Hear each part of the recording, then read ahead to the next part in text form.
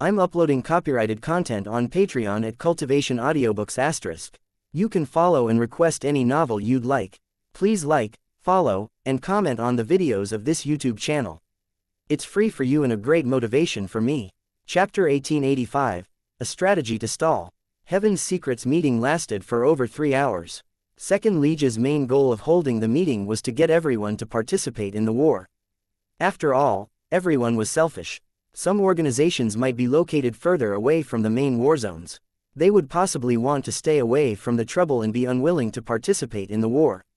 Perhaps some organizations only wanted to participate by putting up a front before taking advantage of the chaos. Heaven's Secret speculated that it would happen, which was why they collaborated with so many organizations to open their treasuries to the public as an incentive.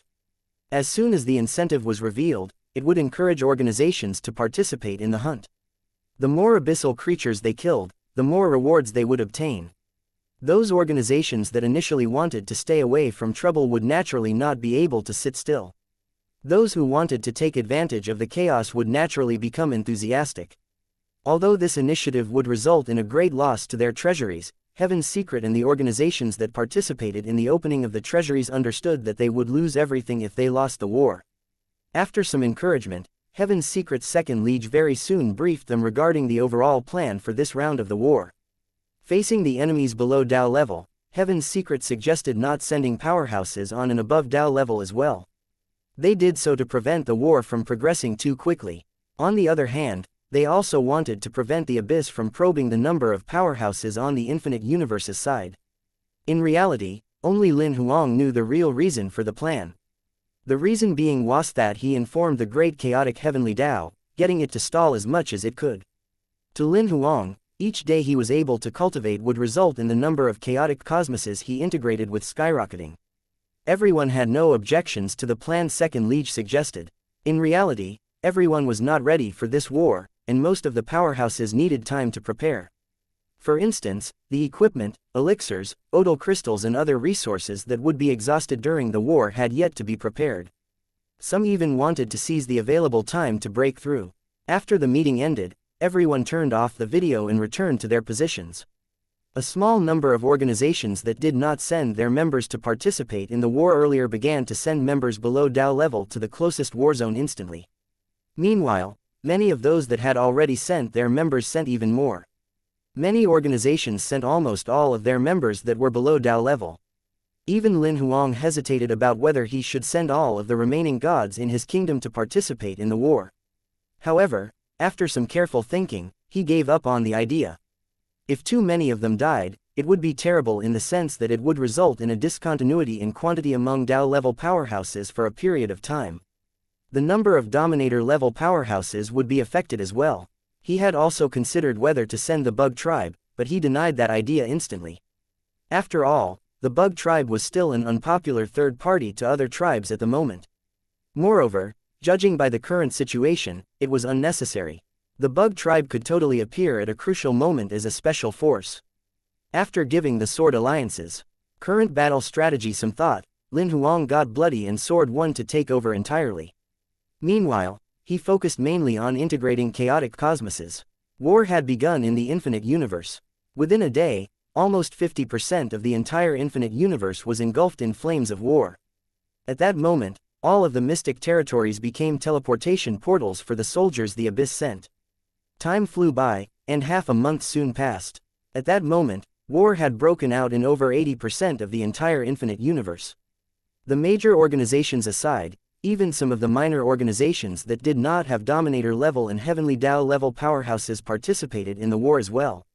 Although some of them did that completely to earn war contributions to access Heaven's Secret's treasury, many of them were very much aware that everyone would be doomed if they were defeated in the war.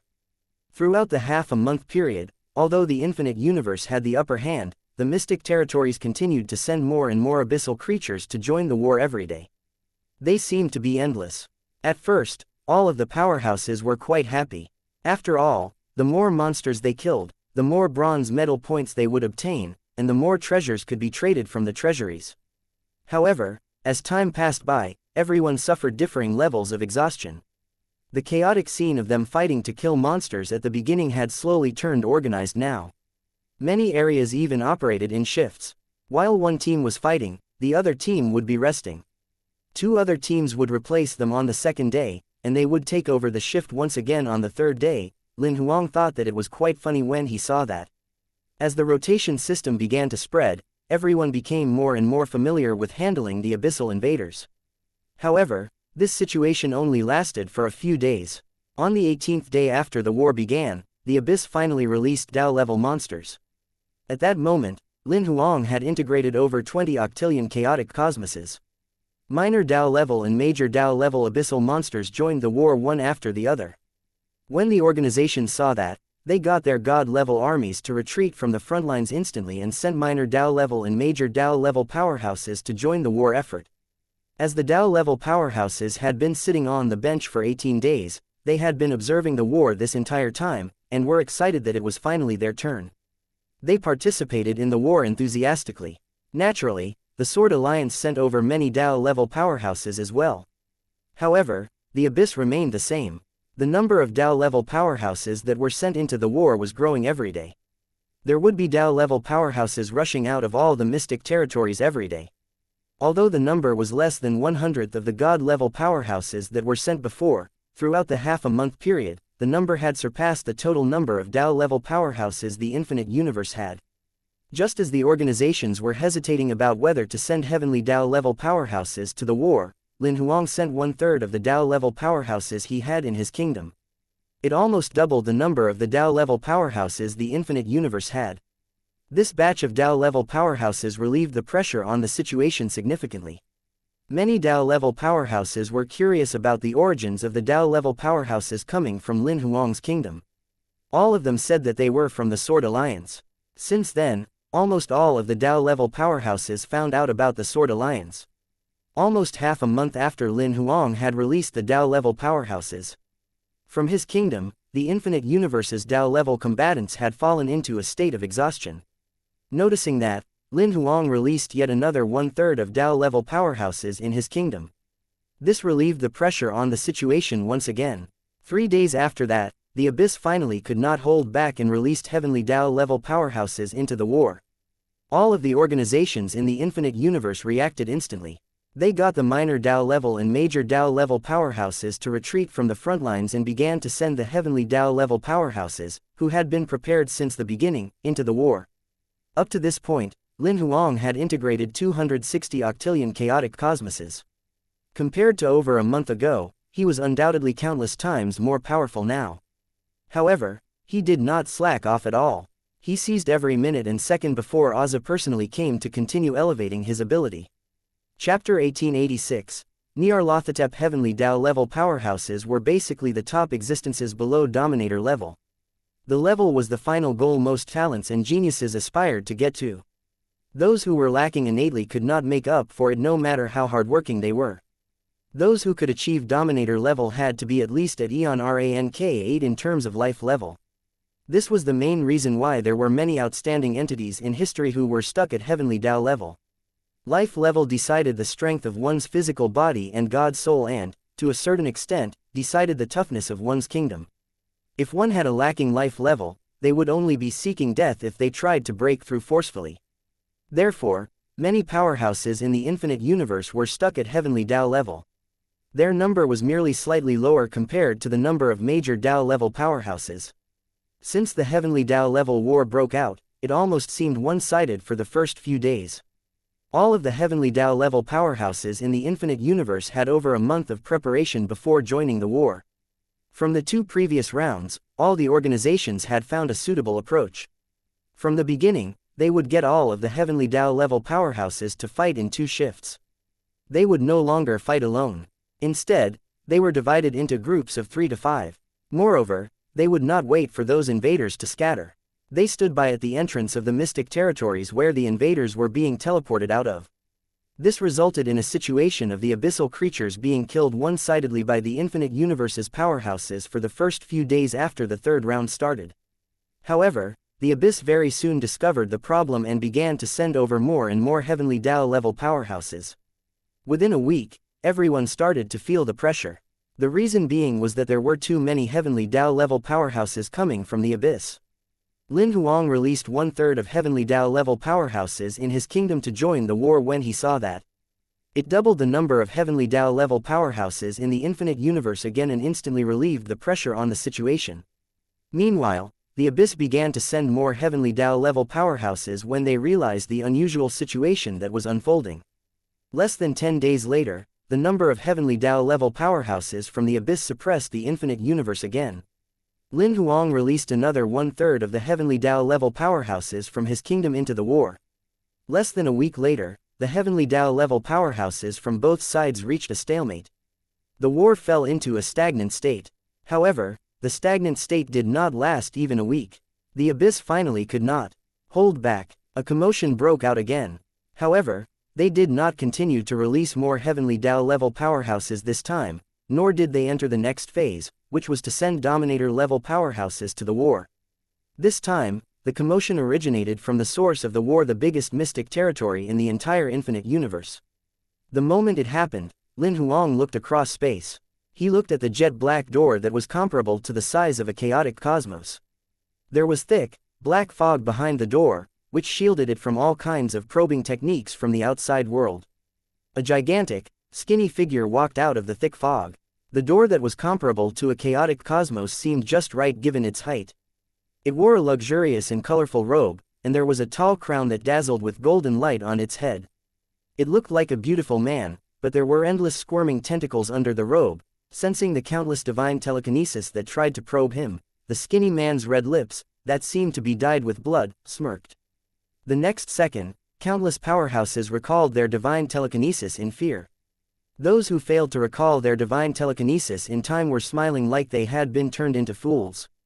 A moment later, the heads of the people who were smiling like fools exploded directly. Tentacles appeared out of their necks at a frantic pace. They were spreading in all directions. Lin Huang stared at him without blinking. He was not affected at all. However, he sensed the strange technique that the man had used clearly. It was a psychic attack, but it had also combined the abyssal contamination and some of this man's unique characteristics. Nyarlathotep. Lin Huang called out his name softly.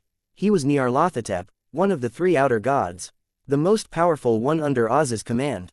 He was also the owner of the aura that Lin Huang had sensed in the large mystic territory. Lin Huang could not help but frown when he saw him appearing. It was not that he was afraid of his ability. After all, Nyarlathotep's ability was similar to what Lin Huang had speculated before, which was having mastered 10 quadrillion chaotic cosmoses. Lin Huang frowned because of what it meant for him to appear. If this guy joined the war directly, it would mean that the war had progressed to the second last stage before Oza came. It also meant that Lin Huang did not have much time left. While he was still thinking what would happen later on, the skinny Nyarlathotep spoke while smiling. I've been so bored over these 2 months before my master wakes up, so I thought I'd have some fun. Everyone seems to be enjoying the 3 rounds of games. I'm happy because I brought everyone so much joy. His voice echoed crystal clear throughout the entire infinite universe. All of the Dominator level powerhouses heard him. Everyone could not help but undergo a slight change of expression when they heard the voice. However, now that my master is waking up, I can only seize this final bit of time to play this last game with you guys. You can treat this game as a warm-up before the war officially begins. A hum came from the door behind Nyarlathotep again as soon as he was done speaking. A gigantic ball slowly squeezed itself out of the door. The ball was totally comparable to the size of a chaotic cosmos. However, it looked like a gigantic sarcoma with an uneven surface. To be exact, it looked more like a sarcoma with countless tentacles. All of the powerhouses who were watching from far away had a bad feeling when they saw the sarcoma appear. It was clearly not a living thing, but it exuded an extremely ominous aura. To a certain extent, everyone even had a faint feeling that this thing was even scarier than Nyarlathotep, who was standing next to it. I'll give everyone a brief explanation before commencing the warm-up game. This is an Uthika. For now onward, it will breed all sorts of Dominator-level abyssal creatures continuously. The rule behind its breeding is simple. On the first day, it'd only breed a single Dominator-level rank -1 powerhouse. On the second day, it would breed 2 Dominator-level rank 2 powerhouses. On the third day, it'd breed 4 Dominator-level rank 3 powerhouses. On the 9th day, it'd breed 256 Dominator-level rank 9 powerhouses. On the day after that, the number of Dominator level rank 9 powerhouses would be doubled. On the 11th day, there will be a slight change to the rule. It'd breed one Dominator level rank 9 powerhouse, but this Dominator level rank 9 powerhouse would have mastered over 1 billion chaotic cosmoses. On the 12th day, the breeding number would be doubled. On the 13th day, it'd continue to be doubled. It will continue like that until the 20th day. On the 21st day, it'd breed one Dominator level rank 9 powerhouse again. This Dominator level rank 9 powerhouse will have mastered over 10 billion chaotic cosmoses.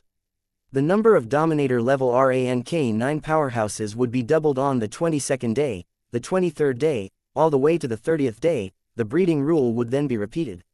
Every 10 days, the ability of the Dominator level rank 9 powerhouse it breeds will become one level higher. Of course, you guys can try to attack the Uthika directly. Nyarlathotep's smile was rather eerie when he said that. Lastly, I hope that not all of you will die before my master wakes up. As soon as Nyarlathotep was done speaking, he turned around and stepped back inside the jet black door. The gigantic sarcoma was the only thing left there. Its tentacles looked like they were squirming slowly. Chapter 1887, Nyarlathotep's overt plot. This is a test. Bloody spoke to Lin Huang through voice transmission instantly. Regular Dominator level rank 9 powerhouses definitely can't destroy the Uthika. He left it here intentionally, most probably as a threat, to test whether we have any powerhouses who can destroy the Uthika. To them, someone who could destroy the Uthika should be viewed as a great threat. If nobody could destroy it from the beginning and resolve this crisis, it would basically mean that nobody in the infinite universe is a threat to them. However, if anyone could destroy it, they would plan a strategy that focused on the powerhouse that destroyed the Uthika. He even told the breeding rule of the Uthika on purpose to let us know that their Uthika would breed more Dominators, and that they would grow more powerful over time. They're forcing us to send enough Dominators to fight them. Him using this Uthika is enough to test how many Dominators there are in the infinite universe. They could even find out how many Dominator level rank 9 powerhouses we have exactly and how powerful their abilities are. Because on the 9th day, the Uthika would breed 256 Dominator level rank 9 powerhouses. On the 10th day, it would breed 512 Dominator level rank 9 powerhouses. The total number of Dominator level rank 9 powerhouses we have is less than 1/10 of this number. It means we can only send the more powerful Dominator level rank 9 powerhouses over in order to suppress them. Later on, the Dominator level rank 9 powerhouses the Uthika breeds would become more powerful every 10 days. It's forcing us to show our trump card over and over again. When they've seen through our trump cards, it'll be time for the Abyssal Army to descend completely. So what do we do now? Maybe I'll kill that Uthika directly. Lin Huang frowned and suggested this idea to resolve the situation. That would only cause the Abyssal Army to arrive even sooner. Bloody denied the suggestion directly. What you need most now is time. What else can we do to resolve this situation? Lin Huang asked further. Actually, we don't have to resolve it. Bloody aired her thoughts directly. Since they are trying to find out the infinite universe's trump cards, then just let them be. We need the buffer time as well. No matter how they test us, as long as you don't attack, you'd be our final trump card. Lin Huang fell silent momentarily. Then many people might die. If you attacked, Azza would arrive even sooner. When that happens, if you can't defeat Azza, all of the living beings in the entire infinite universe would be contaminated and be transformed into abyssal creatures. The only thing we can do now is to buy as much time as possible for you. The more powerful you become, the more hope we have to defeat Azza.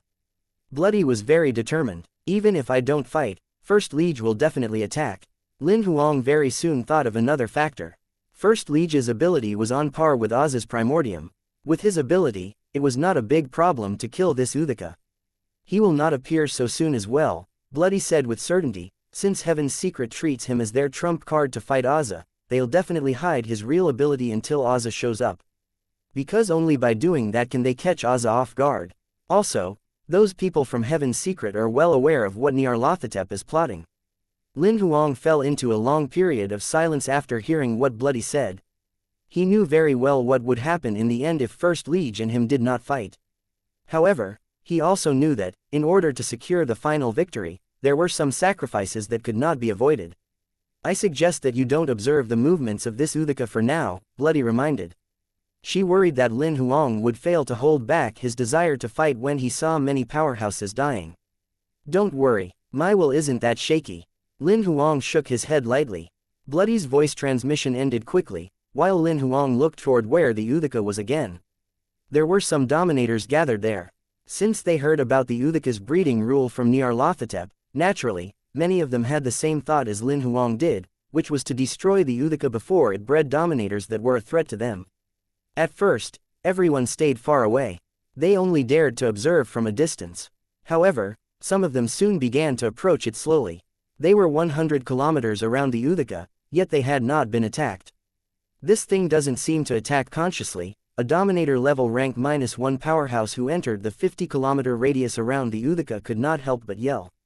You can only say that it doesn't have the intention to initiate attacks, someone far away corrected, but it definitely has a defensive mechanism. Otherwise, it's impossible that Nyarlathotep would leave it here just like that. Isn't it just a big piece of meat? There are no scales, wings or hair. It doesn't even have skin. Its defense should be rather low, someone objected quickly. Hit it and see. Someone far away yelled while smiling, if you can destroy it directly, you'll earn yourself a lot of credit.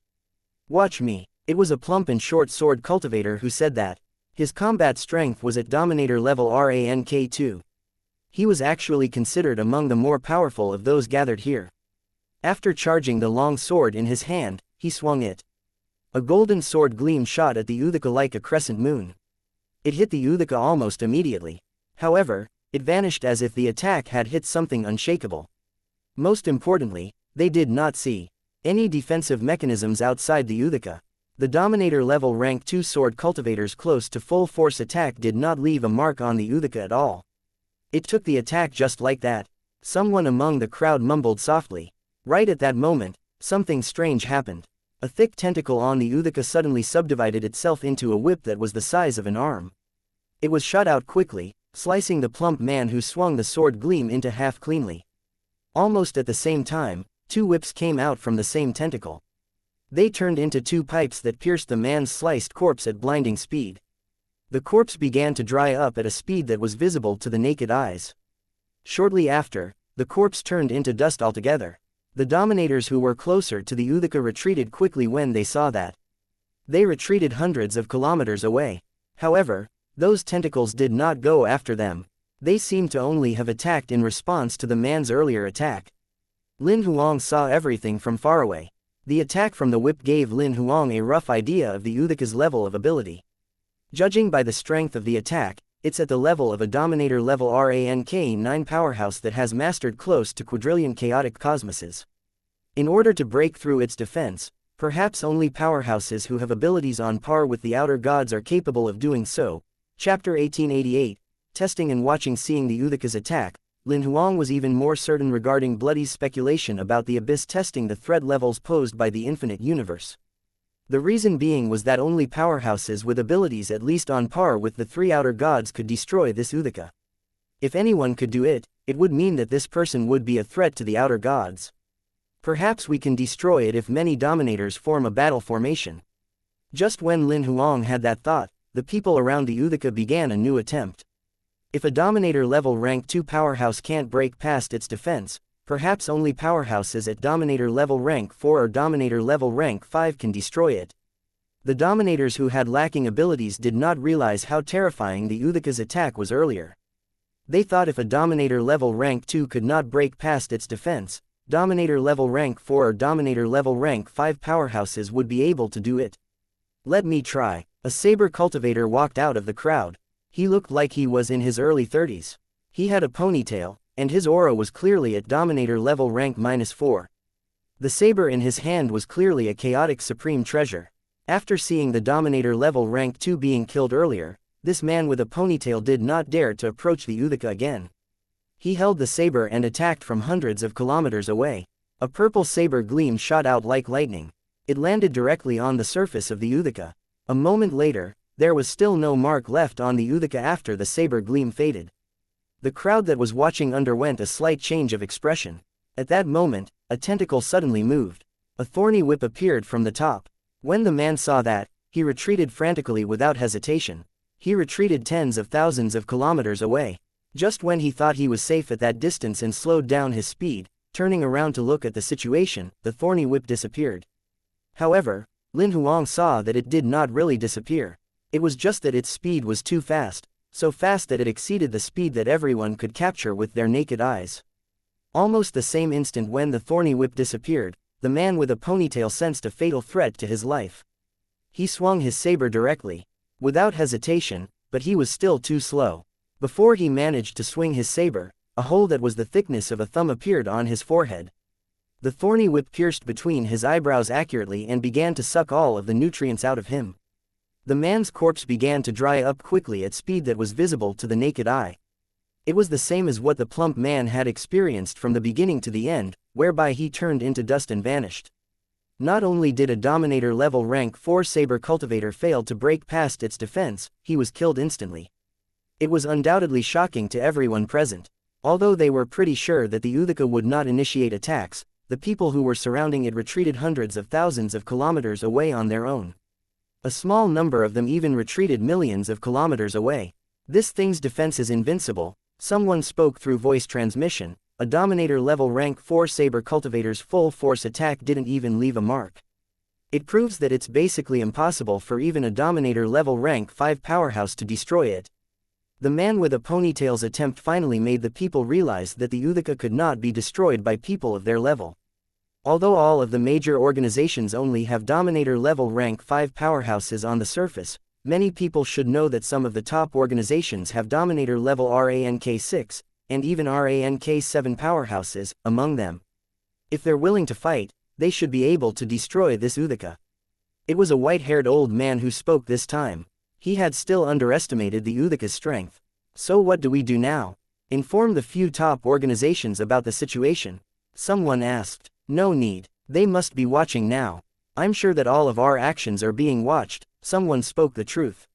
So what do they mean by not sending anyone here? They're trying to hide their abilities. Or do they also think that they can't destroy this thing, so they aren't showing themselves? Someone questioned. Lin Huang heard those people's discussion, but he did not plan to participate. Fortunately, the people were only discussing it. After finding out how powerful the Uthika was, nobody dared to try attacking it as they wished. About half an hour later, Heaven's Secret finally sent someone. It was 11th Liege. He had shoulder-length hair and, although he was a man, he was so pretty that he looked somewhat androgynous. He spoke to everyone through voice transmission as soon as he arrived. This Uthika is scarier than you guys imagine. Please stop observing it. Even though it's only fighting back when it's attacked now, we cannot rule out the possibility of it initiating attacks completely. Where are Heaven's Secret's 1st Liege and 2nd Liege? Can't they come over to kill this thing directly?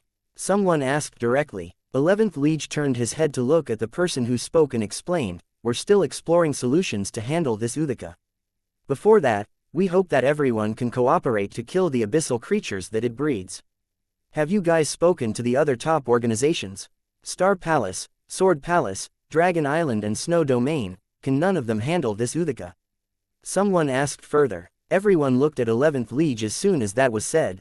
I can only tell you guys that Heaven's Secret has shared the preliminary analysis of this Uthika to all of the top organizations. So what you're saying is that nobody is fighting now because all of the major organizations have no confidence in killing this thing? Someone questioned instantly. We don't know what's the current situation with the other organizations. 11th Liege could only give an official answer. However, such an answer undoubtedly caused dissatisfaction to many. The people asked more questions one after the other, and some even said harsh words toward Heaven's Secret. 11th Liege remained gentle from the beginning, but his answers remained very official. Lin Huang did not know what to say when he saw that. He understood how difficult it was for 11th Liege and Heaven's Secret, but he also understood the people's rage and unease. After all, the Uthika was like a guillotine that was dangling above everyone's head. What 11th Liege said now was akin to telling everyone that there was no way of removing this guillotine for now. They could only allow it to continue dangling above their heads. However, that was the only thing 11th Liege could say. The reason being was that he and Heaven's Secret knew that everyone was being watched by Nyarlathotep. He could not reveal news that someone could destroy this Uthika. That would make Nyarlathotep and the others make preparations in advance. He also could not let the powerhouses in the infinite universe fall into despair by lying that nobody could handle this thing. After 11th Liege explained and reminded them, he closed his eyes and mouth while hovering 1,000,000 kilometers from the Uthika. The rest could only shut their mouths while feeling a little helpless when they saw that. After all, they knew that they were not 11th Liege's match in terms of ability. Although he only gave official answers, he remained gentle all the way. Even though some of them were being harsh, and even mean to him, he never fought back. A small number of them could tell that 11th Liege definitely knew something, but he could not say it for some unknown reason. They speculated that it must be tough for him too. After the chaos ended, most of the crowd who were observing left. Apart from 11th Liege, only 5 people stayed where they were in the end. At midnight, a black fog suddenly lingered around the surface of the Uthika.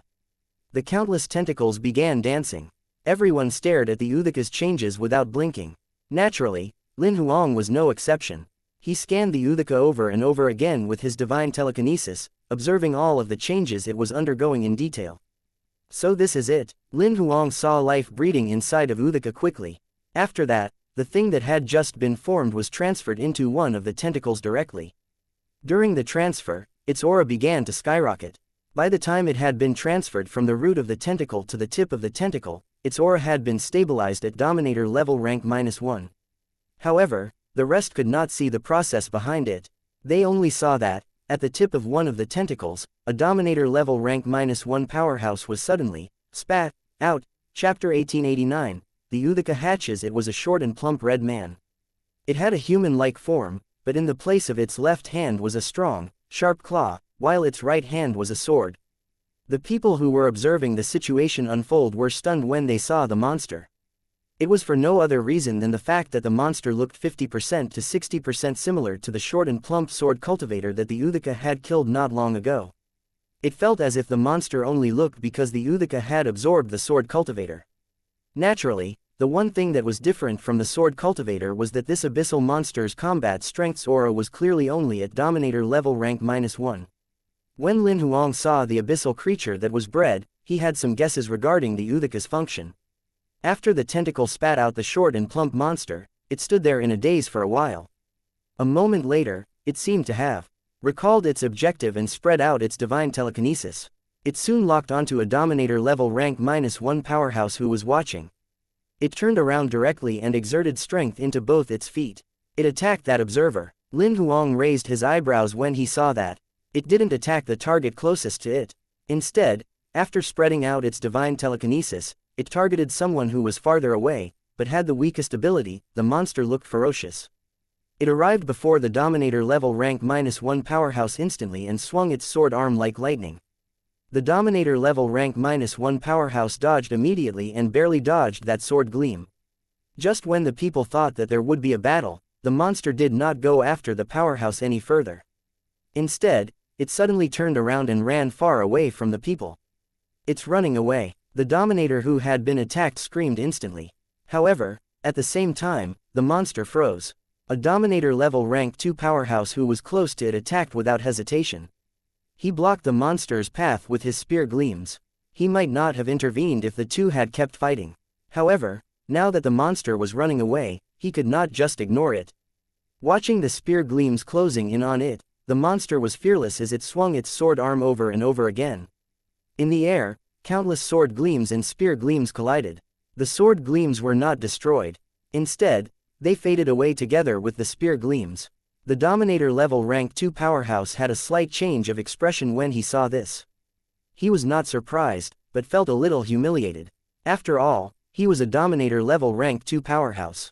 The strength of his Dominator power was several times more powerful than the monster, but his attack had been successfully defended against by the monster. However, he also saw through what trick the monster used. The monster clearly knew that its sword gleams could not defeat his spear gleams. Therefore, each of its sword gleams were superimposed with over 10 sword swings. It was not only the spear cultivator who noticed this, everyone present saw that through it. At that moment, nobody was making fun of the spear cultivator. They looked rather terrible. The reason being was that it meant that the abyssal creature the Uthika bred was not a mere mindless puppet who was at Dominator level rank -1. Instead, it was a monster with powerful combat sense and abilities. If all of the abyssal creatures the Uthika bred were like that, it would mean that the opponents they would have to fight would be tough. After handling the spear cultivator's attack, the monster glared viciously at him and then charged at him directly. A ferocious gleam flashed across the Dominator level rank 2 spear cultivator's eyes. He charged forward without hesitation. The monster took the lead to attack when it saw that. A sky full of sword gleams appeared, which enveloped the spear cultivator. A gleam was charged from the tip of the spear cultivator's spear.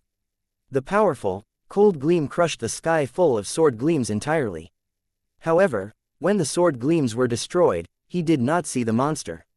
He spread out his divine telekinesis and discovered that the monster had gone around him and ran far away. This guy, the spear cultivator, was furious that he had been tricked by the monster twice. Just when he was about to go after it, he saw that another Dominator level rank 2 powerhouse had blocked the monster. It was a saber cultivator who attacked this time. He did not stop the monster. Instead, he attacked decisively. Saber gleams enveloped the monster instantly. He did not make the mistake the spear cultivator made. The endless saber gleams only faded away after, crushing the monster into a pile of mush. Although the saber cultivator suppressed his opponent without mercy, there was no joy on his face at all. The rest were the same. They all looked quite solemn. It was just a Dominator level rank -1 monster, yet it had been so cunning. Were it not for the fact that there was more than one person guarding this place, it might have really escaped into the infinite universe. It was a Dominator level powerhouse. As soon as it invaded the infinite universe, nobody knew how many chaotic cosmoses would be in trouble. Lin Huang watched the entire first battle. He could not help but frown. What exactly is this Uthika? The monsters it breeds seem to have higher levels of intelligence compared to regular Dominator level abyssal creatures. Most of the Dominator level abyssal creatures Lin Huang met had crazy and mindless thoughts. Most of them were the same even if they were at Dominator level. As soon as they fought, they would not intentionally pick someone weak as their opponent, nor would they run away. Most of them would only have one battle mode, which was to attack its target maniacally. Lin Huang was not the only one. There were many powerhouses who were secretly watching the whole battle unfold. The people all realized that the next battle might be even tougher. Ever since the Uthika bred the first abyssal creature, it had fallen into a completely silent state. However, powerhouses in the infinite universe did not feel at ease because of that. Almost all of the Dominator level powerhouses were staring intensely at the Uthika. After observing the first battle, many organizations sent members to guard the million-kilometer radius around the Uthika. The Sword Alliance sent over 2 sword servants to guard as well. However, nobody tried to attack the Uthika again. The reason being was that all of them realized that it would be simply seeking death to do so. After a day of silence, it was soon midnight, and the next day had arrived. Almost at the same time as the day before, a faint black fog began to linger on the surface of the Uthika again. Countless tentacles began to dance and squirm again. This scene seemed to be an exact replica of the day before. Lin Huang looked across the sky and saw 2 lifeforms breeding quickly inside the Uthika. Later on, they were transferred to 2 different tentacles. During the transfer, the auras of the 2 lifeforms began to skyrocket. During the transfer process, from the root of the tentacle to the tip, the auras were stabilized at Dominator level rank 2. Meanwhile, the rest merely saw the black fog lingering for a while before the Uthika spat out 2 Dominator level rank 2 abyssal creatures from its 2 tentacles. Chapter 1890. All of them from the Sword Alliance are monsters. Very soon, the people noticed that there were 2 Dominator level rank 2 abyssal monsters that the Uthika spat out this time. One of them looked 60% to 70% similar to that saber cultivator with a ponytail that the Uthika had killed previously. Not only was its body and appearance similar, even the ponytail looked almost exactly the same. The difference was that this abyssal monster's arms had taken the form of sabers. Meanwhile, its body was covered in a layer of dark red scales. The other monster was a monster with a human-like form whose body was covered in a layer of dark gray feathers. It had no arms, which had been replaced by a pair of broad wings. Its head was the thing that caught everyone's attention. It was not the head of a bird, but rather a human man's head that was bald. It was so smooth that it was reflective. However, nobody present could recognize that face. The 2 of them spread out their divine telekinesis quickly after they were spat out by the Uthika. They moved almost at the same time the next second. They moved in different directions, each attacking a separate Dominator level rank -1 spectator. Sensing that they had been locked onto by the monsters, divine telekinesis, the two spectators ran away immediately. After all, they were at Dominator level rank 2. They had the upper hand of suppression when fighting Dominator level rank -1 powerhouses. Seeing its target running, the pony-tailed monster created countless saber gleams from its saber arms as it chased after the target. However, the gleams faded in the next second. A Dominator level rank 3 sword cultivator blocked the monster's way. Meanwhile, the feathered monster on the other side that had yet to attack was stopped by a Dominator level rank 3 golden-robed man. With the experience from the day before, the two Dominator level rank 3 powerhouses who attacked this time did not hold anything back. The two Dominator level rank 2 abyssal monsters were killed directly. They did not even have the opportunity to try to escape. The Uthika displayed no reaction toward the death of the two Dominator level rank 2 monsters. At midnight on the third day, a commotion arose again at almost the same time as before. After the black fog faded, the Uthika spat out abyssal monsters from 3 tentacles this time. The 3 abyssal monsters clearly had the combat strength of Dominator level rank -3. After they arrived, they repeated what those other monsters did during those past 2 days. They locked onto their targets and attacked directly. Meanwhile, the Infinite Universe already had 2 experiences of handling the monsters. Very soon, someone attacked directly. The 3 abyssal monsters failed in their attacks and were killed on the spot again. On the 4th day, at midnight, black fog lingered over the Uthika at the same time again. It spat out 4 Dominator level rank 4 abyssal monsters this time. The 4 monsters were quickly besieged and killed by the people in the Infinite Universe. The day passed by peacefully again. On the 5th midnight, the black fog lingered on the surface of the Uthika again.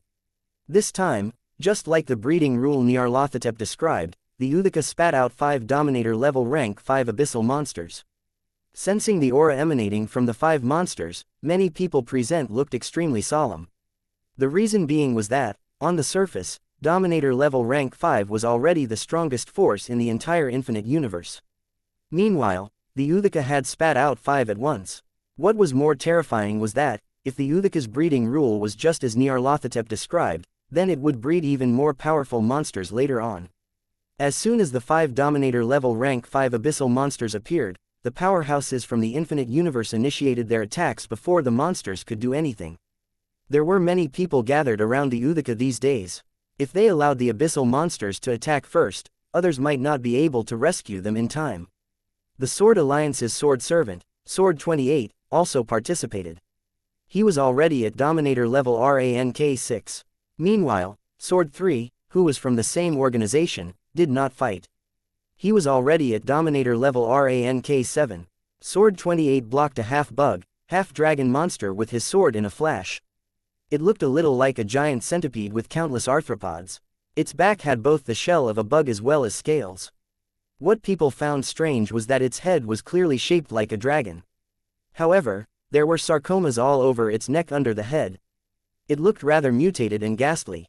Meanwhile, the powerhouses from the top organizations stopped the remaining 4 abyssal monsters. Sword 28 was the only one who looked unfamiliar to everyone. Therefore, his appearance instantly caught the attention of many spectators. He did not look outstanding, nor was he tall. He was approximately 1.78 meters tall. He did not seem to bother about what he wore. He clearly had not combed his messy hair. There was stubble all over his chin. He dressed simply in regular dark blue samurai attire. He wore a pair of canvas shoes that had no designs on it at all. However, not many people doubted his ability since he dared to show up at such a time. The reason being was that he had been disguising his aura as a Dominator level rank 5 over the past few days. Sword 28 ignored everyone's stares and focused on his target. He pressed his right hand on the sword on his waist. The dragon-head arthropod monster sensed the threat emanating from him. It raised the front part of its body high. Its body was 100 meters tall and almost looked like a mountain.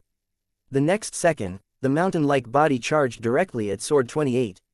Sword 28 pulled out his sword lightly. He only drew it out of its scabbard some 10 centimeters or so before putting it back quickly. Later on, he stood upright. He watched the abyssal monster coming at him as he stood still. Once the gigantic monster was around 10 meters away from him, it suddenly froze. Its body froze as if time had stopped. The next second, A smooth cut sliced it from the middle of its forehead, spreading downward. After that, the people saw a terrifying scene. The dragon-head arthropod monster's gigantic body was sliced into two directly. It was like a sword slicing it from the middle of its head into a perfect two halves. With merely one attack, Sword 28 instantly completed the kill. Countless people present were shocked by his sword attack. "Who is that?" many people asked. "Someone from the Sword Alliance, but I don't know his name," someone who knew answered immediately. However, not many knew more information about Sword 28. After all, Lin Huang had over 300 sword servants under his command. Among the over 300 people, perhaps Sword 1 was the only one who had appeared in public. The rest of them basically spent most of their time in closed-door cultivation. Apart from the people who were present, the higher-ups of some of the organizations saw Sword 28's sword attack as they watched secretly. They could no longer hold still. His way of pulling out his sword to kill is quite scary. Given this guy's ability, I wonder how he ranks in terms of strength in the Sword Alliance. Don't tell me all of them in the Sword Alliance are monsters like this. I wonder how loyal these powerhouses from the Sword Alliance are. Is it possible to poach them? Chapter 1891. The Cruel Sword 3. After Sword 28 killed the dragon-headed monster, 4 others killed the remaining 4 abyssal monsters. After that, the day passed by peacefully. However, almost everyone would remember the powerhouse from the Sword Alliance named Sword 28. Before the 6th day dawned, more powerhouses from the top organizations surrounded the Uthaka. Almost all of them were famous people in the infinite universe. Out of nowhere, the entire area seemed to have become a gathering place of famous people. Some Dominator level rank -1 and rank 2 powerhouses were extremely excited. Although they were also at Dominator level, the people who arrived this round were the real bosses. It was hard to see even one of them usually, but now almost all of them were gathered here. However, some looked terrible. These people saw the nature of the matter more clearly. The arrival of these top powerhouses meant that the threat posed by the Uthaka was serious. The powerhouses who had arrived this round clearly had no mood to socialize. They only greeted each other and returned to their own camps. They fell into silence. Time flew by, and it was soon midnight. At the same time as before, the black fog appeared on the surface of the Uthaka. After the black fog lingered for a moment, the Uthaka followed the previous rule and spat out 6 Dominator level rank 6 powerhouses. As soon as the 6 monsters appeared, 6 figures from the infinite universe's side went over to them directly. One of them was Sword 3 from the Sword Alliance. Sword 3 looked like his usual self. He was still muscular, and the scar that looked like a mammoth on his head was very conspicuous. Though he had stepped into Dominator level, he still did not fix his left eye that was blinded. Only his right eye could see. He did not even regenerate his right arm that had been severed. He was a single-armed man who only possessed a left arm. Sword 3 caught everyone's attention as soon as he showed up. To them, he was a completely unfamiliar face. On the other hand, his appearance was so unique that everyone would remember him after seeing him once. This mammoth scar man seems to be from the Sword Alliance as well, the people were discussing among themselves. At that moment, the jet-black thin sword in Sword 3's hand was swung.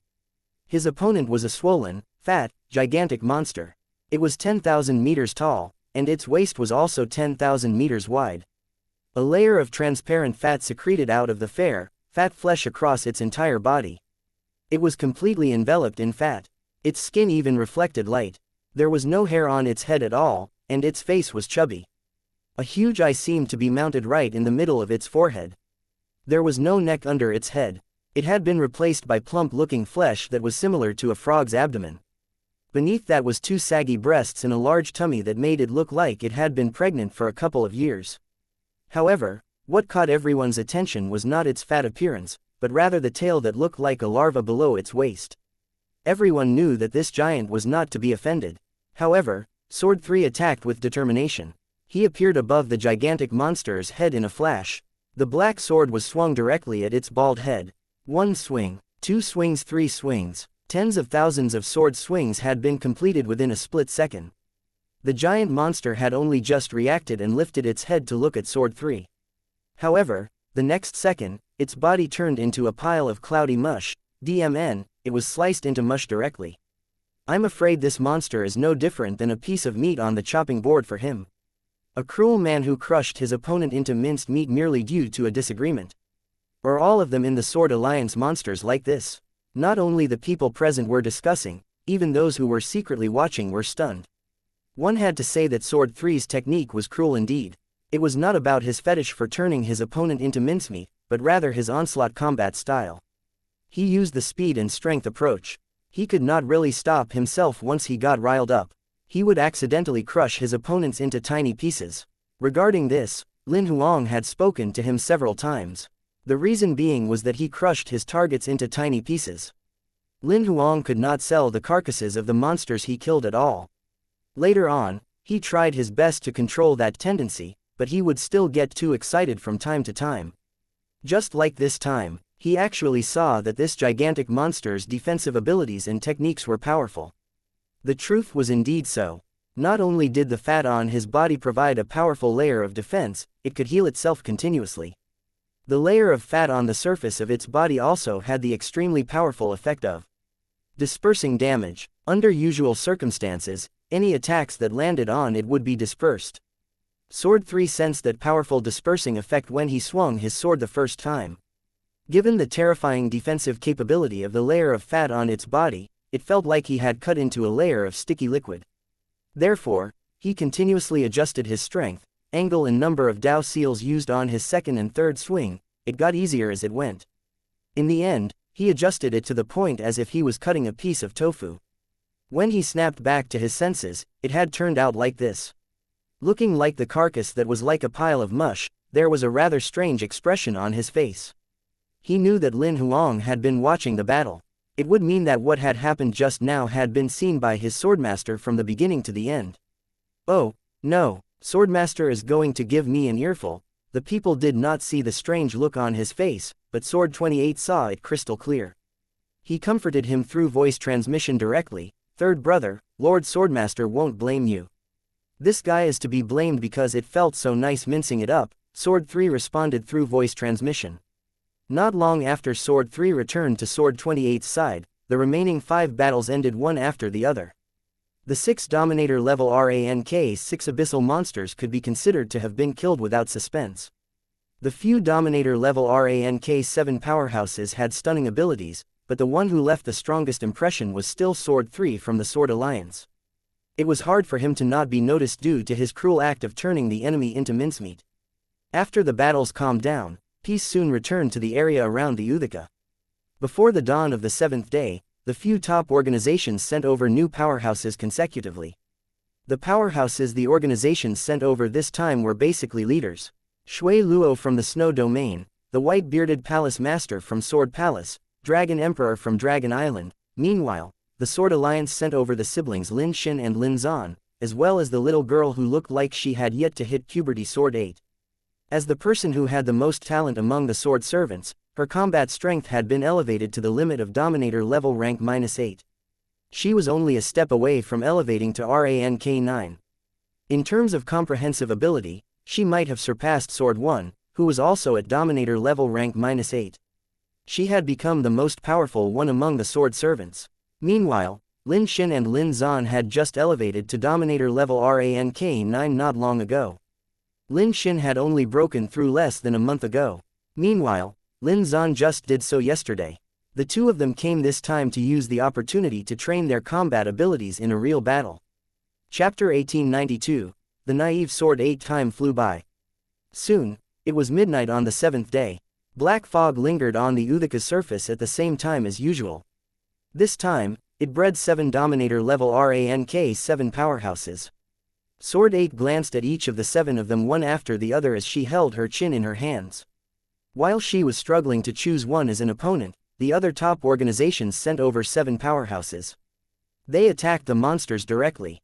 What? I haven't even picked one yet, and you guys already took them all. Sword 8 panicked a little when she saw that there were no opponents left for her to choose from. Many people who were watching the battle heard her voice. They looked at her in confusion.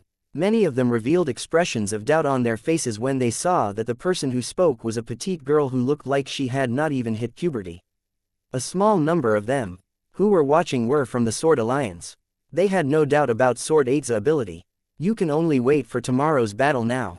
Lin Xin, who was next to her, patted her head. Just choose any one tomorrow. Don't let others take your opponent again. Okay, I'll be the first tomorrow. Sword 8 nodded repeatedly. She started to envision the scene of her battle tomorrow. Lin Xin, Lin Zan and the remaining 2 sword servants, who were standing to the side, focused on watching the ensuing battle. The Infinite Universe had sent 5 Dominator level rank 8 and 2 Dominator level rank 7 powerhouses to fight the 7 Dominator level rank 7 abyssal monsters. The 5 Dominator level rank 8 powerhouses suppressed their opponents easily after 1 to 2 attacks. The result of their battles were immediately obvious. It was hard to determine who would emerge victorious in the battles between the remaining 2 Dominator level rank 7 powerhouses and the 2 Dominator level rank 7 abyssal monsters. The others did not plan to intervene in these one-on-one battles. The battles lasted for about half an hour. The Dominator level rank 7 sword cultivator from Sword Palace finally managed to kill his opponent. Meanwhile, the battle between the other Dominator level rank 7 powerhouse from Dragon Island and the abyssal monster had fallen into a stagnant state. The Dominator level rank 7 powerhouse from Dragon Island actually had powerful abilities. The strength of his physical body was even close to that of a Dominator level rank -8. However, he happened to choose a half-spirit opponent. Not only could it turn its physical body into spirit form, in which any physical attacks on it were futile, it was also skilled in attacking one's god soul. One could say that the powerhouse from Dragon Island had been suppressed completely. Most of the people looked quite terrible when they saw that this powerhouse had encountered a tough battle, especially the few people from Dragon Island. Meanwhile, on the Sword Alliance's side, Sword 8 had an excited look on her face. She could not wait for her turn. She hoped that the powerhouse would be defeated, then she would have the opportunity to fight. However, the powerhouse from Dragon Island bit the bullet and was unwilling to retreat. After fighting doggedly for some 2 hours, Sword 8 could not help but ask Lin Xin, who was next to her, softly, "That big guy can't defeat it anyway. Why isn't he yielding?" She did not use voice transmission to say that. Although her voice was extremely soft, everyone present heard her clearly. The people on Dragon Island's side looked even more terrible now. Meanwhile, the veins of the powerhouse from Dragon Island who was fighting could be seen bulging all over his body. Lin Xin noticed that instantly and smiled at the people rather awkwardly as she said, "The child is spewing nonsense. She doesn't know what she's saying. Don't mind her." As soon as she said that, she said to Sword 8 through voice transmission, "This isn't like sparring, this is war. It's useless to yield, but the situation that guy from Dragon Island is in currently, he can actually retreat if he can't defeat it. Perhaps he's not doing so because he's unwilling." Lin Xin guessed what this powerhouse from Dragon Island was thinking. After all, the remaining 6 people who fought had won. If he lost, not only would he embarrass himself, he would embarrass Dragon Island as well. Another probable reason why he was unwilling was that the opponent that he chose suppressed him completely. He could not fully unleash his ability. His combined abilities were a few times more powerful than this monster, but he was suppressed over and over again. He would have won if he had chosen any of the other 6 abyssal monsters. He might even have emerged victorious faster than that sword cultivator from Sword Palace. It shouldn't matter if he loses. He can just strengthen himself and return to try again. What's so embarrassing about that?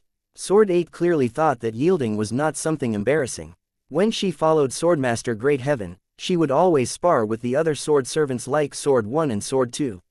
She would always lose, but she had never felt embarrassed about her losses before. It's indeed not embarrassing to lose, but there are people who care about such things. Lin Xin lightly patted Sword 8's head while smiling. The powerhouse from Dragon Island kept fighting for approximately 3 hours. In the end, the Dragon Emperor finally spoke. "Get back here." Although he was unwilling, the powerhouse from Dragon Island retreated anyway. Before anyone from Dragon Island could replace him, a petite figure suddenly appeared before the abyssal monster. The people were stunned. As they looked closer, they were surprised to find that it was that little girl from the Sword Alliance who spoke earlier. Sword 8 appeared before the half-spirit monster directly in a flash. She did not remove her long sword from the scabbard. Instead, she swung it together with the scabbard. The next second, a gigantic wave-like black sword gleam devoured the abyssal monster entirely. By the time the sword gleam faded, the monster had turned into dust completely. There was not even a piece of flesh remaining. Countless people were dumbfounded by the sword gleam they saw. So powerful. I don't think her sword left the scabbard. So this is the ability of the Sword Alliance's members. The few Dominator level rank 8 powerhouses had fear in their eyes when they looked at Sword 8. They knew very well that, even though they could survive the power of that sword gleam, they might have been severely injured by it. Moreover, her sword did not even leave its scabbard. She clearly had not used all of her strength. Even the few Dominator level rank 9 powerhouses, pupils shrank slightly when they saw her sword gleam. Although she did not use all of her strength, she had exposed her ability with her sword force. All of the Dominator level rank 9 powerhouses present could see that this girl was only a step away from elevating to Dominator level rank -9. Where did the Sword Alliance get all of these monsters exactly? The few top organizations leaders present had that thought almost simultaneously. At that moment, Sword 8 turned around and looked at the powerhouse from Dragon Tribe who had retreated earlier after she killed the abyssal monster. She said to him while giggling, "It's useless to use brute force, dummy. That ugly thing was a spirit. You can kill it easily using God's Soul type Dao seals." The powerhouse from Dragon Tribe was stunned at first, after which he looked conflicted.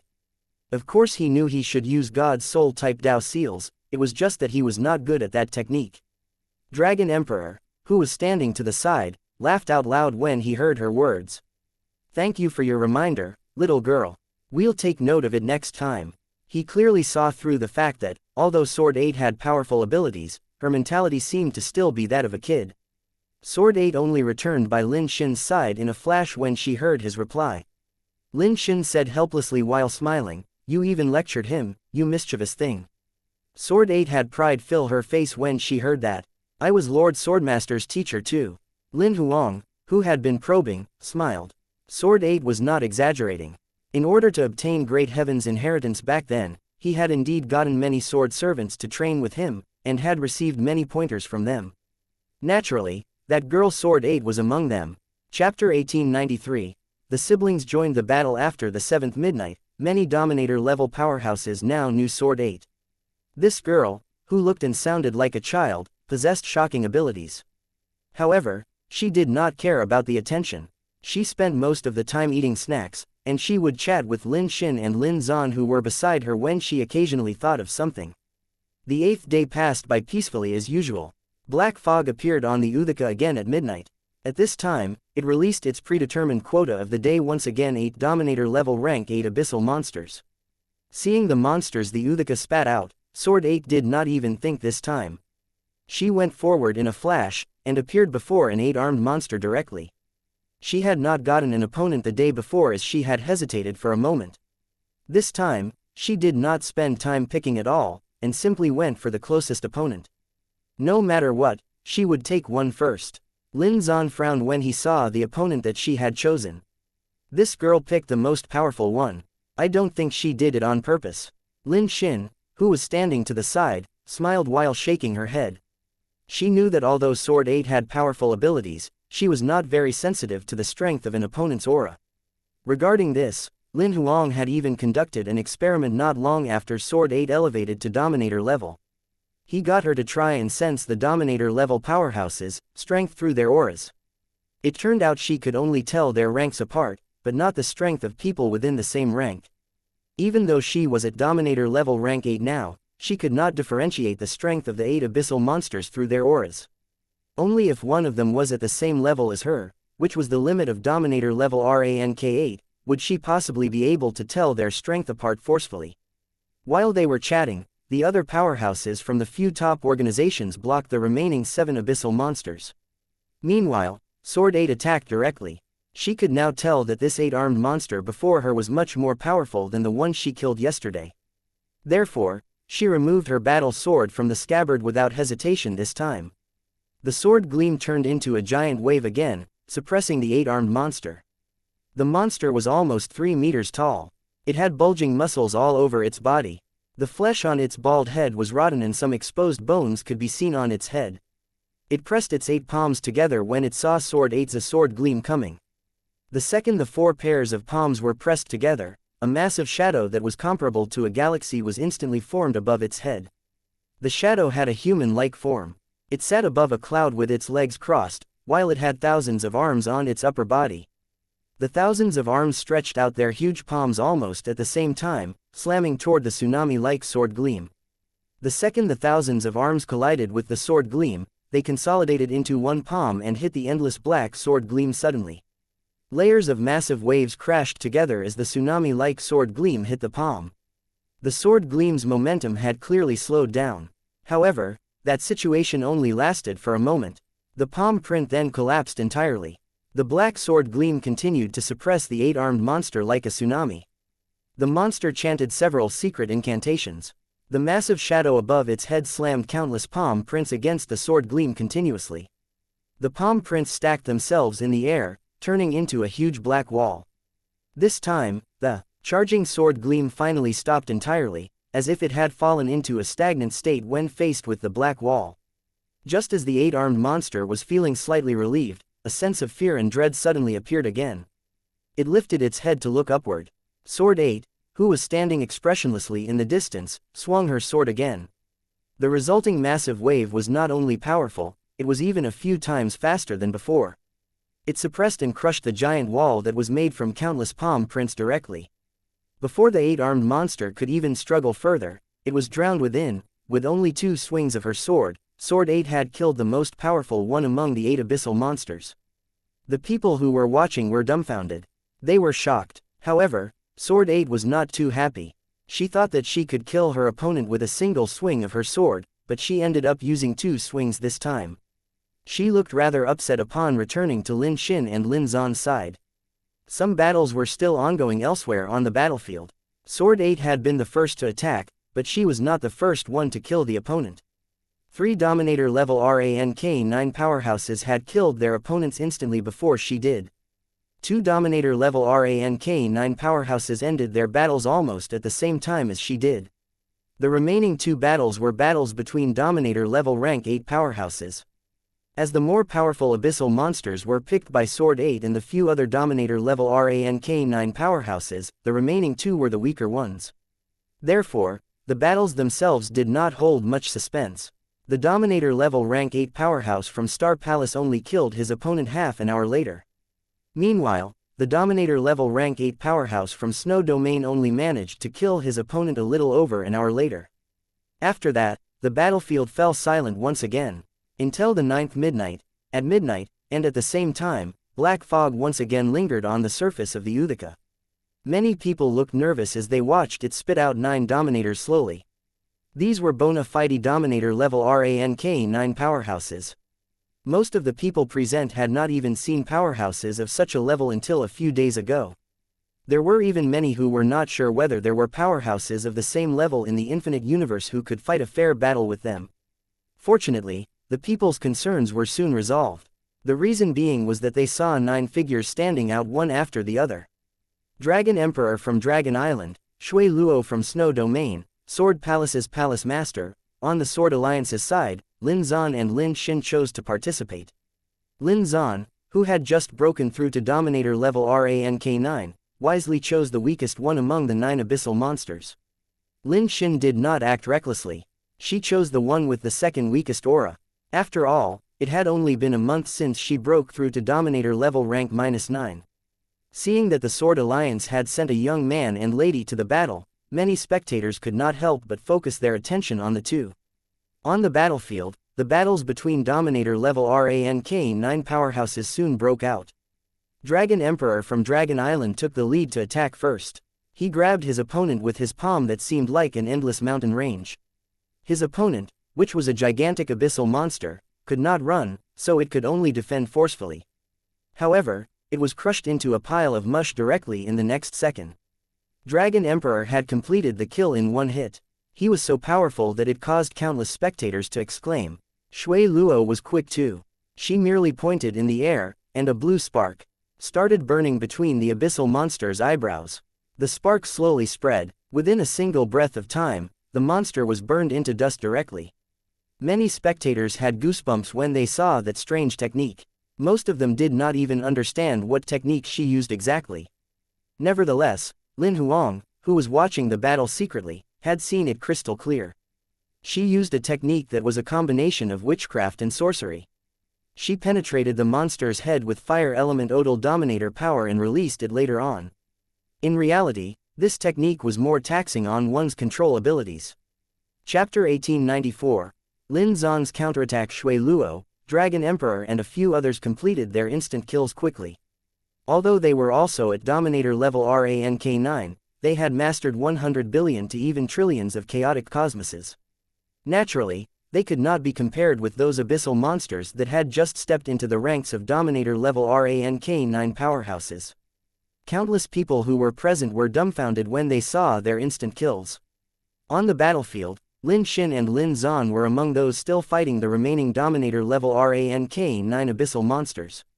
Lin Xin's opponent was a gigantic dark green worm. The worm was thousands of meters long. What made it different from normal worms was that there were eyeballs all over its back. There were long, dark green chunks of hair in the gaps between the eyeballs. It did not squirm like normal worms. Instead, it slithered like a snake. After Shui Luo, Dragon Emperor and the others ended their battles, they paid the most attention to Lin Xin's battle. It was not that they were paying attention to the Sword Alliance, but rather the opponent that Lin Xin picked. Although its aura was not powerful, the strength of its god soul was the highest. On a certain level, this monster's ability might be the most powerful one among the 9 abyssal dominators. Watch out for its god soul attack. Shui Luo could not help but remind her. As soon as she was done speaking, the monster attacked.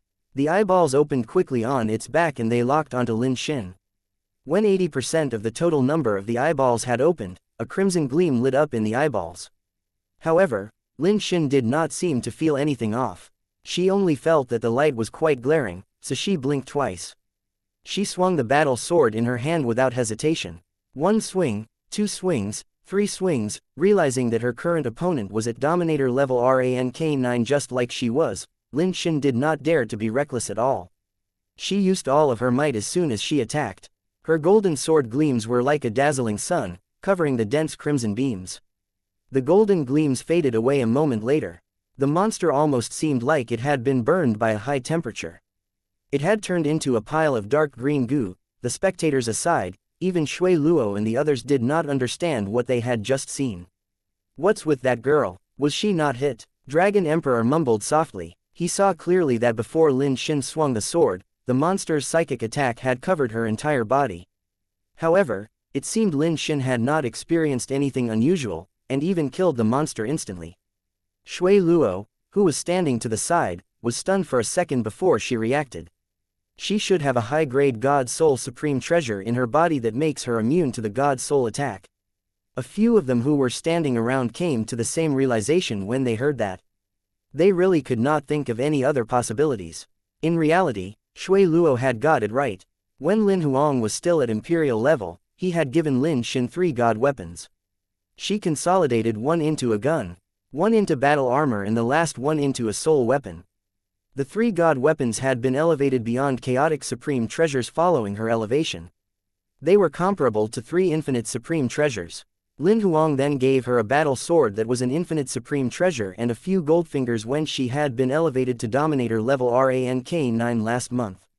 One of the gold fingers had an effect on her god soul. Given the god soul gold finger, a god soul treasure that was an infinite supreme treasure, as well as her Dominator level rank 9 god soul, the monster's god soul attack could not do anything to her god soul at all. Never had the monster expected that it would encounter a boss level opponent like this. By the time it realized something was amiss, Lin Xin's endless sword gleams had drowned it entirely. What a great sword! Saber Palace's palace master stroked his beard while staring at the battle sword in Lin Xin's hand. She was the 5th one to conclude her battle. Although many of them could not understand what happened, her performance stunned them. After her, 2 other people ended their battles quickly. Lin Xuan and another bearded man from Dragon Island were the only ones left. The bearded hunk and that abyssal monster were both combat cultivators. It was hard to decide who would win, so the battle fell into a stagnant state.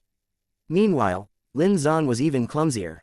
Although he picked the weakest opponent, he had just broken through to Dominator level rank 9 yesterday. If one were to count the hours, it had not even been a day since he stepped into Dominator level rank -9. His opponent was a red-haired monster that was similar to an ape. It was so big that it was comparable to a mountain. It was covered in a layer of red hair, and its face was as dark as the abyss. It only had 4 red gleams that lit up its face. Not only did this monster possess terrifying strength, it had rather stunning speed too. What made Lin Xuan speechless was that the red hair all over its body had powerful defense abilities. He tried everything, but he could not break through its defense at all. Therefore, that was how the situation had become like this. He had been beaten up by the red-haired monster. Fortunately, he had great movement skills, and he was not much slower than the monster. Even after half an hour had passed, he had not suffered any substantial damage. However, it was natural that Lin Zan had become a little panicked as his battle became the only one continuing after that bearded hunk from Dragon Island killed off the other monster. After all, everyone had completed their battles, and he had everyone's attention now. Lin Xin was eager to help, but she was afraid that she would hurt his pride. She could only worry as she stood to the side. Sword 8, Sword 3 and the rest did not have sufficient ability to help him, so they could only watch. After over an hour had passed, Lin Zan had finally reached the brink of snapping. Dragon Emperor and the rest saw through him. Sword Palace's palace master said while chuckling as he stroked his beard, "That guy from the Sword Alliance is losing. He's panicking." Dragon Emperor nodded lightly. If we weren't watching, perhaps he wouldn't feel this stressed. Shui Luo did not deny the truth of their opinion. However, a familiar voice came to Lin Zan's ears at that very moment. No matter what kind of enemy you're facing, as soon as you fall apart, you're one step closer to losing. Naturally, it was Lin Huang who spoke. However, apart from Lin Zan, nobody else could hear his voice transmission. Calm down and think. If the opponent is invincible in physical defense, what should you do to defeat him? Lin Huang's voice soon came again. Lin Zan understood what he meant instantly, but he still felt a little guilty. He thought to himself, but I've tried God's soul type techniques as well, and they didn't work. It doesn't mean it's useless just because you can't see it. Lin Huang read his mind directly. Lin Zan could not help but feel stunned, after which he instantly realized that Lin Huang's ability had already reached a level that was unimaginable to him. Although this guy's God's soul is slightly more powerful than yours, its cultivation direction is focused on the physical body. You've learned God's soul attack techniques, as well as mastering many God's soul type Dao seals. You were only attacking its God's soul in a probing manner earlier. It was like hitting a bone with a knife softly. You thought it's useless because the bone didn't break. Have you ever thought about what would happen if you hacked it strongly and hacked it a few times more? Got it, Lin Zan thought to himself. He knew that Lin Huang could hear what he thought. With his guidance, Lin Zan calmed down instantly. An expression of determination surfaced when he looked at the red-haired monster now. Suddenly, he gathered all of the God's soul type Dao seals he mastered and inserted Dominator power into them without holding back. At that moment, misty, faint white saber gleams like a cloud floated toward the monster. The moment the saber gleams touched it, the monster released a devastating shriek. It wanted to retreat, but it was too late. Countless saber gleams were shot forth. Like a cloud, they enveloped it entirely. A moment later, the white mist faded completely. The red-haired monster, which had no visible wounds on its body, closed its eyes completely. It fell to the ground, counterattack. Even Sword Palace's palace master and the rest were stunned when they saw the change of events that had appeared out of nowhere. This guy seemed to have been suddenly enlightened. Dragon Emperor could not help but comment. Shui Luo, on the other hand, had her eyes light up. She seemed to have guessed something. Lin Xin hugged Lin Zan who had just returned to her side. I thought you were going to lose, but you became so brave out of nowhere. Brother sent me voice transmission secretly. Feeling rather helpless, Lin Zan revealed the details to Lin Xin through voice transmission. However, you still won relying on your abilities. No. It proves that you possess the ability to win. Lin Xin was not stingy with her compliments. She knew that she should not damage his confidence, especially at times like this. Lin Huang, who was secretly watching, nodded. He was very satisfied with the abilities Lin Zan and Lin Xin displayed. At least the results of their cultivation over the past half a year were not in vain. Chapter 1895. The 10th day. Lin Zan's counterattack marked the end of the 9th round of breeding from the Uthika completely. Although the infinite universe had never lost throughout those 9 days, almost everyone looked worried. The Uthika really did breed Dominator level rank 9 monsters on the 9th day. Many people thought that Nyarlathotep had been completely exaggerating when it came to the rules description. They thought it was completely impossible that the Uthika would breed Dominator level rank 9 monsters. However, the truth had slapped their faces hard. Now, not many of them doubted Nyarlathotep's rule description of what would happen later. 9 monsters on the 9th day, and the number will double on the 10th day. Lin Zan frowned hard. It'll be harder tomorrow. Not only tomorrow, every day from now on will become harder. Lin Xin, who was standing next to him, frowned too. According to the rule Nyarlathotep revealed, from the 11th day onward, the Dominator level rank 9 monsters, the Uthika bred, would have mastered a billion chaotic cosmos.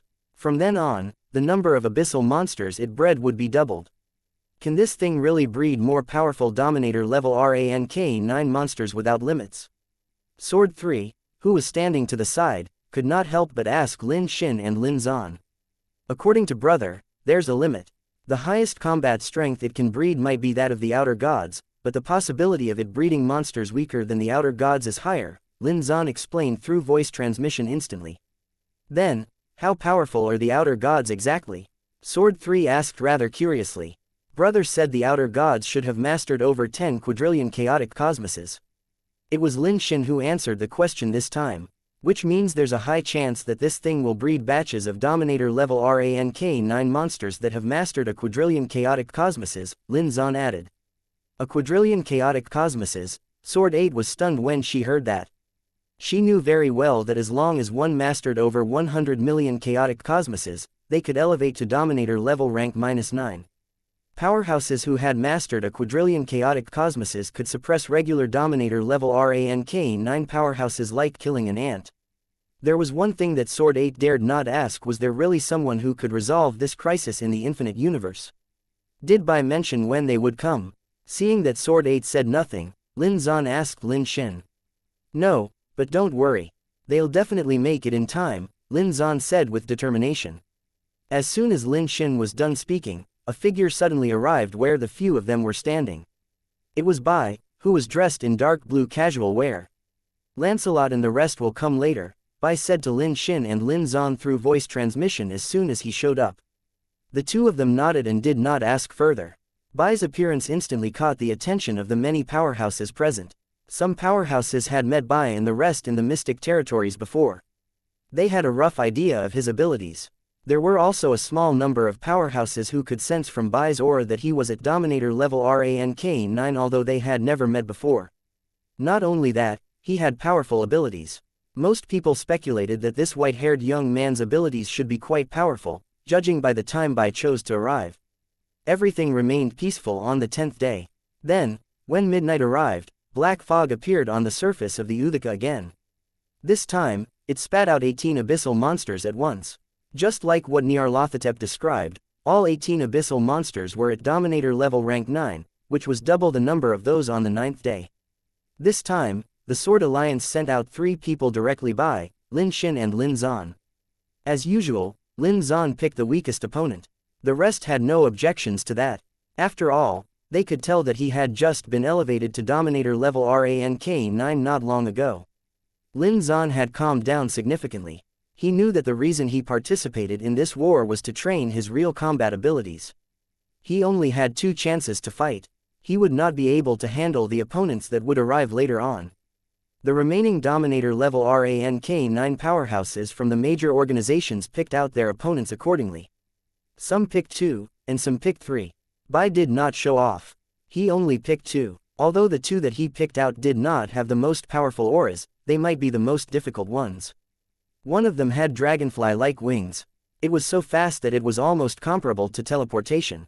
It created shadows in the battlefield when it shook its wings. However, while it was showing off its speed, Bai appeared behind its primordium directly in a flash. A blood-colored whip penetrated its body directly. The battle had only begun for 0.001 seconds, and Bai had completed a shocking first kill. Subsequently, Bai appeared before a gigantic tortoise beast. A blood-colored whip penetrated its invincible-looking shell. Bai completed a double kill in less than 0.01 seconds. After that, he returned to the Sword Alliance's camp and watched the battles in silence. Since the rest of the people had chosen the remaining 16 monsters, naturally, he did not bother to intervene. Everyone was dumbfounded when they saw Bai's performance. Even Dragon Emperor and the few who were on the battlefield did not expect Bai to end his fight so quickly. Nevertheless, seeing that he had already killed his opponents, they did not bother to hold back anymore. They killed the opponents they chosen consecutively. In the end, the battlefield was only left with 5 ongoing battles. Lin Xin went all out this time and used firearms. As an outstanding firearms master, she had actually hardly used firearms since she had been elevated to Dominator level. It was not because her firearms were not powerful enough, but rather because the firearms she had were so powerful that she would not have the opportunity to train if she used them. This time, she thought she would show off and try her best to kill her opponent before the few others did. Never had she imagined that Bai would trigger their pride from his actions, which caused Dragon Emperor and the others to kill their opponents instantly. However, Lin Xin was only slightly slower. Her gunfire drowned out the opponent directly. Within 3 seconds, the abyssal monster was crushed into pieces by her firearms, which were infinite supreme treasures. However, she only ranked 5th in terms of killing speed this round. Nevertheless, her performance was stunning enough for most of the people present. After killing her opponent, Lin Xin left the battlefield quickly and went back to the Sword Alliance's camp to continue watching the battles. Naturally, she focused on her brother Lin Zan. He was clearly performing much better in this round than before. Although it did not seem like it, he actually had the upper hand. Lin Xin could see that he obviously had a much better mindset now. Even Bai was nodding to the side. He's much more stable compared to the battle before. Hearing that, Lin Xin turned her head to look at Bai while smiling. You were spying on us. Not really. My clone has been hiding nearby, Bai replied honestly. This is just your clone. Lin Xin raised her eyebrows. She was quite surprised. That's right, Bai nodded. My primordium is still refining the spoils I received in Master's Kingdom. Chapter 1896. You're right. Apart from Lin Zan, soon the rest of the powerhouses had ended their battles. The same scene from yesterday was playing out on the battlefield again. Lin Zan was the only one left fighting with an abyssal monster. However, none of the spectators were judging him. The fact that he was fighting here at such a time was sufficient proof that his ability was ranked among the first-tier powerhouses in the infinite universe. Not only that, many people could clearly see that his performance in this round was much better than yesterday. Although he did not cause any substantial damage to his opponent throughout the 1 hour or so period, he was clearly much more stable now. Not only that, he had been gradually taking control of the battle. The wise ones could see that it was only a matter of time before he won, so long as he did not make any mistakes. In reality, Lin Zan's biggest issue was not that he elevated too quickly. Just like the sword, servants, he elevated through the accumulation of rich resources, but he actually took some time.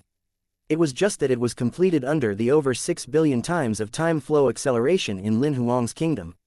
It seemed like he had only used half a year to elevate to Dominator level rank -9. In reality, he had spent at least 3 billion years. In terms of foundation, he was perfectly fine. It was just that he spent most of his time on cultivation, so his real battle capabilities were slightly weaker.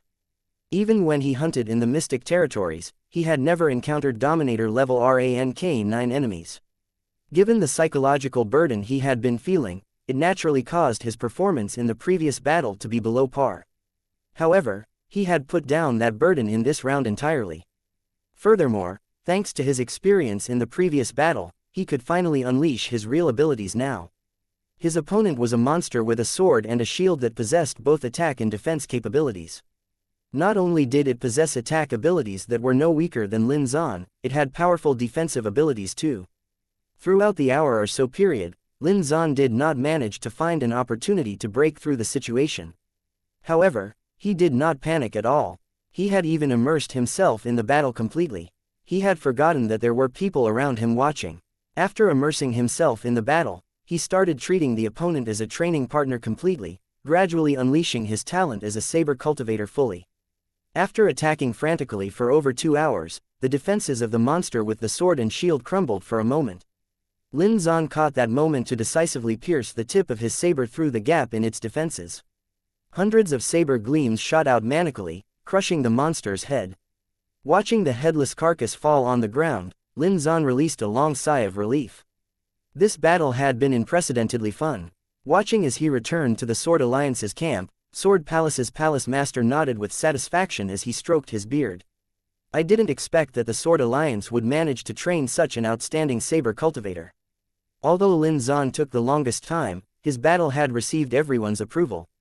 After returning to Sword Alliance's camp, he quickly reviewed the battle and simulated the entire battle in his head. He wanted to know if there was anything that he could improve on. The 10th midnight had passed, and the 11th day remained peaceful. At midnight of the 11th day, everyone began to look a little nervous when they saw black fog lingering on the Uthaka again. A moment later, its tentacle spat out a monster again.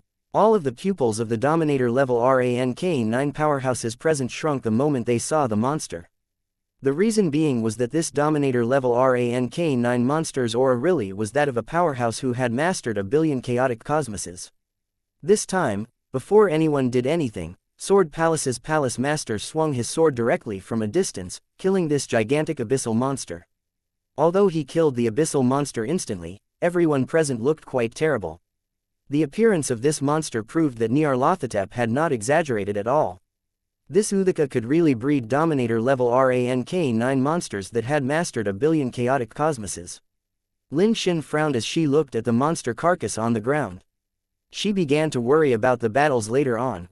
Bai, who was standing to the side, seemed to have seen through her concerns. He pressed his hand on her shoulder. "You have us." Lin Xin calmed down hearing that. She nodded at Bai. "I'm okay." The 11th day passed by gloomily. Soon, it was midnight once again. That night, the Uthaka bred 2 Dominator level rank 9 monsters that had mastered a billion chaotic cosmoses. It was still Sword Palace's Palace Master who attacked.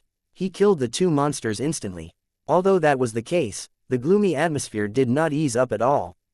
At midnight on the 13th day, the breeding pattern from the Uthaka finally changed. This time, the number of the abyssal monsters it bred doubled directly. There were 4 of them. The Sword Palace's Palace Master attacked again. He killed 4 monsters with a single swing of his sword. At midnight on the 14th day, the number of the abyssal monsters it bred doubled again. There were 8 this time. The Sword Palace's Palace Master attacked again, killing the 8 abyssal monsters instantly. Many of the people present were shocked by his terrifying abilities. On the 15th day, the Uthaka bred 16 monsters. The number of monsters had surpassed the number of Dominator level rank 9 powerhouses present there.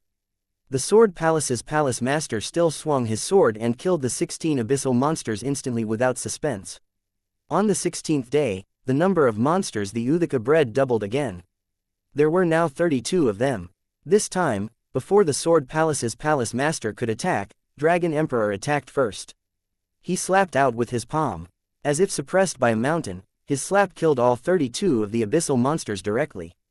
After winning the battle, he said to the Sword Palace's Palace Master while smiling, "What you've been doing is annoying. Others haven't had the chance to fight at all. I haven't had my fill of fun killing them yet." The Sword Palace's Palace Master wore a cold expression. Naturally, he was not upset with Dragon Emperor, but rather the Uthaka before them. Since the rule Nyarlathotep revealed had proven right again, he was very upset. Therefore, he vented his anger on those abyssal monsters. Bai frowned. To him, Dragon Emperor and the Sword Palace's Palace Master had exposed their abilities too soon. Although they did not use their full force, Nyarlathotep, who was observing everything secretly, would definitely have a rough idea of their abilities judging by their attacks. This was not good news to Bai, who was tasked with buying time for Lin Huang. He finally could not hold himself back and spoke after a moment of hesitation. "Can you seniors give us young people the opportunity to train?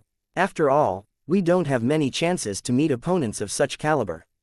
When the next round comes, when the monsters would have mastered 10 billion chaotic cosmoses, most of us present won't even have the opportunity to attack."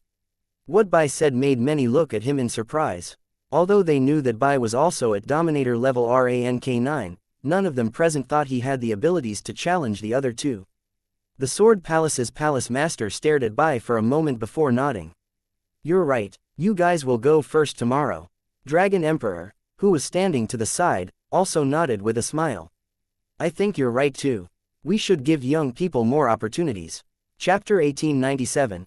The most powerful firearms master in the infinite universe. On the 17th midnight, black fog lingered on the surface of the Uthaka again.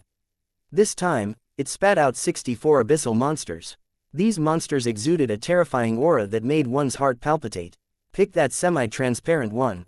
Bai glanced across the abyssal monsters and said to Lin Xin, who was next to him, instantly through voice transmission, "It has a powerful god soul. You can suppress it, its physical strength is the weakest too." Naturally, he took Lin Xin's current situation into consideration when picking out the right opponent for her. She had only integrated some 700 million chaotic cosmoses. She was still far from reaching the point of having mastered 1 billion chaotic cosmoses. Meanwhile, her advantage was that her equipment were infinite supreme treasures. Her equipment was enough to make up the gap in combat strength. Although there was a certain level of challenge involved, Lin Xin decided to attempt it. Hearing Bai's voice transmission, without any doubts, she appeared in front of that semi-transparent monster directly in a flash. The semi-transparent monster looked similar to a giant balloon. There were dense aquamarine eyes on the surface of the balloon. In terms of the strength of its aura, this monster was ranked top 3 among the 64 monsters. Given that it specialized in God Soul attacks, its level of threat was enough for it to rank within the top 3 among the 60 or so monsters present. Seeing Lin Xin pick such an opponent, the Dominator level rank 8 and Dominator level rank 9 powerhouses present were quite confused. Only a small number of them did not seem to be surprised by her choice. After Lin Xin picked her opponent, a couple of them from the top organizations stood out to pick their own opponents. On the Sword Alliance's side, Lin Zan did not participate this time. The reason being was that abyssal monsters of such a level had surpassed his abilities. Given his abilities, he could only watch. Bai did not participate as well. He did not want to expose his ability too much. The old palace master from Sword Palace only attacked when he saw that the rest had picked their opponents, and that no more were participating. As he stretched out all 5 fingers, tens of sword gleams shot forth. He killed over 50 abyssal monsters directly. To him, even if there were more abyssal monsters of such a level, they posed no threat to him. After Sword Palace's palace master attacked and killed the remaining abyssal monsters, the battles among Lin Xin and the rest with the abyssal monsters soon began. Lin Xin held almost nothing back this time. Her infinite supreme treasure grade firearms drowned out her opponent. The balloon monster attacked Lin Xin's god soul as it dodged and defended against her attacks clumsily. However, its attempts were futile. Not only did she have a supreme treasure grade god soul equipment in her body, she had a god soul type Goldfinger as well. Under the double superimposition of these two factors, the balloon monster's god soul attack could not do anything to her god soul at all. There were only water-like ripples on the surface of the protective barrier outside her god soul. However, its innately powerful god soul made it relatively weak in terms of its physical body. No matter whether it was in terms of strength, speed or the Dao seals it had mastered and were being used to fight, it did not seem to have cultivated those properly. From the start to the end, it had been fully suppressed by Lin Xin. It was a one-sided battle. In the end, it was completely crushed by fierce gunfire within half an hour. Lin Xin looked around after the battle ended. Some of them had still yet to complete their battles. Realizing that she was not the last one, she was even happier now. She returned to the Sword Alliance's camp in a flash. Her performance undoubtedly stunned the people again. The Dominator level rank 9 powerhouses could actually see that her combat strength was weaker than the balloon monster. However, she won the battle in an imperious manner. She had even suppressed the monster the entire time. Although she indeed relied on her powerful equipment, it was undeniable that she had powerful abilities as well. This girl should be considered the most powerful firearms master in the infinite universe, Dragon Emperor from Dragon Island said while smiling faintly. There are limited firearms masters at Dominator level in the entire infinite universe to begin with. Old Man Heaven's Secret from Heaven's Secret nodded. But this girl can indeed be considered to be the most powerful one. Even Old Man Heaven's Secret gave her his seal of approval. After Lin Xin ended her battle, this round of battle finally ended almost an hour later. On the 18th day, the number of monsters the Uthika bred doubled again. The total number had reached 128 monsters. Lin Xin participated again without hesitation. Given her previous experience, she was confident this time. However, she could not suppress the opponent she picked this time. The battle lasted for some 2.5 hours, and she became the last person to kill her opponent. Although she took the longest, it did not damage her confidence at all. She had an amazing mindset. She completely treated these battles as battle training sessions. Not only did the Dominator level rank 9 powerhouses not underestimate her, they even admired her more and more. On the 19th day, the Uthika bred 256 monsters. It was Sword Palace's palace master who attacked this time as well. He cleared most of the abyssal monsters, leaving less than 10 for the rest to train with. Lin Xin participated again. She was unwilling to miss any opportunities to train her real battle skills. She spent over 2 hours in this battle again, and she was the last one who ended her battle as well. However, Dragon Emperor and the rest could clearly sense that she was growing rapidly during these battles. That was the method Lin Huang taught Lin Xin and Lin Zan, which was to review each of their battles. The more difficult the battle was, the more thorough the review had to be. They had to revisit their weaknesses again, see what they could improve on, what they could avoid in terms of areas they could not improve on, as well as figure out better methods that could have been used. Each battle was a great learning opportunity for them to improve. Even Dragon Emperor could not help but exclaim, "She improves every day." Humans' learning abilities are too scary. On the 20th midnight, the number of abyssal monsters the Uthika bred doubled again. There were 512 of them this time. This number was tenfold the number of Infinite Universe Dominator level rank 9 powerhouses present. The Sword Palace's palace master stretched out his fingers again and cleared all of the abyssal monsters that nobody picked directly. Without hesitation, Lin Xin participated in the battle again. She knew that it would be her last battle. After this, the Uthika would breed abyssal monsters that had mastered 10 billion chaotic cosmoses. She could not fight powerhouses of that level simply by relying on her equipment. Apart from her, a few of the Dominator level rank 9 realized that as well. They turned unprecedentedly serious. In this battle, Lin Xin only used about half an hour to kill her opponent. She was the second last one to finish the battle. She was over the moon when she saw that there was one more person who had yet to finish. It was not that the Dominator was weaker than she was, it was just that the opponent he chose happened to suppress him, causing him to only be able to unleash 60% to 70% of his actual abilities. It had also caused him to finish last after some 2 hours. The people had yet to relax after this round of battles ended. The reason being was that everybody knew that from the 21st day onward, the battles would become even more difficult. Chapter 1898, Grimace attacks. On the 21st morning, another powerhouse from the Sword Alliance arrived. It was Grimace who came over this time. To be exact, it was Grimace's clone. "It's quite lively here." Grimace looked around when he arrived. He then looked at Bai while smiling. "You came earlier than I thought. I thought I'd be the first one." Bai merely glanced at him. He did not bother to respond to him. Grimace gave up chatting when he saw that. He turned around and looked toward where the Uthika was.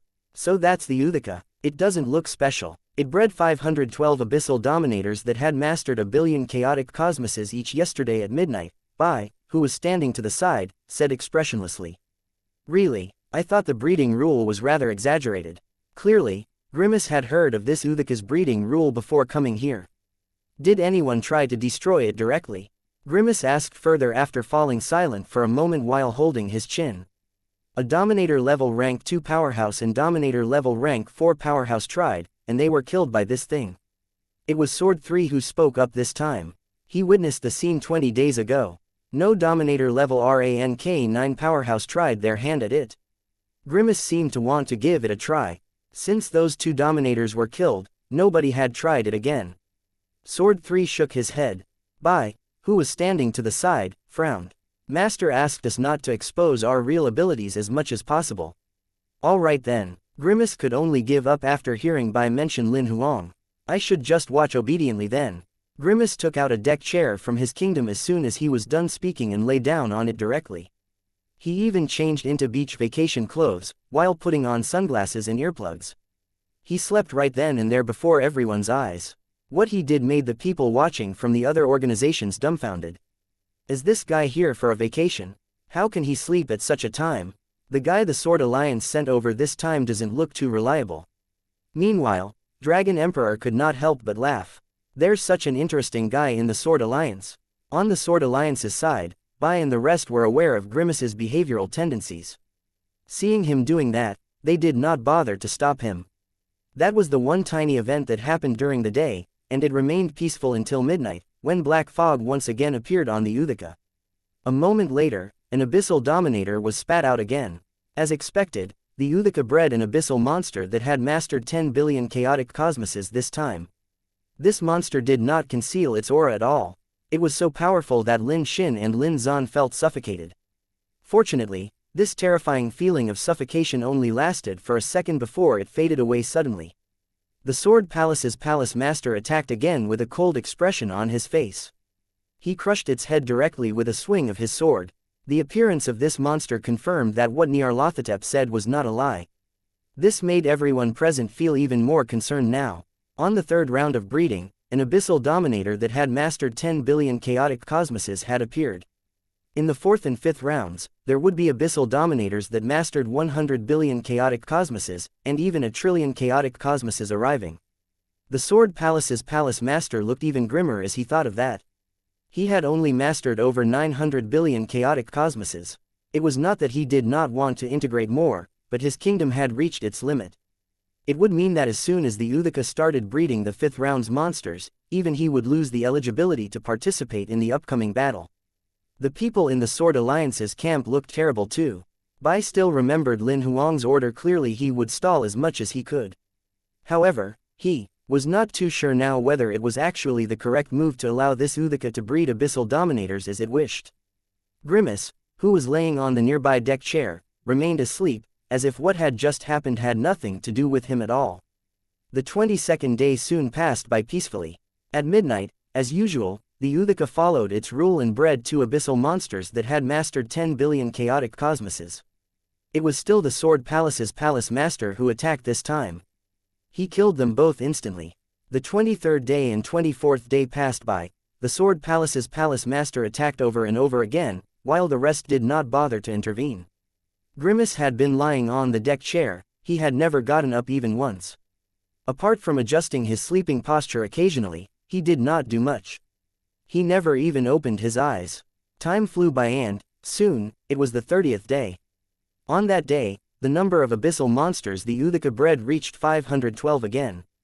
This time, before the Sword Palace's palace master attacked, the abyssal monsters' heads began to explode out of nowhere. Everyone was shocked when they saw that. Even the Sword Palace's palace master, Dragon Emperor, Shui Luo and the others could not help but look shocked. They could tell that someone had used a God Soul type technique, but they did not know who attacked. Only Bai looked at Grimace, who was still lying on the deck chair, with a frown. When all of the carcasses fell to the ground, Grimace sat up slowly and stretched himself.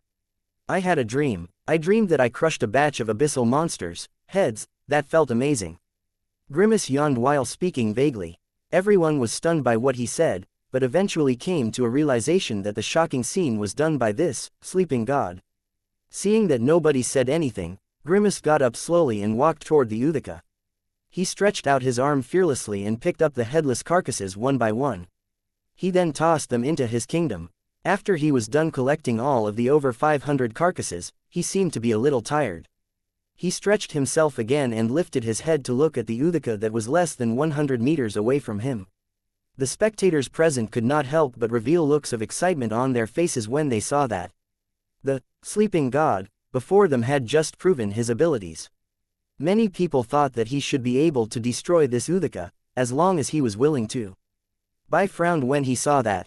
Don't mess around. Grimace turned his head and grinned. What are you thinking about? My back is aching. I just thought I'd stretch and rest. He turned around when he was done speaking and leapt back to the Sword Alliance's camp in a single step. I only managed to sense that this thing is scarier than I expected when I was close to it, Grimace said to Bai through voice transmission. The amount of threat it poses should be enough to kill my primordium. You shouldn't have exposed your ability so soon, Bai said directly. But there were over 500 kingdoms, it'd be too wasteful if I missed out on spoils like these. Grimace looked like he did not care. It doesn't matter if I exposed my abilities anyway. Aren't you guys around as well? Bai did not retort. In reality, he had been rather moved by the harvest. However, he held back when he thought of Lin Huang's order. Grimace's attack not only made most of the people present admire him, it gained him the attention of the Sword Palace's palace master and the others. The weirdo from before had become so powerful now. Chapter 1899. The Uthika's counterattack. Grimace's attack undoubtedly stunned countless people. Clearly, his ability was no weaker than the Sword Palace's palace master. In fact, it might be even more terrifying. This gave people a new outlook on the Sword Alliance. On the 31st day, most of the people were secretly discussing Grimace and the Sword Alliance. Many people even guessed that Grimace might be the most powerful powerhouse within the Sword Alliance. A small number of them thought that there might be an even more powerful entity in the Sword Alliance. Time flew by as the discussion raged on. At midnight on the 31st day, black fog lingered on the surface of the Uthika again. This time, the breeding cycle was reset. An abyssal dominator, whose aura was so powerful that it made most present despair, had arrived. This time, the Dominator level rank 9 powerhouses could basically sense that the monster had mastered 100 billion chaotic cosmoses judging by its aura. Shui Luo and the Sword Palace's Palace Master looked terrible. The reason being was that they only mastered some 100 billion chaotic cosmoses as well. Shui Luo had a total of 500 billion chaotic cosmoses in her kingdom, while the Palace Master only had some 900 billion chaotic cosmoses. The two of them had yet to reach the trillion level mark in terms of chaotic cosmoses. On a certain level, the abyssal monster that was bred this round was a powerhouse on the same level as them. Since this monster appeared, Grimace did not attack. Seeing that Grimace had no intention of attacking, Sword Palace's Palace Master swung his sword with a cold expression on his face. This time, he no longer used the sword fingers like before. He used a sword, but it did not remove it from its scabbard. Though it did not leave the scabbard, Lin Xin and the others could tell from a glance that the sword he was holding was clearly an infinite supreme treasure. Little Lan would love the weapon that he's holding. Grimace stared at the weapon in the Palace Master's hand with burning desire. Lin Xin and the rest knew that he was talking about Lancelot. Don't act rashly, Bai scolded. He knew Grimace's character. This guy would do whatever he wanted to do. If he did not stop him, Grimace might even snatch the sword away in broad daylight. Got it? Grimace could only reply while looking helpless after hearing Bai scold him, I was just joking. Over the following few days, Grimace did not attack again, nor did Bai plan to expose his ability. Sword Palace's Palace Master attacked over and over again. He still killed his opponents instantly. However, the wise ones like Bai and the others could tell that it only looked easy for him. On the 38th day, the Uthika bred 128 monsters. This time, the sword in the Sword Palace's Palace Master's hand finally left its scabbard. Shui Luo could no longer hold back either and attacked. The two worked together and completed the instant kill again. On the 39th midnight, the number of monsters the Uthika bred doubled again. It had reached 256 in total. Dragon Emperor finally attacked. The three of them worked together to suppress this round of abyssal dominators. On the 40th midnight, Grimace took the lead to attack just after the Uthika completed the breeding. A red gleam appeared in his eyes. He instantly blew up all of the abyssal monsters' heads again. He suppressed 512 abyssal dominators that possessed 100 billion chaotic cosmoses on his own. The faces of many of the spectators were filled with admiration as they watched him collect the carcasses casually. Fear flashed through the Sword Palace's Palace Master and Dragon Emperor's eyes. Grimace's ability was beyond their expectations. However, apart from the few people from the Sword Alliance, even Dragon Emperor and the rest had no idea that the Grimace who appeared here was only a clone. After collecting the monster carcasses, Grimace returned to the Sword Alliance's camp slowly. From today onward, among them, the golden-robed man is the only one who is eligible to fight. I wonder how many rounds he will be able to last, Grimace said to Bai and the others through voice transmission, seemingly in a casual manner. However, he was clearly saying that to Bai. Naturally, Bai knew what he meant. He glanced at him and did not bother to respond. Grimace said this now clearly because he was unwilling to attack since there would not be enough abyssal monsters for him to loot during the earlier rounds.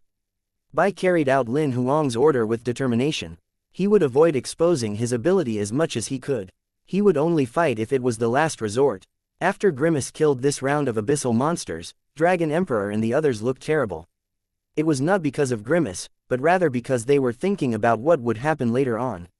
Shui Luo and the Sword Palace's Palace Master knew that the next batch of monsters that the Uthika bred would be a scary entity that would have mastered a trillion chaotic cosmoses. That was a powerhouse on the same level as Dragon Emperor. Such a monster would be beyond the range they could handle. The Palace Master stared at the Uthika with an unwilling look on his face. After hesitating for a moment, the long sword in his hand left the scabbard suddenly. The infinite supreme treasure shot out a stunning sword gleam. The sword gleam contained more than half of the Dominator power in his body. It charged toward where the Uthika was. It was too late to stop him by the time Dragon Emperor and the others noticed the attack. Even Bai and Grimace were stunned when they saw the sword gleam that tore through the sky. The next second, it hit the Uthika. A moment later, the gleam faded. The spot where the Uthika was hit remained intact. There was no damage left behind. Seeing that, apart from Bai and Grimace, almost everyone was shocked. They saw how powerful the Sword Palace's palace master had been before. However, such a powerhouse's full-force attack did not even leave a single mark on the Uthika. Even Shui Luo's mouth was wide open for a long time, while the Dragon Emperor was stunned as he stood where he was, when they saw that the Uthika remained intact. Bai and Grimace were the only ones who did not find it surprising. They had found out from Lin Huang earlier that they could not touch this thing. While everyone was still in shock, something even more shocking happened. After the Uthika was attacked, a couple of its tentacles suddenly squirmed frantically. The next second, the tentacles started moving so fast that they surpassed the speed that the people present could see with their eyes. The Sword Palace's palace master's pupils shrunk when he saw what was unfolding. He then began to retreat frantically. He won't be able to escape, Grimace mumbled softly. Almost at the same time he said that, the Sword Palace's palace master suddenly stopped running. After that, his body was cut into a couple of pieces as the people watched in shock. Pieces of the corpse floated in the air, still spurting out blood. The sword remained intact, releasing a sad hum. Everyone present was shocked by this scene. Throughout the past 40 days, the peerless powerhouse that seemed invincible to the people, the man who had innumerable brilliant battle records had been killed by a couple of tentacles so easily and quickly, he did not even have the chance to run. Many of the people who had been initially holding out hope, thinking that someone would definitely destroy this Uthika, fell into despair at the moment. Chapter 1900. The fifth round. Bai could understand why the Sword Palace's palace master attempted such an attack. The reason being was that if they allowed the Uthika to continue breeding abyssal monsters, eventually, nobody in the infinite universe would be able to handle the powerhouses bred by the Uthika. Therefore, he chose to undertake the risk of attacking. He knew that the level of risk was high, but he still disregarded the risk and attacked it before it progressed to the next round of breeding, in which it would breed even stronger abyssal monsters. He attempted to wipe out the root of the problem. Unfortunately, his ending was undoubtedly tragic. Sword Palace's palace master's death made it obvious to the people that the Uthika could not be destroyed at all. His death made many people realize suddenly that even someone who was as powerful as the palace master, or even the Dragon Emperor, were insignificant and helpless in the presence of certain entities. Many people even felt intense fear now, as they knew very well that their abilities were far from reaching the palace masters. It felt like they had always had a strong man supporting them if the sky fell. However, the strong man was now dead, and the sky was still falling. On the Sword Alliance's side, even though they already found out from Lin Huang about how terrifying the Uthika was, Lin Xin, Lin Zan and the others did not snap back to their senses for a long time. Grimace, on the other hand, had been staring at the Sword Palace's palace master's crushed corpse. To be exact, he was staring at that sword.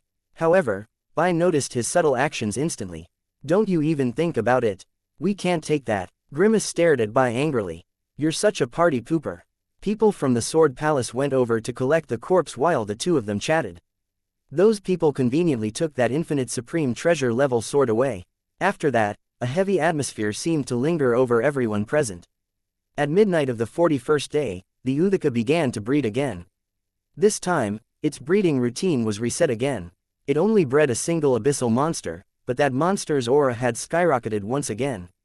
Almost everyone had a terrible expression on their faces when they saw the appearance of this monster.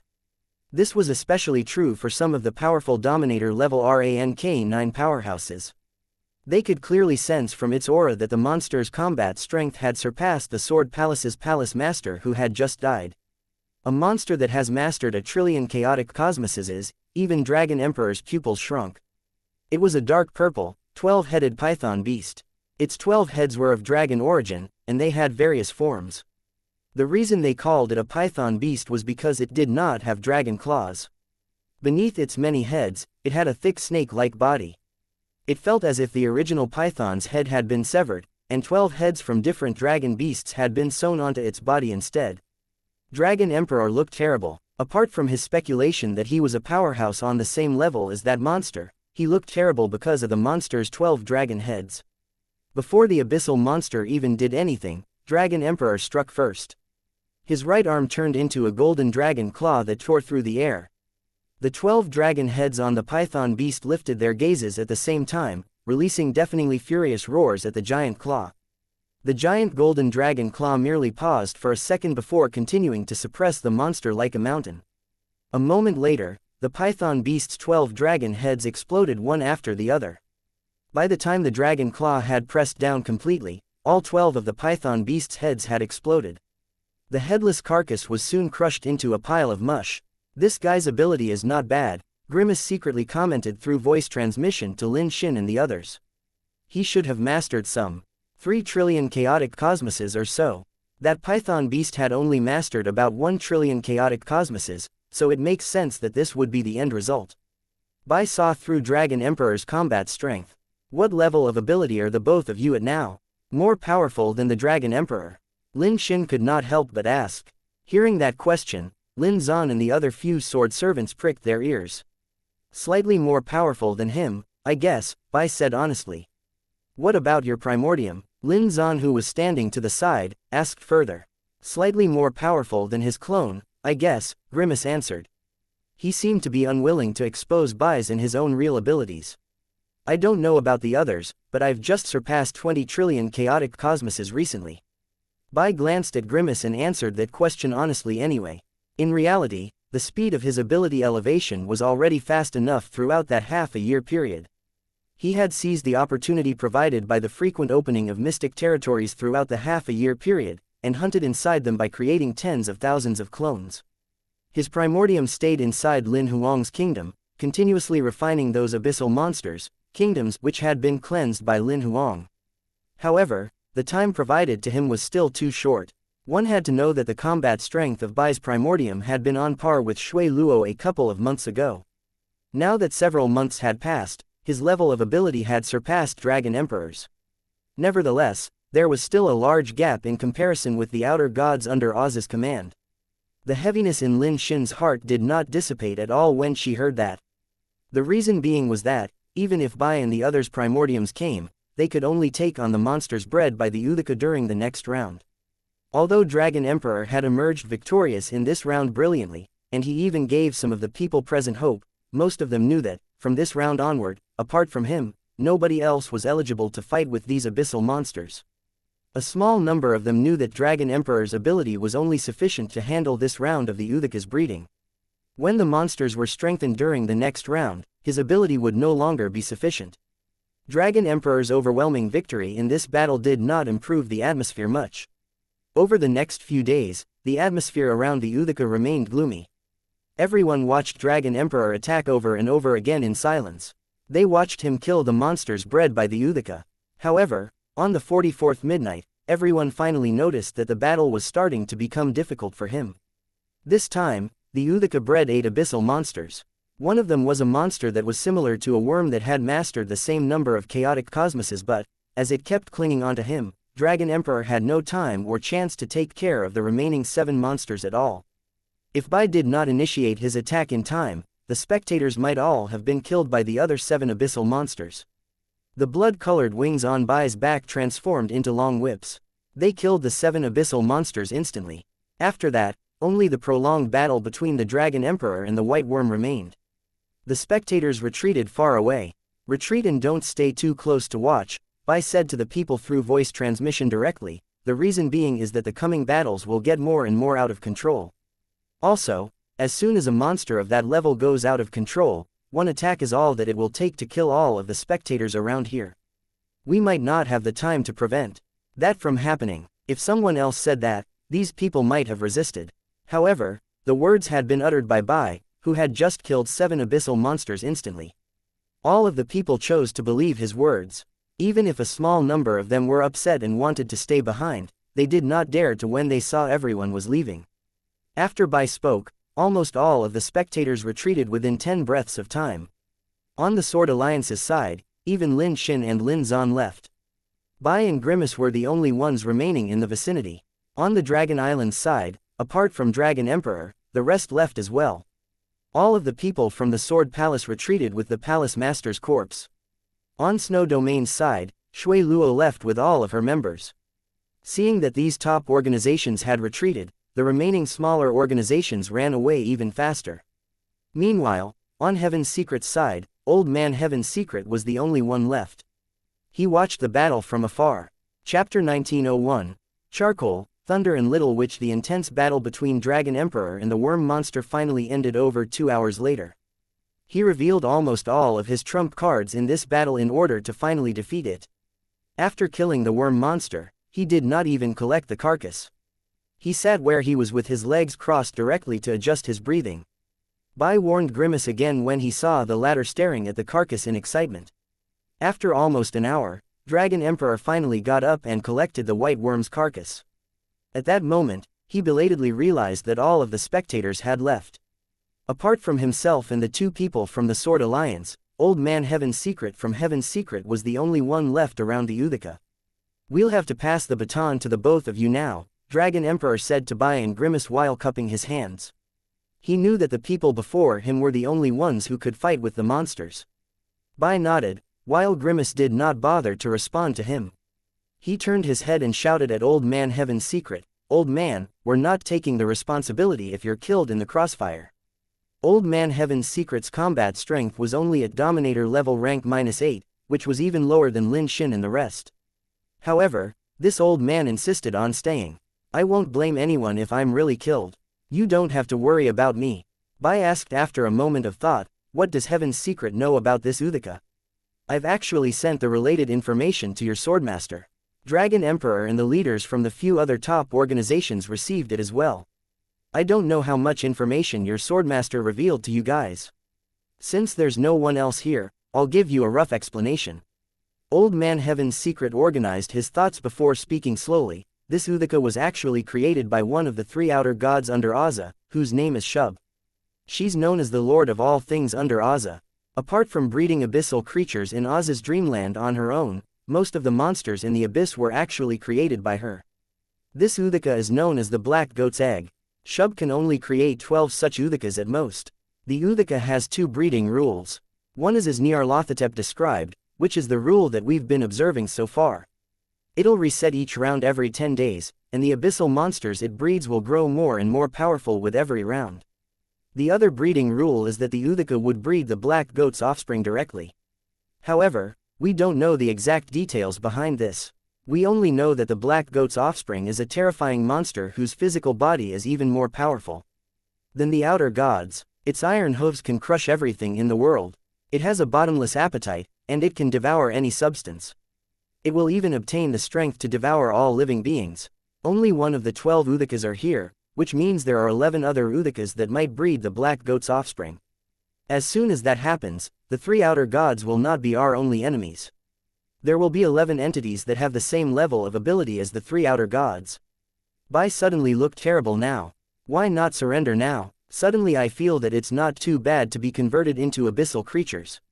It might make us even more powerful, Grimace, who was standing to the side, said while pouting. Apart from testing us, the black goat's egg is also helping them stall for time. Old Man Heaven's Secret continued. They require time in order for the black goat's offspring to hatch before Azza is woken up. The information Old Man Heaven's Secret revealed made the people there fall into a long period of silence. Time flew by, and it was soon midnight again. This time, the number of monsters the Uthika bred doubled again. There were 16 abyssal monsters now. Grimace still did not attack. Bai and Dragon Emperor worked together and killed the abyssal monsters that had mastered trillions of chaotic cosmoses. Over the next few days, Grimace did not bother to attack. As there were more and more abyssal monsters, and the monsters' combat strength continued to grow, Dragon Emperor felt more and more pressured. Fortunately, Bai managed to kill the entities whose combat strength was more powerful than Dragon Emperor's, which kept him from dying. On the 50th day, the number of abyssal monsters the Uthika bred reached 512. It was only then that Grimace took the initiative to kill the monsters. His instantaneous kill speed even surpassed Bai's. "What, you aren't going to wait until tomorrow to fight?" Bai teased. "Tomorrow's battle has nothing to do with us." Grimace smiled. With Grimace joining the battle, these monsters were killed within a minute. He collected the carcasses enthusiastically and said to Dragon Emperor, who was not far away, "You can rest from tomorrow onward." Dragon Emperor looked rather depressed. Throughout these 10 days, he had quickly come to realize that Bai and Grimace's abilities had surpassed his. "Are there entities that are more powerful than the two of you in the Sword Alliance?" "Of course." Grimace grinned. "We're just clones. Our primordiums are even more powerful. The two of you are just clones." Dragon Emperor widened his eyes and displayed a look of disbelief. He had never thought the two guys who were much more powerful than him were just clones. Bai glared at Grimace. He knew what this guy was doing. He was revealing that to damage Dragon Emperor's confidence intentionally. "Can I stay behind to watch the upcoming battle?"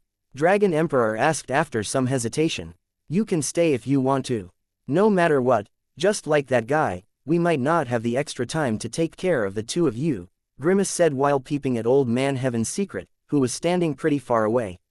Dragon Emperor nodded. He asked again after a moment of silence, "Sorry to ask, how many powerhouses are there in the Sword Alliance who have the same level of abilities as your primordium? You might see some of them tomorrow." Grimace smiled and did not answer his question. "What about Chief Lin? Is he more powerful than your primordium?" Dragon Emperor asked further. "It's..." Grimace dragged his words out on purpose, and only continued a while later, "a secret." At that moment, a voice suddenly spoke into their ears. "You talk too much, Grimace." A young man in a black robe stepped out from the sky and appeared before them. Dragon Emperor was clearly stunned when he saw that person. He sensed a familiar aura on that person. It was the aura of someone from the same tribe. It was Charcoal who arrived. "Little Charcoal, why do you look human now?" Grimace teased while snickering. "Do you not want your clone anymore?" Charcoal looked mean. It hated Grimace addressing it in that way. It could not do anything when Grimace's primordium called it that. However, this was just his clone. Charcoal was really eager to punish him. "You can't defeat my primordium, so you're going to vent your anger on my clone." Grimace teased. "So what if I do?" Charcoal said while stretching out its palm. At that moment, a man in a purple robe and golden crown appeared out of thin air. He pressed his hand on Charcoal's shoulder. "Master said we're supposed to focus our attention on the enemy in this mission." Charcoal scoffed and retrieved its hand. "Why do you look human too, little crow?" Grimace said to the man in the purple robe. Thunder, who was in the purple robe, almost lost itself. Throughout the years, it had hated it the most when Grimace called it by that name. At that moment, a young lady in a red robe appeared out of nowhere. As her fingers moved subtly, Grimace's lips were sealed by a red thread. It was as if there was a needle guiding the thread across his lips, which sewed them together completely in an instant. Him being annoying is nothing new that he's annoying. Let's just sew up his lips.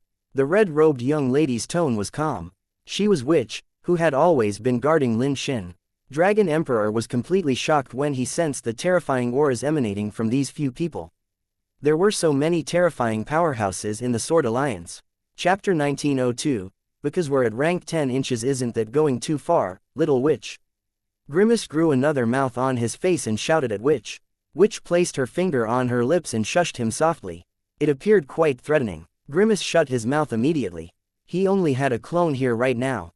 He would end up on the losing side when faced with her primordium.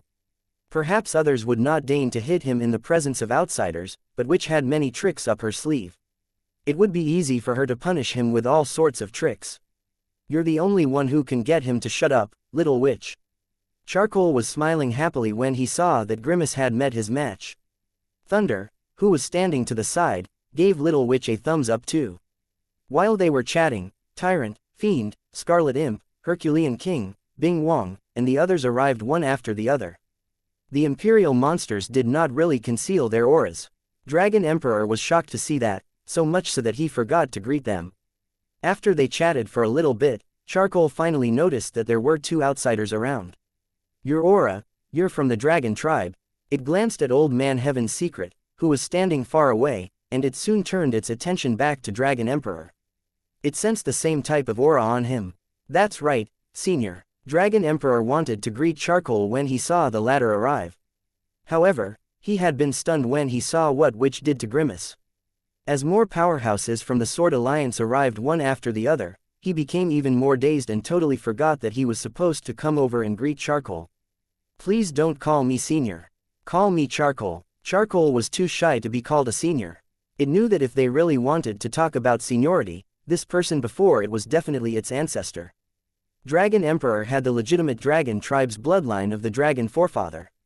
Although Charcoal was a legitimate dragon tribe member too, it only elevated to rank 10 by relying on its master's Goldfinger. Meanwhile, Dragon Emperor was born at Eternity Rank 9, and had been a dominator as soon as he was born. Charcoal, Dragon Emperor, was stunned when he heard its name. He had a faint feeling that it sounded similar to the name of a pet. Nevertheless, he did not dare to say that out loud, and opted to greet Charcoal respectfully instead. Senior Charcoal. He did not know Charcoal's background, but he could sense that it was much more powerful than he was judging by its combat strength. He figured that he should call it Senior. Although its bloodline was not as pure as his, it had powerful abilities. Charcoal did not say much more, seeing that Dragon Emperor insisted on calling it Senior. It could only let him be. Dragon Emperor chatted with Charcoal for a while, as he wanted to learn about its background. However, Charcoal kept avoiding the topic. If Charcoal really told the truth, its sense of seniority would really disappear. In order to prevent Dragon Emperor from dwelling on the topic, Charcoal dragged him over and introduced him to the rest of the Imperial monsters passionately. Dragon Emperor chatted with the many seniors, and he slowly forgot about his initial objective. After chatting for a little bit, he found out that, apart from that guy called Grimace, these powerhouses from the Sword Alliance were quite easygoing. It was not that Grimace was difficult to communicate with, he was just a little mean. Time flew by, and soon it was the 51st midnight. The Uthika's 6th round of breeding finally began. This time, as everyone expected, the Uthika bred an abyssal monster that had mastered 10 trillion chaotic cosmoses. Herculean King killed the monster directly with a mere slap. Dragon Emperor was quite shocked when he saw that.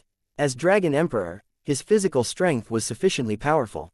However, Herculean King's attack showed him a level of physical strength that he could not reach.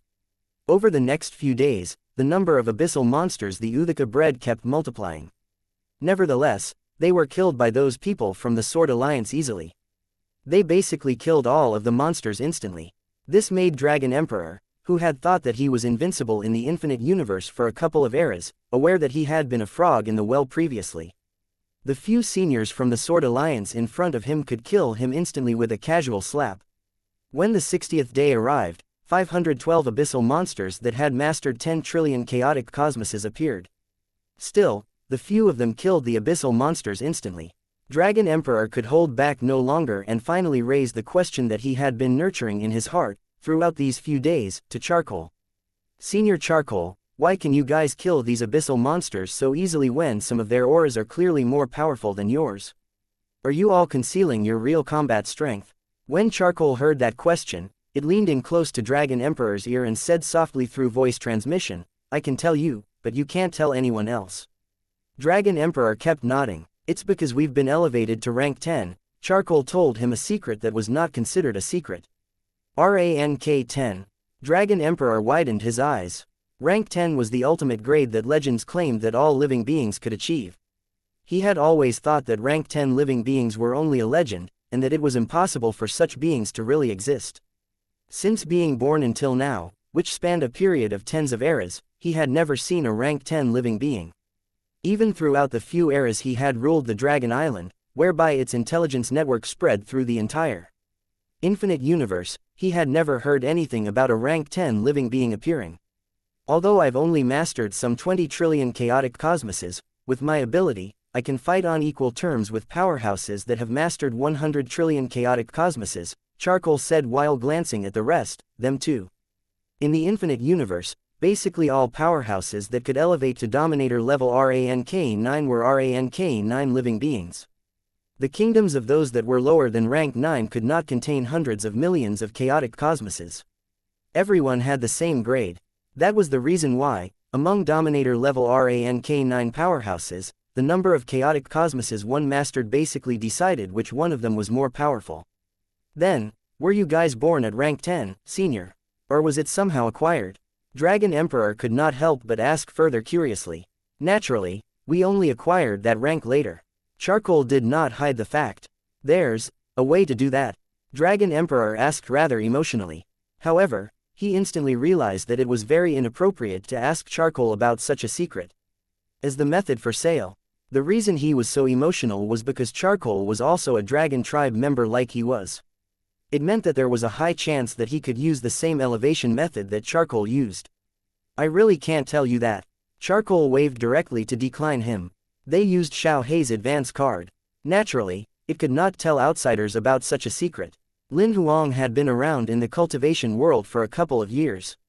Although many people knew about his identity as a traveler, nobody knew what his Goldfinger's function was.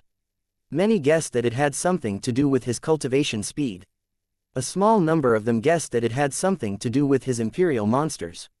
However, nobody guessed that his Goldfinger could elevate his imperial monsters' grades. Naturally, they would not reveal such a secret, nor would they dare to. Although Dragon Emperor was sad to hear Charcoal's response, he knew that it made sense that it did not reveal such precious information. Such a secret was enough to make everyone in the infinite universe lose their collective minds. Chapter 1903. I'm going back into closed-door cultivation. In the morning of the 61st day, more people from the Sword Alliance came.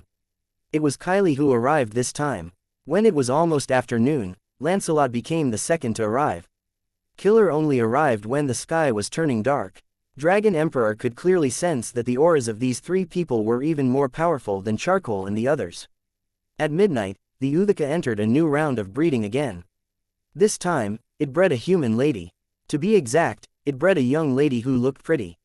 She looked like she was only in her early 20s. She did not exude the aura of a cultivator at all, and looked just like a regular person. When they saw the lady, it was not only Dragon Emperor, but even Bai and the others were stunned. The next second, Kylie charged forward in a flash. Her spear pierced through the lady's body directly. Her blood poured out. She still looked human even after she died. Dragon Emperor still looked doubtful. However, Bai and the others were staring at the human corpse expressionlessly at the moment. They had just heard Witch's voice transmission. It's an illusion. Don't fall for its tricks. While sending the voice transmission, she also performed a hand seal to snap them all out of the illusion. As Dragon Emperor's god soul was too weak, he failed to snap out of it even with Witch's help. To Bai and the others, the corpse of the graceful human lady he was looking at was a tentacled monster. The monster had the head of a butterfly, and its body beneath its head was that of a human lady. However, there were tentacles that were like white snakes from the waist down. They were squirming around continuously. After having its chest pierced by Kylie's spear, it tried to regenerate its squirming flesh over and over again. However, deep inside the wound, the purple lightning did not stop flickering. As it flickered, not only did its wound not heal at all, it even expanded at a speed that was visible to the naked eye. Kylie did not attack again. She watched quietly from the side while clutching her battle spear. Very soon, the lightning had spread to half of its body. The butterfly-faced monster's body seemed to be rotting rapidly. It soon turned into a pile of grayish-white liquid. Only then did Dragon Emperor sense the remnant aura exuding from the pile of liquid. It was the devilish abyssal energy. He had just realized what had happened. An illusion. Charcoal, who was standing to the side, nodded. It was a rather powerful one. However, it did not admit that it had fallen for its trick as well earlier. Although the monster was killed, Kylie and the rest did not feel any joy from the victory at all. Almost everyone had fallen for its trick earlier.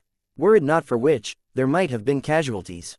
They realized that, although they could fight monsters that were more powerful than them, as well as powerful enemies that had mastered hundreds of trillions of chaotic cosmoses, the strength of their god's souls was still a great weakness. If they encountered enemies that were experts in god's soul attacks, which might only be the only person present who would be able to fight. Grimace, get your primordium here, Kylie said to Grimace directly. No need. As soon as Grimace was done speaking, his aura began to skyrocket instantly. Very soon, it arrived at a similar level to Kylie's. My clone should have 80% of the ability of my primordium now. It should be enough. Seeing that, Bai, who was standing to the side, also began to adjust his clone's ability. His aura quickly increased to a level similar to Grimace's. Their clones had not been eligible to join the battle earlier, but they could now. You guys are so lazy. Charcoal glanced at the two clones. Over the next few days, Kylie was still the primary attacker. She was the fastest, so the rest could not get to the monsters faster than she did. They only picked up the monsters that she missed. On the 64th midnight, the Uthika bred 8 abyssal monsters. Not only that, among them were monsters that had mastered over 800 trillion chaotic cosmoses. Kylie, Bai and the others had to work together to kill them. On the 65th day, eclipse boa, crescent moon and dark moon, the two dark crescent snakes, death knight, fallen knight, evil dominator, Tang Ran, Tang snake, Ku Rong, demonic Buddhist holy sun, black scale, symbiotic creature of the abyssal fountain, 9 gloom, silver armored 9 gloom, bloop, abyssal king jellyfish, old spear, world-ending spearfiend, and shadow god arrived on the battlefield one after the other. Apart from the bug tribe, almost all of the imperial monsters under Lin Huang had arrived. All of them were at rank 10. They had each mastered more than 10 trillion chaotic cosmoses. Over the next few days, everyone worked together to kill the monsters. Bai and Grimace's clones unleashed their abilities perfectly. Their performance was no less amazing than the other imperial monsters. Everyone enjoyed the fights. However, after the battle on the 70th midnight, Grimace's clone disappeared. Bai's clone vanished as well. Charcoal left directly after telling Dragon Emperor, "I'm going back into closed-door cultivation." Kylie and the others left one after the other, though. Kylie left her clone here. What does that mean? Dragon Emperor had confusion fill his face. He could not understand what Charcoal meant by that when he left. One had to know that the new round of breeding would start again on the 71st day. Them leaving looked more like they had ditched their responsibility and passed it to Dragon Emperor. He looked doubtful. Seeing that Kylie left a clone here, he went up to ask her after a moment of hesitation, where did they all go? They went back to refine some kingdoms, Kylie's clone explained simply. They are refining kingdoms now. Can they make it in time for the new round of breeding tomorrow? As soon as Dragon Emperor asked that, he suddenly thought of something and let it slip directly. The Sword Alliance has a time flow acceleration supreme treasure. Kylie only looked at him in silence. She did not nod to admit it, nor did she shake her head to deny it. Dragon Emperor had goosebumps from her stare, so he quickly said, "I was just speaking nonsense. I don't know anything." He returned to where he had been standing in a flash. His fluctuating emotions gradually calmed down. After guessing that the Sword Alliance had some time flow acceleration supreme treasure, he finally thought through some things that he had not been able to figure out earlier. No wonder the Sword Alliance could create so many powerhouses in large numbers. He knew very well that the kingdoms in rank 9 living beings could usually contain 100 million to 1 trillion chaotic cosmoses at most. There were some who were born with unique bodies or physiques, or for other reasons, that could surpass 1 trillion chaotic cosmoses. It was normal for rank 9.5 living beings to have kingdoms that could contain more than 1 trillion chaotic cosmoses. It might even be possible for their kingdoms to contain quadrillions of chaotic cosmoses. Meanwhile, the limit of chaotic cosmoses that could be contained in the kingdoms of rank 10 living beings was significantly higher. Dragon Emperor thought 100 trillion should be the bottom line, and that the limit could possibly be over 10 quadrillion. Therefore, theoretically, Charcoal and the others had yet to reach their limits. If they had access to time flow acceleration treasures that could allow them to refine many powerhouses, kingdoms in a short period of time, and increase the number of chaotic cosmoses significantly in their bodies, it would be the equivalent of gaining a significant boost in their abilities within a short period of time. The truth was similar to what Dragon Emperor had guessed. Bai and the others were inside Lin Huang's body refining the abyssal kingdoms that he had cleansed with all of their might. Aided by the over 6 billion-fold time flow acceleration in Lin Huang's kingdom, the imperial monsters' abilities were increasing frantically as time slowly passed by in the outside world. Chapter 1904. Best Actress Kylie. As the sky slowly turned dark, Dragon Emperor began to worry after seeing that nobody from the Sword Alliance had returned. Then, late at night, a figure appeared next to Kylie's clone out of nowhere. It was the abyssal king jellyfish, Bloop. She had taken human form completely. She wore a white dress, and her skin was fair and tender. Her purple hair reached her waist, and her face was gentle and warm. She gave out a completely different feeling when standing next to Kylie, who looked heroic. Dragon Emperor tried to gauge Bloop's combat strength. He had a faint feeling that she was slightly more powerful than a day before, but he had no idea how much more powerful she was exactly. Nevertheless, her return relieved a significant amount of his worries.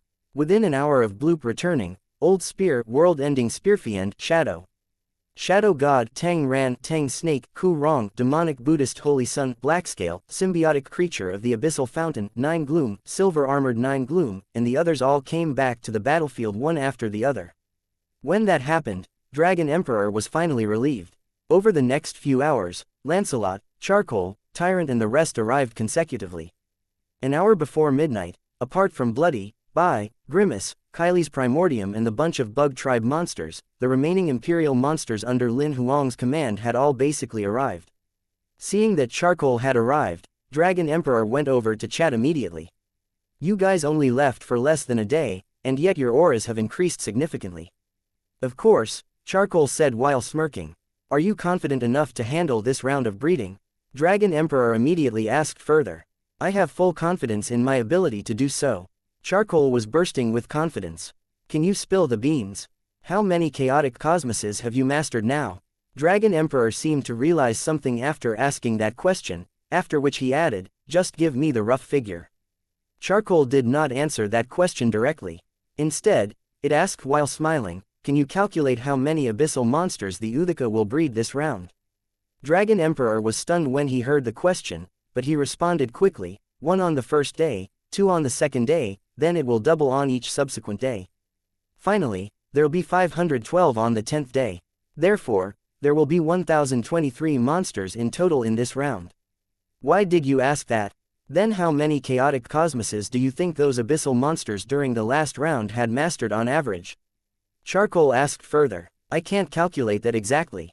I only know the weakest one had mastered over 100 trillion chaotic cosmoses, while the most powerful one should have mastered over 900 trillion. Dragon Emperor shook his head. I can only take the average number, so let's settle for 500 trillion chaotic cosmoses. So, given that there were over 1,000 monsters with an average of 500 trillion chaotic cosmoses each, how many chaotic cosmoses were there in total? Charcoal asked again with a smile. That would be over 500 quadrillion. Dragon Emperor was clearly stunned when he calculated that. He glanced at Charcoal and the remaining Imperial monsters present, after which he looked shocked. No way. Do your kingdoms really contain so many chaotic cosmoses? Apart from Bai, Kylie and Grimace, who were not here at the moment, there were a total of 25 people from the Sword Alliance present. If those 3 were included, there would only be a total of 28 people. Dividing 500 quadrillion chaotic cosmoses averagely among each of them, that would come up to close to 20 quadrillion each. Dragon Emperor had often wondered if rank 10 living beings' kingdom could contain more than 10 quadrillion chaotic cosmoses. Now, it seemed that it was completely possible. Actually, there weren't 500 quadrillion chaotic cosmoses. There were only some 300 quadrillion chaotic cosmoses.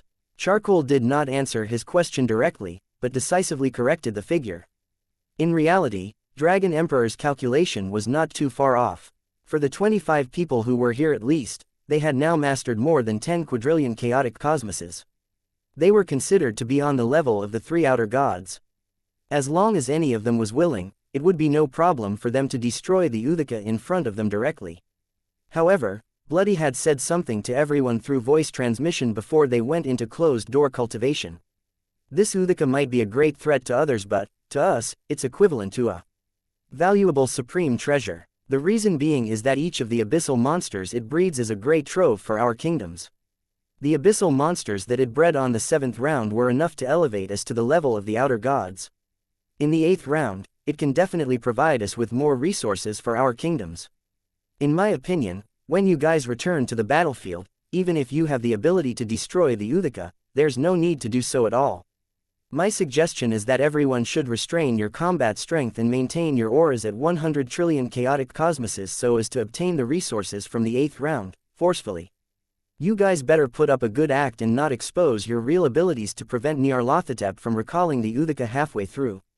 It'd be even better if you guys can deceive him until the 9th round. Everyone agreed with what Bloody said. After all, the resources the Uthika provided were hard to come by. As soon as Nyarlathotep and the others under Oz's command noticed that something was off, they probably would refrain from using the Uthika to provide the Imperial monsters with any further resources.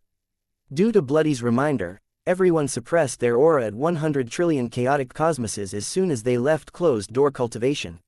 Lin Huang was very satisfied by how the situation was progressing. Initially, he had been worried that they could no longer handle the monsters when the Uthika started breeding monsters that had mastered 1 quadrillion chaotic cosmoses. If that happened, after testing the limits of the infinite universe's side, Nyarlathotep and the others might have sent over their armies soon after. Now though, it looked like it would not be a problem to drag out the situation for another 10 days. This meant that he would have 10 days extra to integrate more chaotic cosmoses. Time flew by, and it was soon midnight again. A couple of minutes before the Uthika began a new round of breeding, Bai, Grimace and Kylie also returned to the battlefield. Similarly, the three of them had disguised their auras to be at the level of 100 trillion chaotic cosmoses. Soon after the three of them arrived, a new round of breeding officially began. This time, the abyssal monster the Uthika bred was a supreme powerhouse that had mastered 1 quadrillion chaotic cosmoses. As soon as the monster appeared, even before it released its aura, Dragon Emperor clearly felt suffocated by its mere presence. He even had a faint feeling that the time around him had frozen somewhat. However, the next second, he saw Kylie, garbed in silver armor, appearing above the monster out of nowhere. Endless golden lightning shot forth from the tip of her spear. It drowned the monster instantly. The monster released a devastating shriek. However, the monster escaped the lightning web forcefully a moment later and swung its giant palm at Kylie. She fought it while holding her spear. She was thrown out directly as the tip of her spear collided with the giant palm. In reality, Dragon Emperor could not see the battle clearly. Meanwhile, Charcoal and the others, who were watching from the side, exclaimed secretly, "Tisk, tisk." Kylie's acting skills are off the charts. If Master was here, he would say that she deserved all of the award for Best Actress in all categories. Chapter 1905, You guys are lucky this round. Kylie's battle lasted for close to 10 minutes. She had almost unleashed all of her strength to barely kill that abyssal monster. Bai and the rest watched the entire battle with their jaws on the floor. They were absolutely gobsmacked by how great her acting skills were. If they did not know her current ability, they might have really thought that this was her real ability. Dragon Emperor was completely convinced. He had even forgotten about the number that Charcoal had gotten him to calculate earlier. "How did you act so well, Kylie?" Charcoal could not help but ask her. Kylie glanced at Charcoal. "I suppressed my combat strength to 300 trillion chaotic cosmoses, while also prohibiting myself from using additional strength during the battle." Bai and the others had actually guessed what Kylie had done. To be honest, that was actually quite a dangerous move to pull. After Charcoal heard her reply, almost without hesitation, it sealed its combat strength as well. Everyone did the same for the next few days. Although it was quite risky, at least Nyarlathotep would not find anything strange about the situation that might cause him to retrieve the Uthika in advance. They had tasted the bountiful rewards from killing the abyssal monsters during the 7th round earlier. In the 8th round now, the abyssal creatures the Uthika bred had mastered almost tenfold the number of chaotic cosmoses of those from the previous round. Naturally, the imperial monsters were unwilling to give up on such a feast easily. If a little bit of acting would earn them at least 100 quadrillion chaotic cosmoses, as well as a significant boost in their abilities, why would they not do so? Throughout these few days, it was not only Kylie, but Bai and the others also exhibited great acting skills as well. On the 78th day, the number of abyssal monsters bred by the Uthika surpassed 100. A number of them could not help but unseal a small number of chaotic cosmoses. However, they were careful. They maintained their increase in ability at less than 20%. As expected, Nyarlathotep, who had been watching the battles secretly, did not notice anything off. The reason being was that the monsters the Uthika bred earlier were fewer in number, so it made total sense that the imperial monsters had held back their abilities. Although Nyarlathotep guessed that Bai and the others had probably used some time flow acceleration treasure to obtain a boost in their abilities after vanishing for a day, the treasures he knew about had a limit of accelerating time flow by 10,000 times. He would never imagine that the time flow in Lin Huang's kingdom could be accelerated billions of times faster, resulting in one day inside being equivalent to 18 million years outside. That long period of time was enough for the imperial monsters under Lin Huang's command to fully refine all of the abyssal kingdoms. For the 79th and 80th day, the imperial monsters won while making it look difficult for them. In reality, they were secretly over the moon. No matter how high the possibility was of them being exposed in the next round, at least they had already obtained the spoils they desired in this 8th round. When the hunt on the 80th day ended, Bai and the others vanished quickly once again. Yet again, Dragon Emperor and Kylie's clone were the only ones left behind. Dragon Emperor watched as Charcoal and the others disappeared. He became worried again. Meanwhile, Kylie's clone shut her eyes and rested in silence. She could sense that there was a divine telekinesis with ill intentions secretly scanning her. Kylie's clone only had the strength of 300 trillion chaotic cosmoses. However, as her clone had the same source in terms of God's soul, Kylie's primordium could clearly sense Nyarlathotep scanning the clone. Her primordium merely grinned. You won't find anything off. As a powerhouse of a similar level, she had absolute confidence that he would not be able to find anything unusual. It was Bloody who had asked her to leave the clone behind on purpose. Nyarlathotep was hiding inside the huge mystic territory. After scanning Kylie with divine telekinesis a few times, he scoffed and eventually recalled his divine telekinesis. You guys were lucky this round. I'd like to see how you all are going to handle the next round. Conveniently, Dragon Emperor did not sense that he was being scanned with divine telekinesis. Before midnight of the 81st day, Charcoal and the rest returned one after the other. The chaotic cosmoses they had mastered had basically surpassed 100 quadrillion. Some of them had even mastered over 200 quadrillion chaotic cosmoses.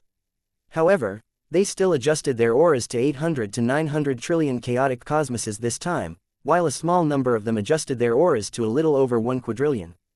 The reason why nobody rashly adjusted their aura to above 1 quadrillion was to prevent Nyarlathotep, who was watching secretly, from becoming skeptical regarding how their combat strength at such a level could handle the Uthika's new round of breeding. Bloody already had made her arrangements. At midnight, black fog lingered on the surface of the Uthika. It had begun its new round of breeding. It was a giant cow-headed fiend that was bred this time. It was a few times bigger than the Uthika. Judging by the abyssal monster's aura, it had clearly mastered over 10 quadrillion chaotic cosmoses. It was on the same level as the outer gods. It wore bronze battle armor, and held a huge battle axe in its hands. It was clearly a tough close combat type powerhouse. Nyarlathotep was snickering in the dark. Judging by the strength of your auras, you guys won't even be able to break through its defense. The next second, Kylie, Thunder and Charcoal looked at each other. The three of them appeared above the giant cow-headed fiend's head in a flash. Instantly, a battle formation was formed with Kylie as the core. A female battle god's figure, that was holding a spear, was consolidated in the air. The battle god held the spear and pierced it through the middle of the giant cow-headed fiend's eyebrows. Endless bolts of lightning and sparks erupted like a light pillar at the tip of the spear. The giant cow-headed fiend quickly blocked it by swinging its axe. The monster's huge body, which was as big as a chaotic cosmos, was thrown out by the spear directly. Nyarlathotep's pupils shrunk when he saw the situation unfold. Never had he thought that they would be able to form a battle formation. Among the three people who formed the battle formation, the lady at the core was the only one who had mastered more than 1 quadrillion chaotic cosmoses. The other two had only mastered some 800 to 900 trillion chaotic cosmoses. However, when they formed the battle formation, their abilities were enough to fight the giant cow-headed fiend that had mastered over 10 quadrillion chaotic cosmoses. The battle formations humans designed cannot be underestimated at all. Nyarlathotep could not help but release a soft sigh. Although they had sealed their real abilities, Kylie and the other two had a level of power that was no weaker than the giant cow-headed fiend. They even had the absolute upper hand in terms of speed. They were suppressing the fiend the entire time. The giant cow-headed fiend could not unleash its strength at all, and it was suppressed in terms of speed. It was soon cornered. This caused the battle to last less than 20 minutes, and the giant cow-headed fiend was killed by the battle formation formed by the three of them. The first battle of the 9th round ended while Nyarlathotep was in disbelief. With 3 people forming a battle formation, you guys can only form 9 battle formations and fight 20 monsters forcefully. I don't believe that you guys can handle 50 to 100 monsters. Chapter 1906. Stop acting over the next few days, Bai and the others formed battle formations, killing the abyssal monsters that the Uthika bred. Since then, they soon found out that the battle strength of the monsters the Uthika bred seemed to have reached its limit. All of the abyssal monsters it bred had only mastered some 10 quadrillion chaotic cosmoses. None of them had mastered over 20 quadrillion chaotic cosmoses. This made the imperial monsters' combat strength disguise even more successful. Time passed by, and soon it was the 85th day. At midnight, the Uthika bred 16 abyssal monsters. Meanwhile, Bai and the others had only formed 9 battle formations. Feeling helpless, some teams could only fight 2 monsters on their own. Although they secretly unsealed some chaotic cosmoses, the battle was still very tough and only ended some 3 hours later. Seeing that Bai and others began to sit with their legs crossed to adjust their breathing, absorbing chaotic crystals and swallowing the essence of the universe to recover, Nyarlathotep had an excited look in his eyes. I'd like to see what you guys are going to do during the next round. On the 86th midnight, the number of abyssal monsters the Uthaka bred doubled again. There were 32 monsters now. While Nyarlathotep was eager to see them being defeated, Kylie and the rest began to create clones. Almost everyone present created 2 clones. Although their combat strength was lower than their primordiums, they had 70% to 80% of their primordium's abilities. The clones then formed battle formations as well. The issue of not having sufficient battle formations was instantly solved. Nyarlathotep was stunned to see the tricks they pulled. Clearly, it was a solution that Bloody had arranged beforehand. As the clones joined in, the battle became much easier than the day before. Within an hour and a half, the 32 abyssal monsters were killed. Nyarlathotep was enraged. He really had not expected them to pull this kind of trick. For the 87th, 88th and 89th day, their actions remained the same, whereby they would create more clones to form battle formations. However, as more and more clones were created, their combat strength would naturally be lower. This caused the battles throughout those days to become more and more difficult. On the 87th day, they spent close to 4 hours in battle. On the 88th day, they spent close to over 8 hours in battle. On the 89th day, the battle only ended after 20 hours. Throughout those few days, they had lost half of their clones. Nevertheless, they held on. Seeing them slowly being beaten back, Nyarlathotep was anticipating the last day of battle more and more. Judging by their current state, all of them should die on the last day. Soon, it was the 90th midnight. A layer of black fog lingered on the surface of the Uthaka again. However, what was different from before was that the fog had enveloped the Uthaka entirely. They could only see the lingering fog, and they could no longer see the spherical Uthaka anymore. The Imperial monsters noticed the unusual situation instantly, and they put their guard up. The breeding time for this round was clearly much longer than before. They could only see the rumbling black fog, and could not probe what was happening deep within the fog at all. Lin Huang, who was watching from far away, was the only one who could see what exactly was happening within the fog. The Uthaka was rotting and collapsing at speed visible to the naked eye. The tentacles began to tangle together, forming smaller ink-black spheres. There were a total of 512 spheres formed. The other side of the spheres were connected to the core of the Uthaka, which was a ball of extremely thick black fog. However, the ball of fog was shrinking quickly as well. Lin Huang's vision pierced through the surface of the sphere, and he soon saw what was happening inside. The black spheres were actually monster eggs. Inside the eggs, abyssal monsters were forming quickly. As the Uthaka gradually collapsed, the ball of black fog at the core of the Uthaka was shrinking as well. Once it had completely faded in the end, the black spheres that were made up of the tangled tentacles would be successfully bred. There were cracks slowly appearing on the small spheres. Only then did Bai and the others see the black fog that was enveloping the Uthaka fade away slowly. The abyssal monsters exuding terrifying auras finally showed themselves slowly. Judging by their auras, they had clearly mastered close to 20 quadrillion chaotic cosmoses. Not only that, there were 512 of them. What confused them the most was that the 500 or so monsters all looked the same. They were monsters with 12 hooves. Their iron hooves were as thick as giant pillars. Their heads consisted of tens of thousands of goats' faces. Above their heads were metal tentacles that were like horns that reached the sky, swaying like kelp in the sea. The black goat's offspring. They instantly recalled what Old Man Heaven's secret had mentioned about the ultimate creature the black goat's egg would breed the black goat's offspring. Lin Huang, who was watching the battle from afar, frowned. Why do they look different from the information Heaven's secret provided? In the information Heaven's secret provided to Lin Huang, the black goat's offspring was the ultimate creature that the black goat's egg bred. Their sizes were much bigger than these abyssal monsters in front of him, and their auras should be that of at least 10 quintillion chaotic cosmoses.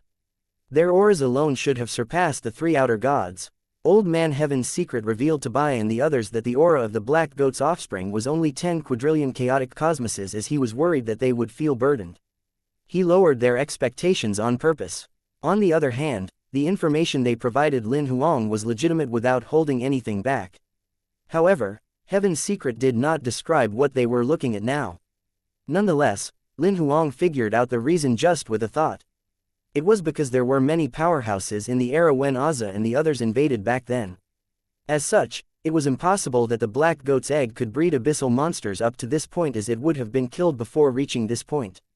This meant that the great chaotic heavenly Tao had not seen the black goat's egg's ultimate breeding mode. Naturally, such a thing was not included in the information Heaven's secret provided. Seems like Bai and the rest will not have to pretend anymore. Lin Huang did not panic at all. Instead, he chuckled. Bai and the others snapped back to their senses after being momentarily stunned. The Uthika is gone, so this should be the last round of breeding, Grimace said to the rest through voice transmission. I think we shouldn't act anymore. If we continue with the act, we might really lose our lives. The rest looked at Bai, seemingly awaiting his order. After all, Bai was Lin Huang's first imperial monster, and his ability had always been ranked within the top 3 among them. When Lin Huang was not around, everyone basically treated him as the boss. Bai only hesitated for a second before nodding. Alright, stop acting, let's clear this round directly. Chapter 1907. The Sword Alliance was too poor. Nyarlathotep looked like he was enjoying a good show. The black goat's offspring biomimetics had mastered close to 20 quadrillion chaotic cosmoses. That was not the only reason that they were powerful. Their physical bodies mimicked the black goat's offspring as well. It would be difficult even for a Dominator-level RANK9 powerhouse who had mastered 20 quadrillion chaotic cosmoses to break through their defense. Apart from their terrifying physical bodies, their strength had reached a terrifying level. A stomp of their iron hooves would unleash double of the force of their Dominator power.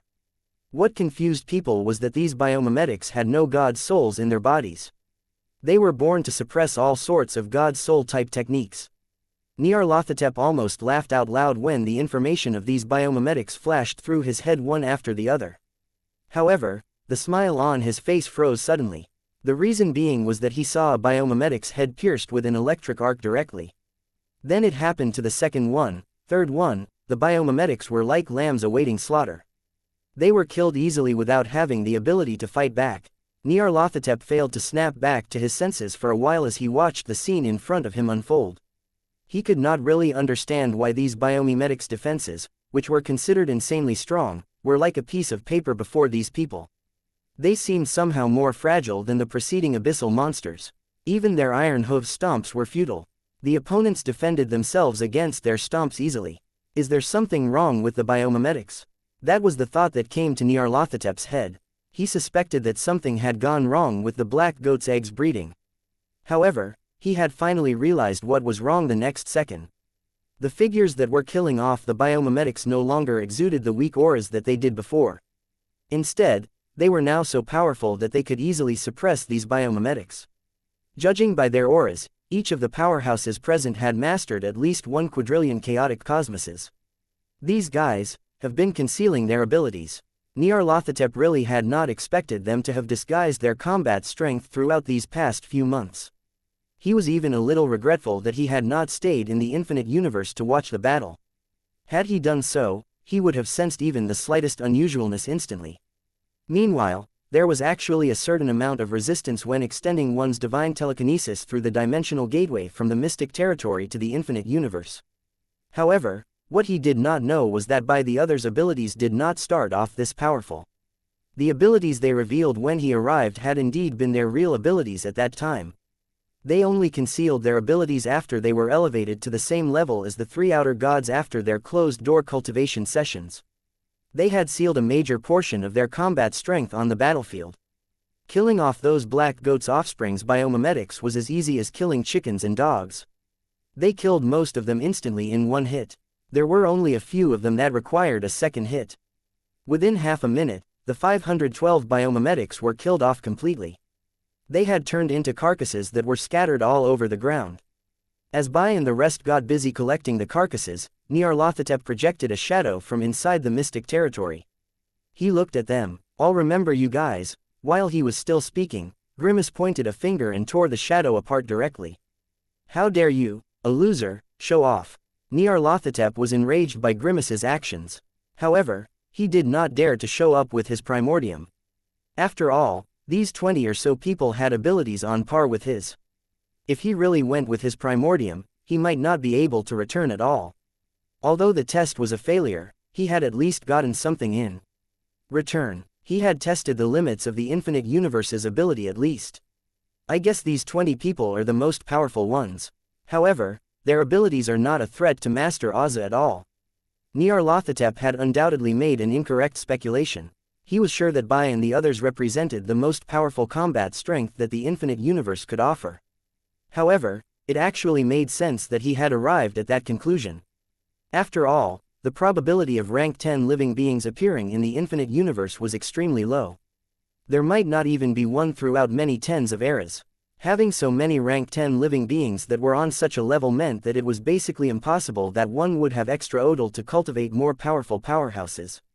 However, what he did not know was that Lin Huang had cultivated them to rank 10 through artificial techniques. In terms of their combat strength elevation, it was all thanks to Nyarlathotep's black goat's egg. Watching the mystic territory's door closing slowly, Bai and the others knew that Nyarlathotep's test had completely ended. None of them went after him rashly, as nobody knew what was behind the door. If Auza was awake, they would be seeking death by going in. Once the door was shut and the entire mystic territory disappeared, everyone was relieved. However, they knew that when the abyss attacked again, it would be the battle that would decide the ultimate victor. Dragon Emperor watched the entire war as a spectator. Although his divine telekinesis could not capture their movements in the end, he saw them collecting the carcasses with his own 2 eyes. Meanwhile, Old Man Heaven's Secret, who was watching from even further away, left quietly as soon as the mystic territory disappeared. Charcoal and the rest left soon after speaking to Dragon Emperor. Everyone was eager to go into their next round of closed-door cultivation. They wanted to refine the kingdoms they had obtained. Lin Huang nodded in satisfaction as he watched them return. Great performance, especially your acting skill. It was amazing. His compliments made them feel shy.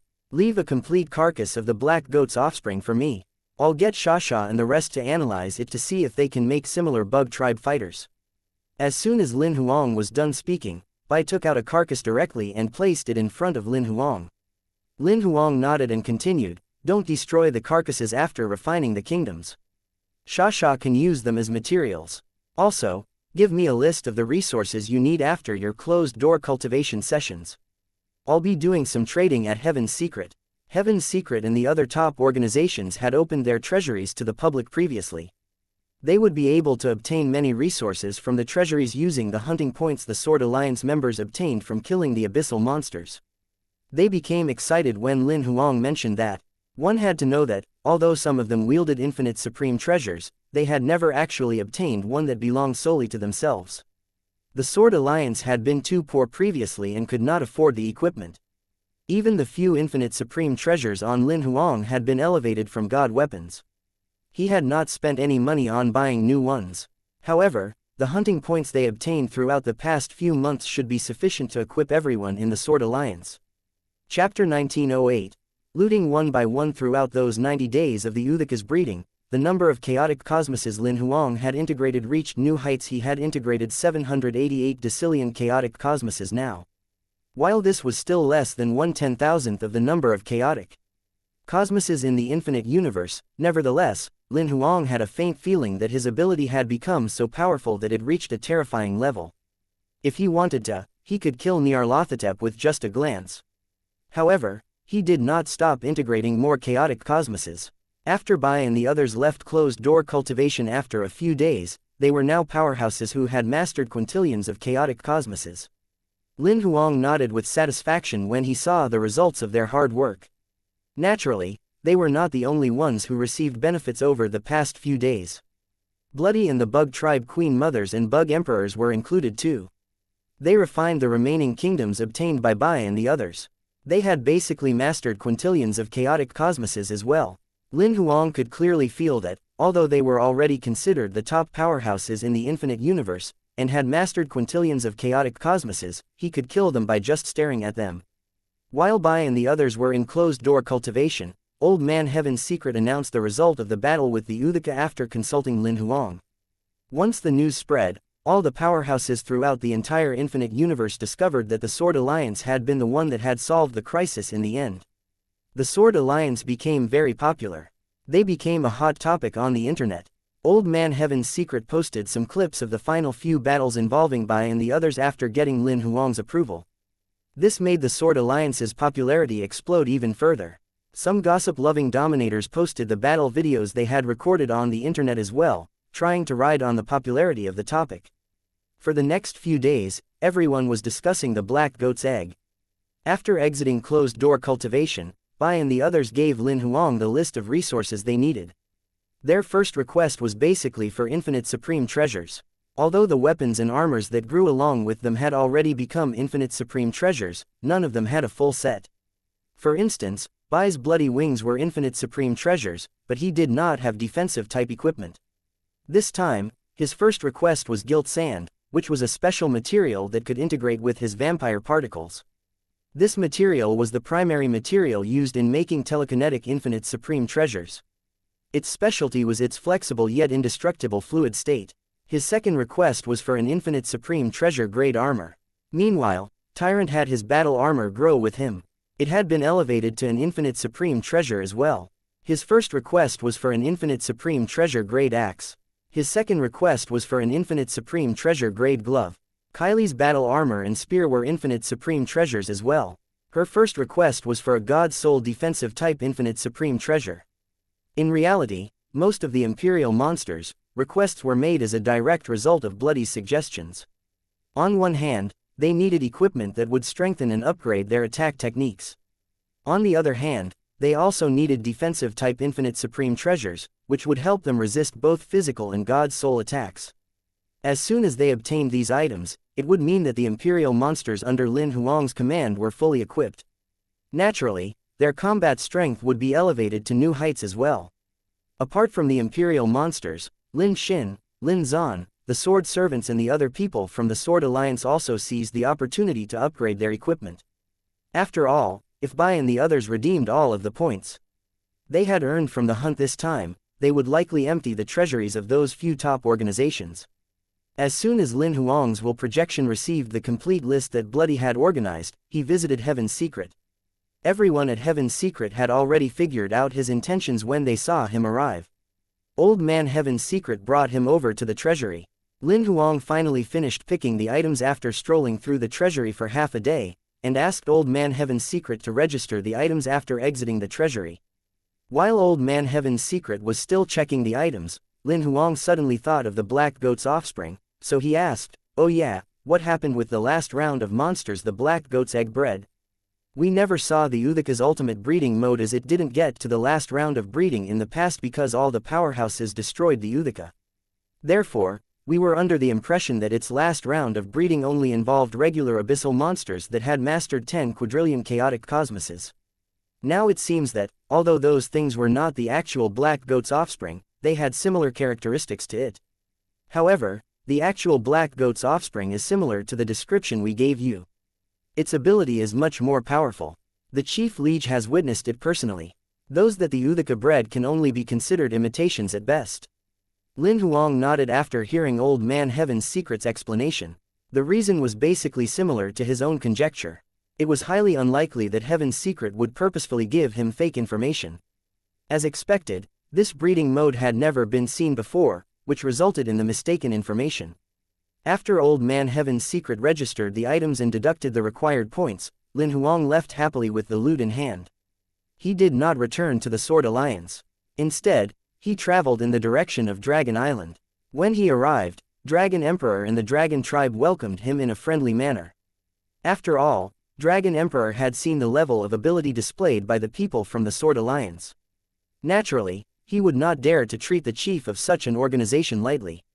With the Dragon Emperor guiding him, Lin Huang soon found his way into the Dragon Tribe's treasury. Not only did Dragon Emperor smile throughout the entire process of treasure selection, he even gave Lin Huang a detailed explanation of each treasure. He was so passionate that Lin Huang almost suspected that he liked men. What Lin Huang did not know was that Dragon Emperor had always been a flirty individual. He had had many flings with thousands of female powerhouses previously. After Lin Huang had selected the items he wanted, Dragon Emperor even gave him a 20% discount before deducting the points.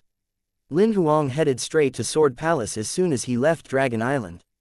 Although the palace master was dead, the treasury remained open as promised. As the funeral date had yet to be set, Lin Huang followed one of the vice palace masters into the treasury after offering his unofficial condolences. The vice palace master remained silent throughout the whole process of selection. Lin Huang was happy, as he did not like chatting with strangers anyway. After quickly selecting the items and getting them checked, he left directly. He visited a few more top organizations one after the other after leaving Sword Palace. The person in charge from these top organizations clearly looked terrible after Lin Huang finished selecting the items. The reason being was that Lin Huang had almost taken away all of the infinite supreme treasures they had on offer. Although they were unwilling, they did not dare to renege on their agreement. After all, they had all seen the news about the Sword Alliance that was plastered all over the internet. They could only deduct the required points and allow him to take the items. After visiting many places, Lin Huang had finally arrived at the Snow Domain, which was his last stop. Chapter 1909. Old friend Shui Luo. Snow Domain's headquarters was in an isolated chaotic cosmos. They had remained a reclusive organization over the past few eras. The chaotic cosmos where their headquarters was had never been revealed to the outside world either. They only chose to show themselves recently because of Oz's crisis. The chaotic cosmos where the headquarters was located then finally became visible to the public. Lin Huang quickly realized that the chaotic cosmos he had stepped into was actually no different from the other chaotic cosmoses. The star zone where Snow Domain's headquarters was located was, unsurprisingly, covered in snow. As Lin Huang informed them of his arrival earlier, and had not hidden his aura, he only disguised his aura. Many dominators in Snow Domain sensed his arrival as soon as he arrived. People from Snow Domain appeared before Lin Huang in a flash. "We welcome the Sword Alliance's chief Lin to Snow Domain." There was a light smile on Shui Luo's face. "We're considered old friends now, so there's no need for such pleasantries." Lin Huang nodded with a smile too. The people behind Shui Luo looked confused. They did not know how the Sword Alliance's chief knew their master. Shui Luo did not bother to explain. "Come and have a seat at the Snow Heavenly Palace." The people behind her were stunned when they heard what she said. Just when an officer that looked like a young lady was about to stop her, a white-robed middle-aged man beside her grabbed the officer and stopped her through voice transmission. The Snow Heavenly Palace was Shui Luo's bedroom. It was not a place where one would entertain guests of the Snow Domain. Under normal circumstances, they would organize a grand reception in Snow Domain's meeting room for a guest like the Sword Alliance's chief. Everyone instantly noticed that the Sword Alliance's chief seemed to have a really deep relationship with their master. Naturally, Lin Huang was not aware of all this. He thought that the Snow Heavenly Palace Shui Luo mentioned was the place where they usually entertained their guests. "Go back to the headquarters. I'll take care of Chief Lin." Shui Luo turned her head and ordered them. The few people bowed and left quickly.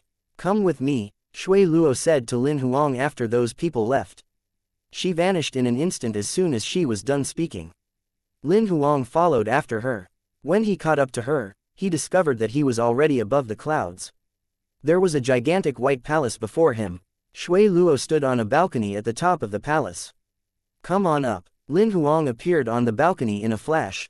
"It's quite peaceful here." Lin Huang looked down as he stood at the corner of the balcony. Endless white clouds filled his vision. He could also see the mountains, cities and rivers beneath the clouds when he focused. "I don't like noisy places." Shui Luo looked down as well, as she stood to the side. "Is this your private palace?" At that moment, Lin Huang finally noticed that this was not the place where Snow Domain would usually entertain their guests. The reason being was that, apart from a couple of maids, he did not sense the presence of any staff members inside the palace at all. "Yes, is something the matter?" Shui Luo nodded while smiling. "Not really. I originally thought that this was where the Snow Domain usually entertained their guests." Lin Huang smiled too. "What, are you in such a rush to talk business?" Shui Luo teased. "Not really." Lin Huang shook his head while smiling. After all, it was only his clone that came. As such, any delays during his visit would not cause problems. Moreover, to a certain extent, Shui Luo could be considered an old friend of his. It was understandable that she wanted to talk about something privately with him. "Thank you, to all of you." Shui Luo suddenly said that out of nowhere. "Why are you thanking us?" Lin Huang was stunned. "I'm thanking you guys for solving the Uthika crisis," Shui Luo explained while smiling. "Heaven's secret has revealed everything. They even posted some videos. Now the whole infinite universe knows that it was you guys, the Sword Alliance, who solved the Uthika crisis. Oh, so that's what you're talking about. Lin Huang finally understood why she thanked them. I thought that the infinite universe was doomed when I saw the Uthika. Shui Luo looked away from Lin Huang and stared into the distance. I even started preparing backup plans when I came back. I hid a couple of reincarnation seeds and sent them into a dimensional turbulence. Lin Huang smiled after he heard her words. There's no need to be so pessimistic. There will always be solutions to the problems that arise. Aren't you worried about being defeated at all? Shui Luo suddenly turned her head to look at Lin Huang. Worrying won't change a thing, so I would rather focus on becoming more powerful. Lin Huang shook his head. Why do I feel like you're confident in your ability to defeat Aza? Shui Luo stared at Lin Huang with doubt on her face. She really could not sense any fear of Aza from his demeanor at all. We'll only know for sure once we actually fight, Lin Huang responded calmly. He was not really worried about the current ability of Aza's primordium. However, what he was uncertain about was just how much more he would become after absorbing his clones. Shui Luo gleaned a hint from his response. Can't you tell me something more certain? I really don't know how powerful Aza will become in the end. What he said was indeed the truth. All right then, Shui Luo finally gave up on asking. The two of them chatted for quite some time before Shui Luo finally brought Lin Huang back to Snow Domain. She ordered a white-robed lady to bring him to their treasury. Lin Huang picked out a couple of items according to the list, and then left after saying goodbye. By now, Lin Huang had looted all of the treasuries that were open to the public. In reality, only 1/10 of the Sword Alliance's hunting points had been used up. However, the items he had redeemed those points for were enough to properly equip all of the Imperial monsters and sword servants. Lin Huang gathered his Imperial monsters and sword servants as soon as he returned to the Sword Alliance. He distributed all of the equipment and resources to them. If they included the original equipment the Imperial monsters had, now, they each almost had a full set of infinite supreme treasure-grade equipment. Meanwhile, the sword servants were equipped with full sets of chaotic supreme treasures. Lin Xin, Lin Zan and the others were fully equipped as well. However, Lin Huang did not get anything for himself. The god weapons he possessed had been elevated to the point that they were so much more powerful than infinite supreme treasures. Each time he reached a new milestone in his integration of kingdoms, the god weapons in his body would be elevated. He had no idea which level they were at now. Apart from that, the Queen Mothers, including xianxia, received many things too. Under the time flow acceleration in Lin Huang's kingdom, they had finally successfully analyzed the black goat's offspring's mimetics after 10 billion years. As long as they had enough materials, they could recreate similar creatures, which would be no weaker than the mimetics that the Uthika bred. Time flew by and, very soon, over a week had passed. An intense tremor spread throughout the infinite universe on that day. Lin Huang's pupils shrunk. He looked across space. He saw an extremely dark, fog-like door rapidly forming in the middle of the infinite universe. Chapter 1910. First Liege visits the door that opened this time was at least 100 times bigger than the one Nyarlathotep opened before. It was comparable to the size of hundreds of chaotic cosmoses. Even before the door opened, Lin Huang could sense the unusualness of this mystic territory. Is Aza finally coming? Lin Huang squinted as he watched the door open slowly. At the same time, his divine telekinesis sensed countless mystic territories descending frantically in the infinite universe. They were opening one after the other. When the black door was completely opened, countless mystic territories in the infinite universe seemed to go berserk. An insane amount of abyssal monsters began to pour out like tidal waves. Numerous virtual gods, true gods, heavenly gods, lords, Dao level, heavenly Dao level powerhouses and dominators stepped out of the mystic territories. They attacked the nearby areas.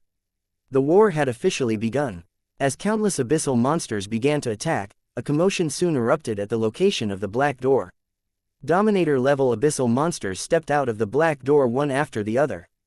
Soon, there were over 1,000 of them. Lin Huang started paying extra attention to the situation. Among the Dominator-level abyssal monsters, none of them were below rank -5.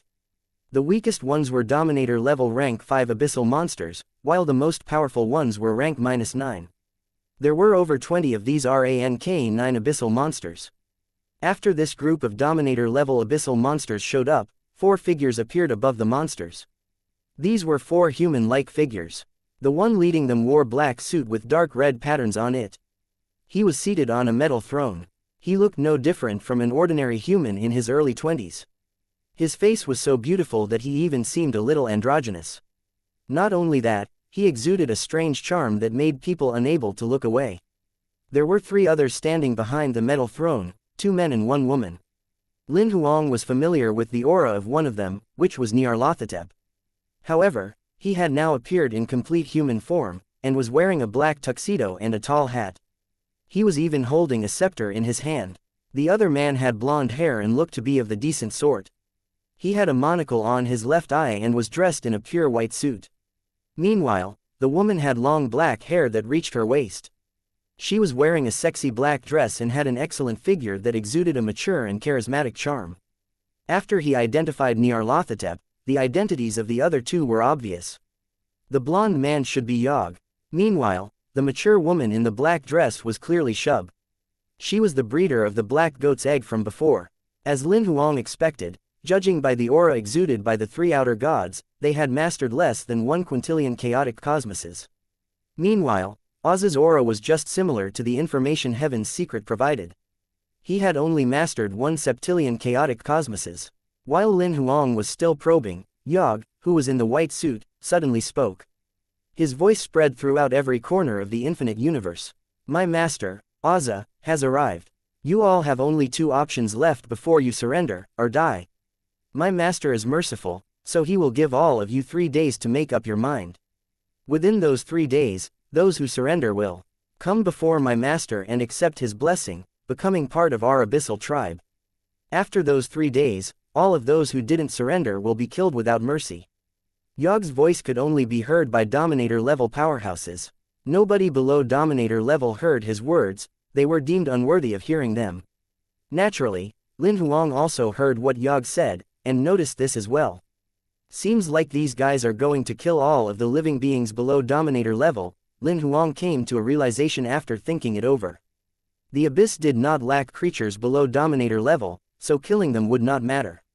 In fact, it would even reduce the drain on the abyss resources. Dominator-level powerhouses were asked to surrender as they were considered boss-level characters, even in the abyss. It was only natural that Oza would not reject any underlings of that level. Moreover, if a Dominator-level powerhouse surrendered to Oza, it would also mean that there would be 1 less Dominator-level powerhouse in the Infinite Universe's camp. As such, it was at least worth a try. Before long, all of the Dominator-level powerhouses in the Infinite Universe had heard Yog's voice. While they were indeed furious, they were also shocked by Yog's ability. So this is the strength of an outer god under Oza. That's amazing. I wonder how he managed that. To be able to spread his voice transmission throughout the entire Infinite Universe. This guy's god soul is powerful. However, Lin Huang saw through Yog's technique. He did not activate his god soul for the voice transmission at all. Instead, he used the force of Dimension Dao.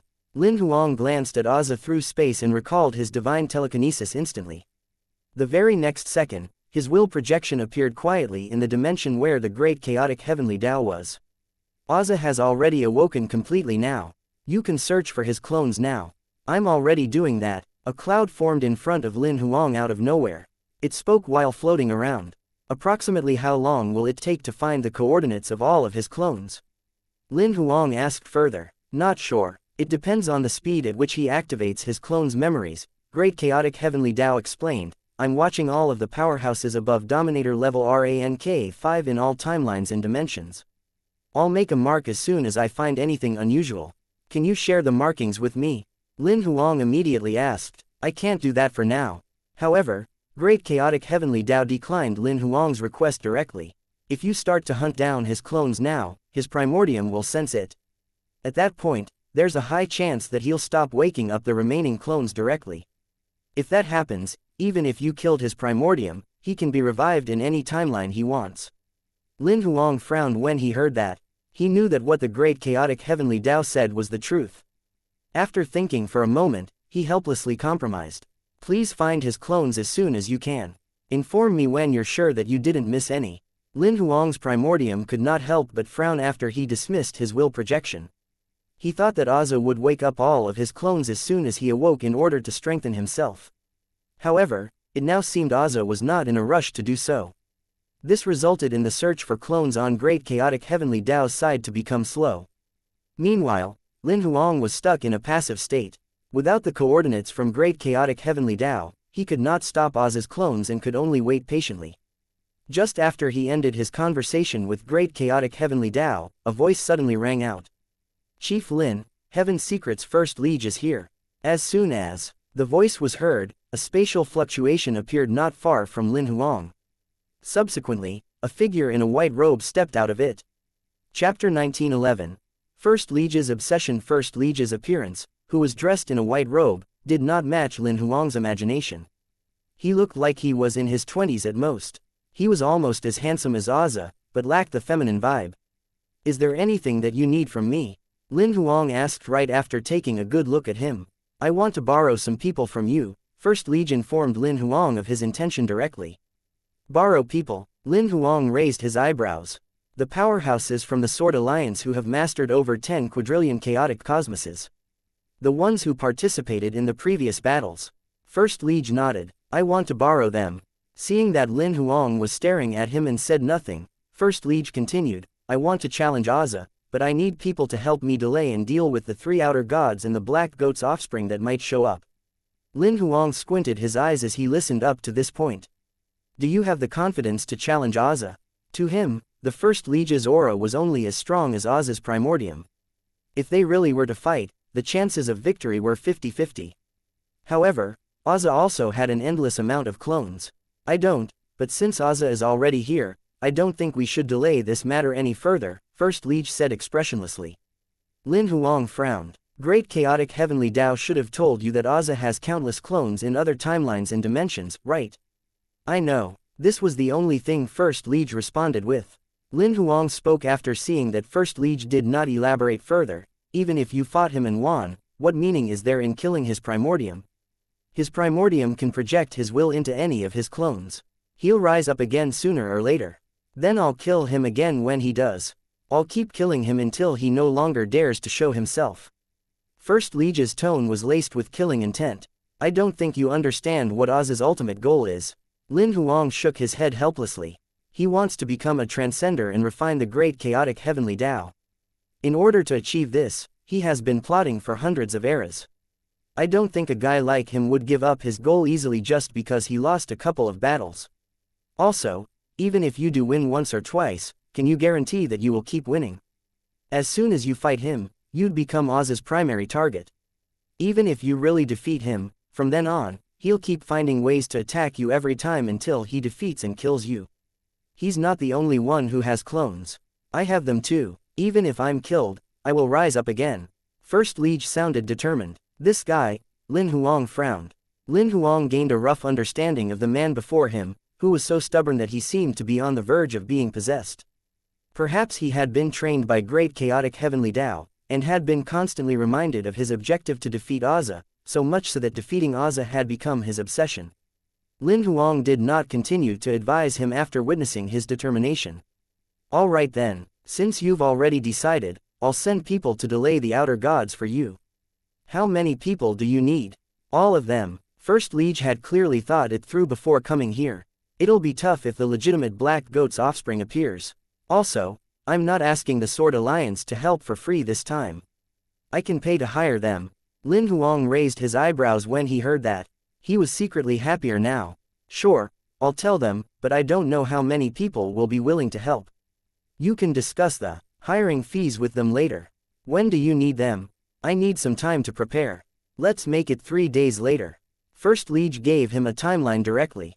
"Didn't Aza give us 3 days as well? I want to give him a surprise then." "Sure, I'll get them to empty their schedules for that day." Lin Huang agreed directly. First Liege left after obtaining Lin Huang's phone number. He thought for a moment after watching First Liege leave.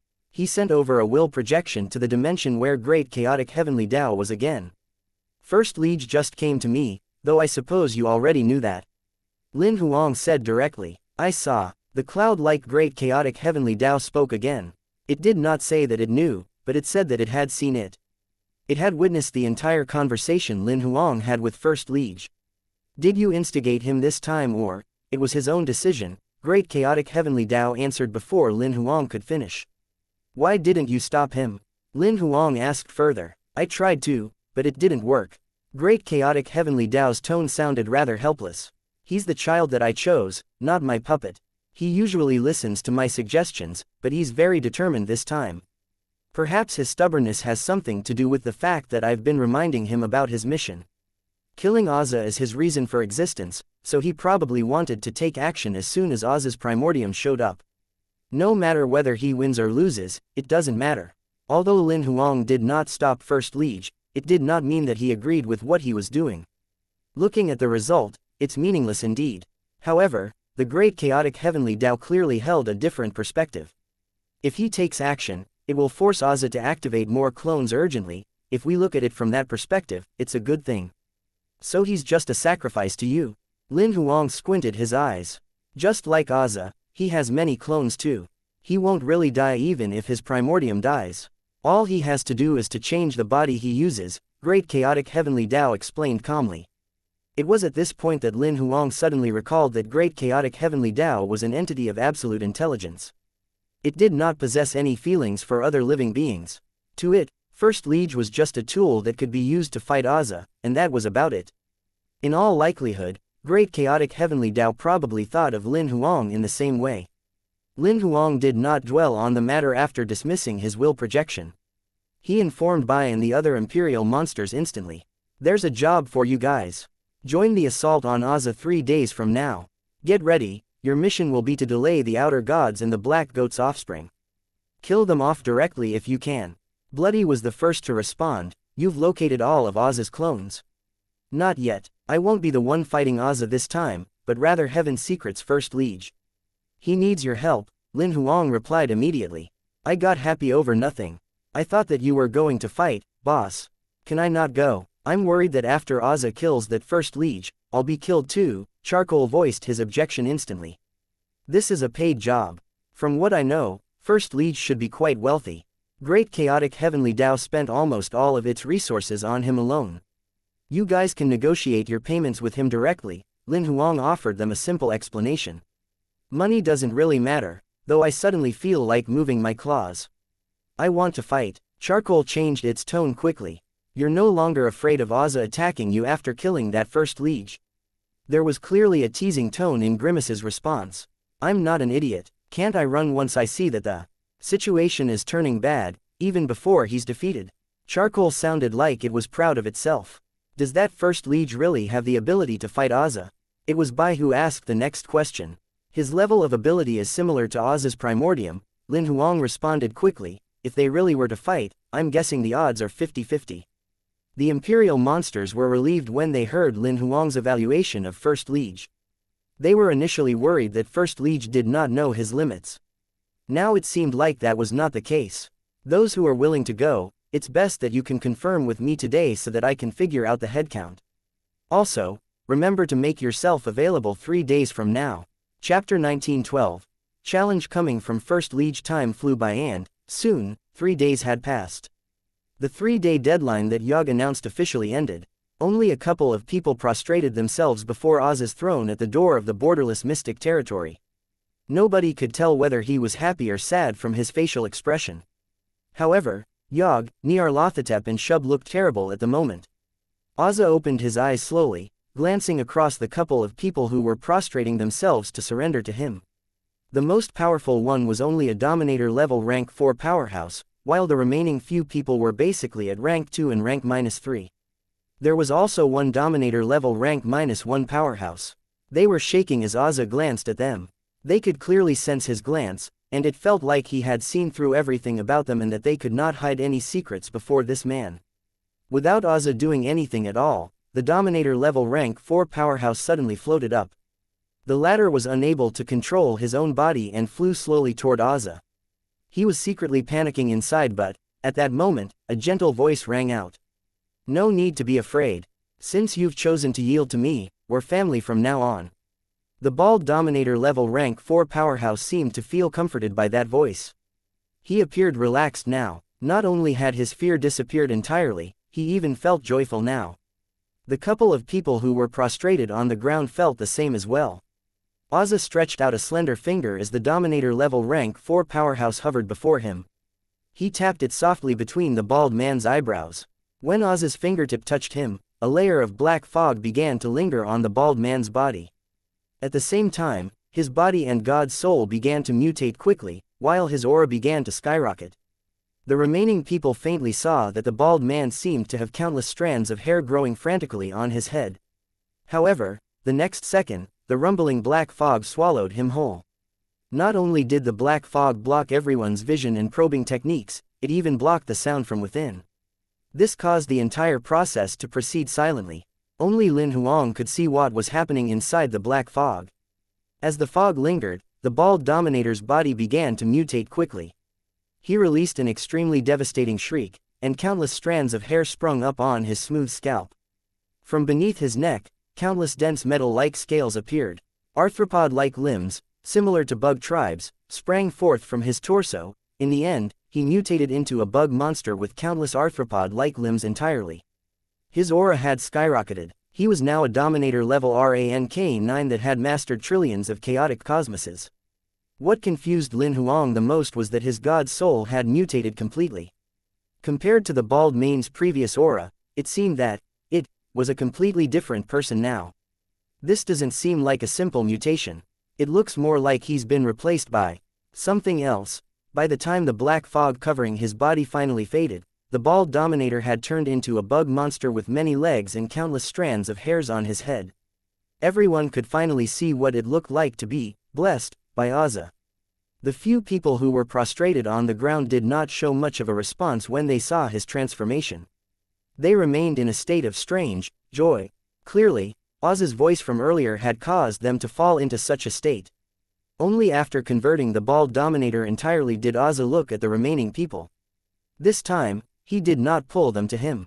Instead, he stretched out a finger and pointed it at them. A couple of black gleams shot forth and penetrated them, entering their bodies from between their eyebrows directly. The 6 of them were covered in black fog almost at the same time, and started undergoing the mutation process. Lin Huang watched the scene unfold from afar. He clearly saw the entire process of those 6 people being mutated. So it's not limited to just replacement, they're being mutated by having their will distorted forcefully. He had finally understood Ozza's technique. Ozza seemed to be able to plant a seed with his own imprint into another living being's body.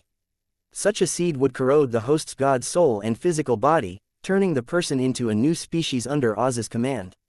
Although the creatures that were transformed this way retained the memories from before, they would no longer be the same living beings as before. Instead, they would become brand new individuals. One had to say that this technique suited Ozza's style indeed.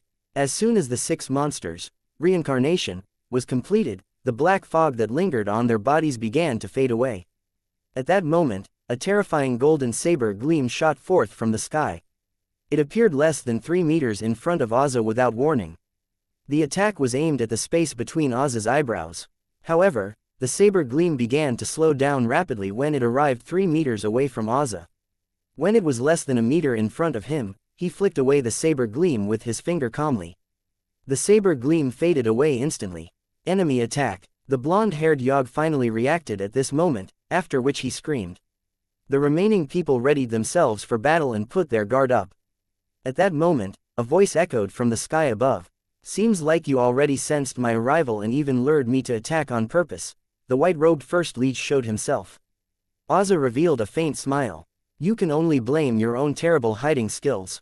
Indeed, as First Liege said, Ozza had pulled the bald Dominator closer the first time to hint to First Liege, who was hiding, that he had his guard down, thus luring him to initiate an attack. It doesn't matter if my hiding skills are terrible. It's sufficient as long as I have the ability to kill you.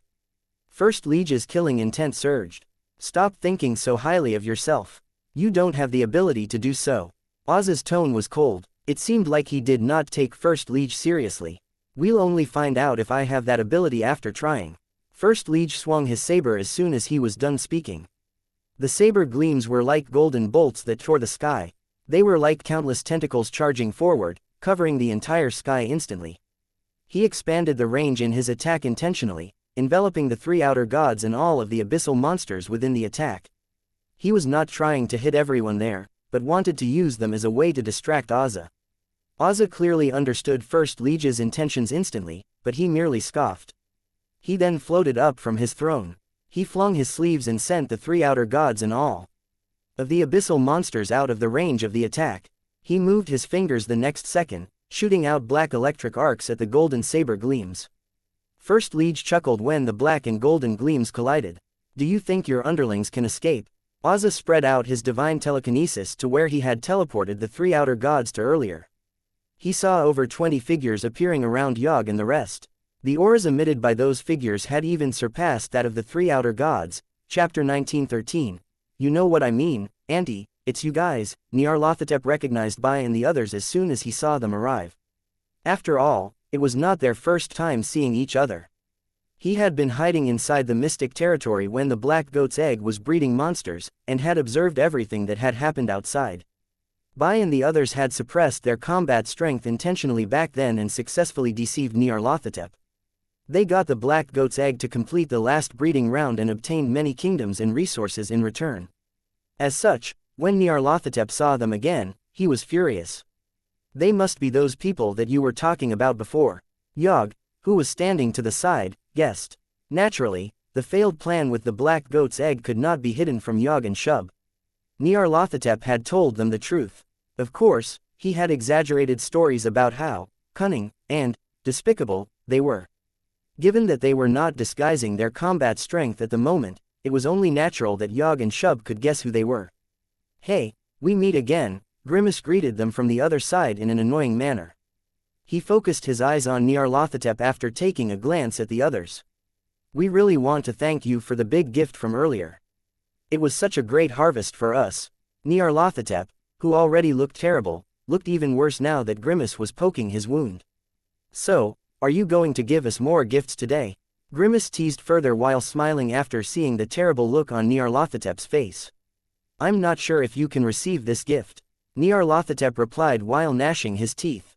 Just come at me, let's see if I can receive it. Grimace kept smiling. Nyarlathotep scoffed and said nothing further. He realized that he would not gain the upper hand in terms of words while Grimace was present. However, Grimace clearly did not plan to let things go just like that. If you're not going to give me anything, I can only attack you. Before Grimace was even done speaking, Nyarlathotep's pupils shrunk suddenly. He flew to the side quickly, as he sensed a fatal threat coming from behind him. When did you get here? Nyarlathotep had shock fill his face. He had not sensed Grimace moving at all, but the latter had appeared behind him out of nowhere. Be careful, this guy is an expert in illusions. Yogg, who was not far away, yelled. Oh, no, I've been busted so quickly. Although Grimace said that, there was no worry evident in his tone of voice at all. At the same time, an illusory shadow appeared next to Yogg's ear. It said softly, I suddenly think that you're more interesting than he is. Maybe I should kill you first. Before the shadow was even done speaking, Yogg had turned into a shadow himself and faded away. Grimace's shadow stuck to Shub's back directly when he saw Yogg running away. He played with her hair. Auntie, if I'm not wrong, you were the one who created the Uthaka, right? Give me a few more. Shub's hair was squirming frantically as if they were alive. Grimace's shadow snickered before fading away. Within the blink of an eye, Grimace had messed around with the 3 outer gods all on his own. The many abyssal monsters were stunned as they watched this scene. One had to know that the 3 outer gods were terrifying powerhouses that were only second in power to Ozza. They possessed absolute power. However, they were still tricked. Not only that, it seemed like they could not do anything to Grimace at all. You're courting death. Nyarlathotep stared furiously at Grimace. At this point, he now treated Grimace as his mortal enemy. It's useless for you to keep saying that. You have to back up your talk with actions. Grimace clearly did not take his threat seriously. Nyarlathotep. Just as Nyarlathotep was about to attack out of rage, Yogg's voice could be heard. We've been tricked. Nyarlathotep was stunned at first, after which he calmed down instantly. His pupils shrunk at that moment, and his body began to transform quickly. He turned into a pharaoh wearing a triangular golden crown. A golden staff appeared in his hand. There were complicated dark purple sigils engraved on it. He held it with his eyes closed and began to chant. A moment later, the surroundings collapsed like shattering glass and faded away. When Nyarlathotep opened his eyes again, he realized that the abyssal army behind the 3 of them had mostly been killed. The few that were still alive were dying. Aboth, who was in the form of a meatball, had been crushed into mincemeat entirely. Groth, who was like a giant eyeball, had exploded. There was only a pile of goo remaining where its body once was. Tulsha, which was like a green pillar of fire, was weakly emitting a few sparks. Although these supreme powerhouses had mastered over 10 quadrillion chaotic cosmoses, they were severely injured. They had lost their ability to fight completely. Yikes, I didn't expect you guys to see through this. Grimaces spoke softly. He looked at the transformed version of Nyarlathotep with great interest. You're pretty capable. Grimace. Bai frowned. He suspected that Grimace had let them out in advance on purpose. After all, this guy was known for his distasteful behavior. According to their initial plan, they were supposed to trap the 3 outer gods in the illusion, and only let them out after they had killed all of the abyssal monsters. However, Grimace clearly had not trapped them for long enough. This resulted in them escaping the illusion before Bai and the others had finished killing the final few abyssal monsters that had mastered over 10 quadrillion chaotic cosmoses. You really can't blame me for this. Grimace shrugged. I didn't know that he could shatter my illusion. Bai did not dwell on the matter.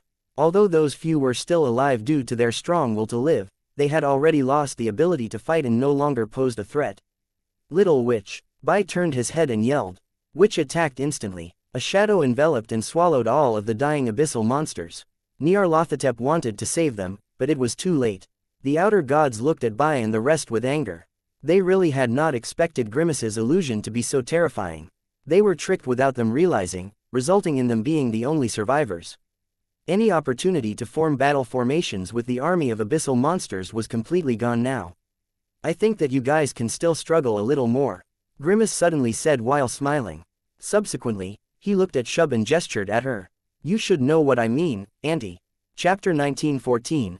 Shub's trump card. Shub frowned. She undoubtedly knew what Grimace was hinting at. Let them out. Yogg, who was standing to the side, suddenly spoke up while Shub was still hesitating. There's no way we can win if we don't release them now. Then the war later on, according to the initial plan, the Black Goat's offspring would only be used in the final war. After all, they were weapons solely created for that purpose.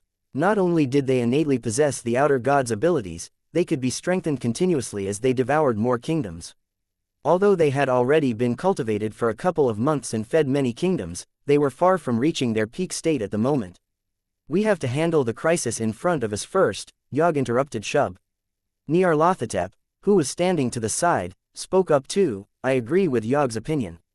An annoying voice rang out immediately after. I agree too. The voice belonged to Grimace. Right after that, Nyarlathotep waved his staff. Yogg and Shub then saw the tiny glass-like illusion fragments shatter quickly around them. It's useless. I can see through all of your illusion techniques when I'm in this form. Nyarlathotep looked at Grimace expressionlessly. Grimace had initiated his illusion secretly again while they were talking. However, the illusion was no longer a threat to the 3 of them. I must say you've piqued my interest even more. Grimace was not discouraged by the fact that his technique had been rendered ineffective. In fact, he became even more excited. There was burning desire in his eyes when he stared at Nyarlathotep. He glanced at Yogg after saying that. I'm sorry, my dear handsome man with the glasses, I can only push your rank on my hunting list down to 2nd place now. You change so easily, such a douchebag. Charcoal, who was not far away, teased him. Clearly, the atmosphere on Bai and the other side was quite relaxed. On the other hand, Shub had no choice but to use her trump card. She did not make this decision due to the instigation of her 2 partners, but rather due to her own concerns. The 3 of them might not be able to defeat these people from the Sword Alliance even if they were to fight with them one-on-one. Now there were 20 of them on the opposite side, which meant that their enemies had the upper hand in terms of numbers. If she did not use the Black Goat's offspring now, the 3 of them would most probably die here. If that happened, she would not be able to summon the Black Goat's offspring to participate in the final war later on. Shub performed the hand seals quickly, while Bai and the others watched expressionlessly. None of them stopped her because they hoped that she would summon the Black Goat's offspring. They knew that each of the Black Goat's offspring's kingdoms were as powerful as the outer gods.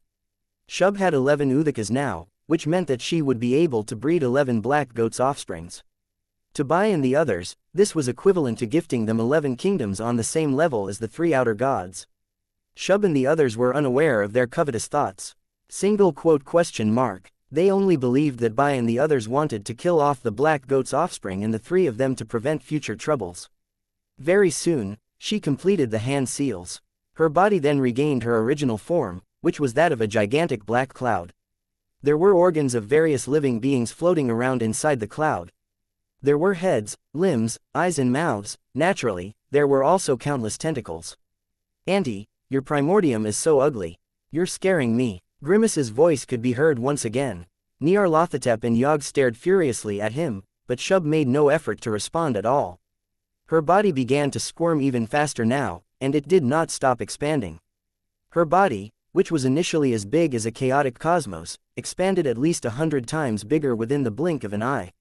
The expansion finally slowed down when the size of her body was close to the size of the door of the mystic territory that had opened this time. A moment later, a giant hoof slowly stepped out of the black fog, the black goat's offspring. Bai and the others stared fixedly at the monster that the black fog had bred. It was a gigantic monster with hooves. It had 3 elephant-like thick hooves. There were huge black blobs of flesh on its hooves. There were irregular goat mouths and eyes all over those blobs. On top of the flesh, there were thick tentacles standing erect like horns. This monster was similar to the black goat's offspring, the Uthaka bred in the final round of breeding, but it had slight differences in terms of form. The strength of its aura was also higher. The aura of the black goat's offspring before them had clearly surpassed the outer gods. It was no weaker than Bai and the others. It was definitely a supreme powerhouse that had mastered quintillions of chaotic cosmoses. After the black goat's offspring emerged, they very soon saw a second giant hoof step out of the black fog. The second black goat's offspring emerged. Its form looked exactly the same as the first one. It was just that there was a slight difference in terms of the strength of their aura. Nevertheless, it had also mastered quintillions of chaotic cosmoses. Subsequently, the third and the fourth ones emerged. The black goat's offspring spawned one after the other. After the 11th one emerged, the gigantic black fog finally started to shrink. However, Bai and the others were no longer focused on her. Instead, they were staring at the black goat's offsprings. "We don't know what their abilities are yet, so let's separate them first and fight them individually." Bai ordered immediately. He was the first one to charge at one of the black goat's offsprings. Lancelot, Kylie and the others soon followed after him quickly. Grimace was the only one who chose not to, instead only taking a brief glance at the black goat's offsprings before turning to look at the 3 outer gods. The very next second, Shub's expression changed. She had just regained her human form. The reason being was that she suddenly realized that she had lost track of the black goat's offsprings. She turned and looked around. She noticed that Nyarlathotep and Yog were the only ones left around her. The 11 black goat's offsprings she had bred were not the only ones that had disappeared. The people from the opposite side were gone too. "I'd like to welcome the 3 of you to my kingdom." The 3 outer gods could not help but frown when they heard that voice. It was the same annoying voice that they hated from the bottom of their hearts. Grimace's illusory large face appeared above their heads. He looked at the 3 of them with a smile. "Didn't you want me to breed the black goat's offsprings? What, you dare not challenge them now that they have been bred?" Shub's voice took on a mocking tone as well. "There's no rush. Those things with thick and rough hides aren't easy to kill." Grimace's other large face appeared not far away. "I'll kill you guys first. Wouldn't I easily obtain 3 kingdoms that way?" Chapter 19:15. Grimace's kingdom. One had to say that Grimace had planned well. He had already mastered quintillions of chaotic cosmoses. Meanwhile, the 3 outer gods before him had clearly mastered less than 100 quadrillion chaotic cosmoses. In terms of strength alone, it would be easy for Grimace to kill 3 of them instantly. However, since they were the outer gods under Auza, it would only be natural for them to have some tricks up their sleeves. Just like how Nyarlathotep broke Grimace's illusion technique multiple times. Although Grimace had not been using all of his strength, it was sufficient proof of the stunning capability of Nyarlathotep's technique. Nevertheless, now that they were dragged into his kingdom unknowingly, even Nyarlathotep would not be able to escape now. "Now that you're in my kingdom, you'll have to play by my rules." When the 3 outer gods heard what Grimace said, they had a bad feeling. "Let me think. What sort of game should we play?" Grimace's illusory shadow held his chin and fell into a state of deep thought. At that moment, Yog attacked. He waved and a spatial rift instantly appeared where Grimace's illusory shadow was. However, Yog's pupils shrunk the very next second, and his expression looked even more terrible now. The reason being was that the attack did not do anything to Grimace at all. It was as if his attack had landed on a different dimensional layer than the one the shadow was in. Stop wasting your time. Inside my kingdom, all of your attacks on me are futile until the game officially begins, Grimace's projection explained while smiling. The players can only fight once the game has begun. After hearing that, the three outer gods instantly understood the characteristics of Grimace's kingdom. Most of the kingdoms would either elevate one's combat strength directly, indirectly, or restrict their opponents in certain aspects. However, a small number of people's kingdoms were more unique. Their kingdoms belonged to the category of rule-type kingdoms. Those who entered their kingdom had to follow the rules of the kingdom in order to fight. Grimace's kingdom clearly belonged to this category. This type of kingdom was also the most difficult to deal with. After realizing that, the three outer gods activated their kingdoms almost at the same time. They wanted to use their own kingdoms to circumvent a portion of the rules in Grimace's kingdom. However, they realized the very next second that they could not activate their kingdoms at all. Grimace obviously sensed what they were doing, after which he smiled again. I've already told you to stop wasting your time, but you just won't believe me. Their three expressions looked extremely terrible now. Alright, I've made up my mind. At that moment, Grimace appeared to have made his decision. Let's play. Statue. The three of them were stunned when they heard the name of the game. Grimace ignored their reactions and began to describe the rules of the game. These are the rules of the game. I'll count to 3, after which you guys must dodge all of the statue's attacks. If any of you are touched, even if it's just a strand of hair that's touched, that person will turn into a statue directly, and thereafter join in on the attacks on the remaining players. How was this? Statue. It had no similarities to the actual game at all. The three outer gods secretly complained in their hearts. What would happen to the people turned into statues after the game ends? Yog was the first to calm down and ask a crucial question. They'll become part of my personal belongings, Grimace answered while smiling. To be exact, they'll become a toy in my kingdom. Yog's pupils shrunk, after which he asked, what if we win? Ha! Grimace chuckled softly, but he responded anyway, if any player really wins, that player can leave my kingdom in one piece. I'd like to add to that. The players who lost can't leave even if someone wins. What is the combat strength of the statue? Yog asked further. Similar to the three of you, Grimace explained patiently, if I used one stronger than you guys, that would make for an unfair game. Ozzy from dodging, we can attack too, right? It was Nyarlathotep who asked the next question. Of course you can. Grimace smiled even brighter now. As long as you can guarantee that your physical body won't touch the statue, you can use any of your techniques. What's the duration of the game? There must be a limit, right?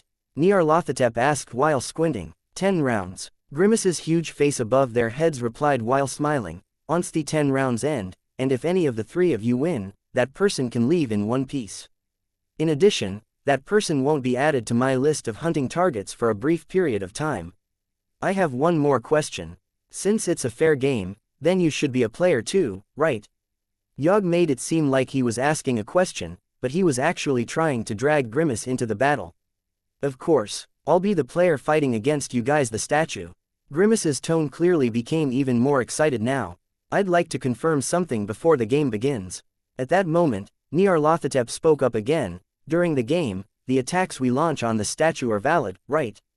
Of course they are. Grimace gave him an affirmative answer directly. If you guys have the ability, you can try to kill me. This is another way to win this game. Perfect. I like this method of victory. Shub, who was standing to the side, felt her killing intent rising. Auntie, your killing intent is leaking out, Grimace teased her inappropriately. Shub's killing intent grew even more intense. Nyarlathotep and Yog remained calm. They asked a couple more questions regarding the rules of the game. If that's all, then let the game officially begin. Grimace's few large illusory faces finally faded away slowly. His real face formed not far away from the three of them. Although they saw the face consolidating, they did not act rashly. The reason being was that they knew that attacking would be completely a waste of time until the game officially began. They would only waste their dominator power by doing so. As the three of them watched, Grimace's body distorted rapidly. Within a few breaths of time, he had transformed into a gigantic tree. It was tens of thousands of meters tall with countless branches spread in all directions. There were at least millions of branches on the tree. The three outer gods clearly looked terrible when they saw his transformation. He dared to call that a statue. That looked more like the statue's ancestor. Fortunately, the three of them clearly sensed that the strength of the tree's aura was similar to theirs. They were at the very least relieved about that. If Grimace did not adjust the aura and used his own combat strength after transforming into this statue, the three of them would most likely lose during the first round. Once the statue consolidated completely, a lady's voice that sounded somewhat machine-like suddenly echoed in the sky. 1, 2, 3, statue. Chapter 1916. 1, 2, 3, statue. As soon as the machine-like female voice rang out, Grimace, who had transformed into a gigantic tree, stretched out hundreds of millions of his branches, which charged toward the three outer gods like a net. The outer gods dodged immediately, but the branches pursued them, making it difficult for them to shake the attack off. The three of them moved as fast as they could, dodging frantically along the way. Very soon, the branches from the gigantic tree had almost spread across the entire space. The outer gods soon realized that the space in which they could maneuver had rapidly shrunk. They shifted their strategy instantly and began to fight back, clearing out the branches that were coming at them. However, the tree that Grimace had transformed into was not to be underestimated either. His recovery ability was rather terrifying. All of the branches seemed to regenerate quickly the moment they were chopped off. Although that was the case, the brief period of respite after chopping off the branches greatly relieved the pressure on the three. The first round of attack lasted for a whole day before it finally stopped. The outer gods could finally breathe a sigh of relief. Throughout that day, the three of them had, several times, actually tried to take the initiative to attack Grimace. However, he had pretty stunning defensive ability after being transformed into a gigantic tree. They only managed to chop off the branches after using almost all of their might, so one could imagine how helpless they were against Grimace's extremely thick trunk. Among the three of them, even Yogg, who possessed the most powerful attack ability, only left a scratch that was less than 10 centimeters deep on the tree trunk. Meanwhile, Nyarlathotep and Shub's attacks only left scratches that were less than 5 centimeters deep. The tree that Grimace had transformed into had a trunk that measured thousands of meters in diameter. Even if he did not obstruct them with the branches and allowed them to attack him, it would take tens of thousands of their attacks to break the tree. Not to mention that, apart from the branches, the trunk also had powerful regeneration abilities. He used less than 0.01 seconds to restore the scratch that Yogg had left behind. After trying several times, the three of them belatedly realized why Grimace said fearlessly, "If you guys have the ability, you can try to kill me. This is another way to win this game." The reason being was that they would never be able to win in this way. After confirming this fact, they could only try to clear the game normally by holding on for 10 rounds. Fortunately, although they were a little clumsy in the beginning during the first round, they very soon adapted to Grimace's attack patterns. If the level of difficulty remained the same, they would be able to hold on for 10 rounds. Just as they were thinking that, Grimace's voice suddenly rang out. "The first round can be considered a warm-up. I wanted you guys to become familiar with the rules of the game. After all, it's boring to have the game end so soon." The three of them felt their hearts sink when they heard that. Clearly, the game would only become more difficult from now on. As soon as Grimace was done speaking, the machine-like female voice suddenly rang out again. 1, 2, 3, statue. The second round of the game had officially begun. The gigantic tree Grimace had transformed into suddenly shook as soon as the machine-like voice faded. It only took a moment when the tree split into two at speed that was visible to the naked eye. The three of them raised their brows when they saw that. As expected, the difficulty level had increased in the second round. The very next second after the tree had completed the split, the branches of the two gigantic trees seemed to come alive like snakes. So fast. Shock flashed in Nyarlathotep's eyes. He was stunned to discover that not only had the number of branches been doubled in this round, but even their attack speed had been increased almost tenfold. They had spent a day adapting to the rhythm of the battle, and now it had changed completely. Be careful, only one tree's attack speed has increased. This had caused the three of them to fall into a dangerous state again. It was even more dangerous than when the first round had begun. Yogg quickly told the other two the result of his observation through voice transmission. However, things did not look much better for them. In reality, they could handle the two trees easier if both possessed the same attack speed. The reason being was that, if the trees' attack speed was consistent, there would only be one battle rhythm to adapt to, which would make it easier for them to adapt. However, the two trees' attack had two different attack speeds now. This meant that they would have to adapt to two different battle rhythms. Not only that, as there were too many branches, they could not tell which tree the branches were from. They could only adjust themselves according to the attack they faced at that moment.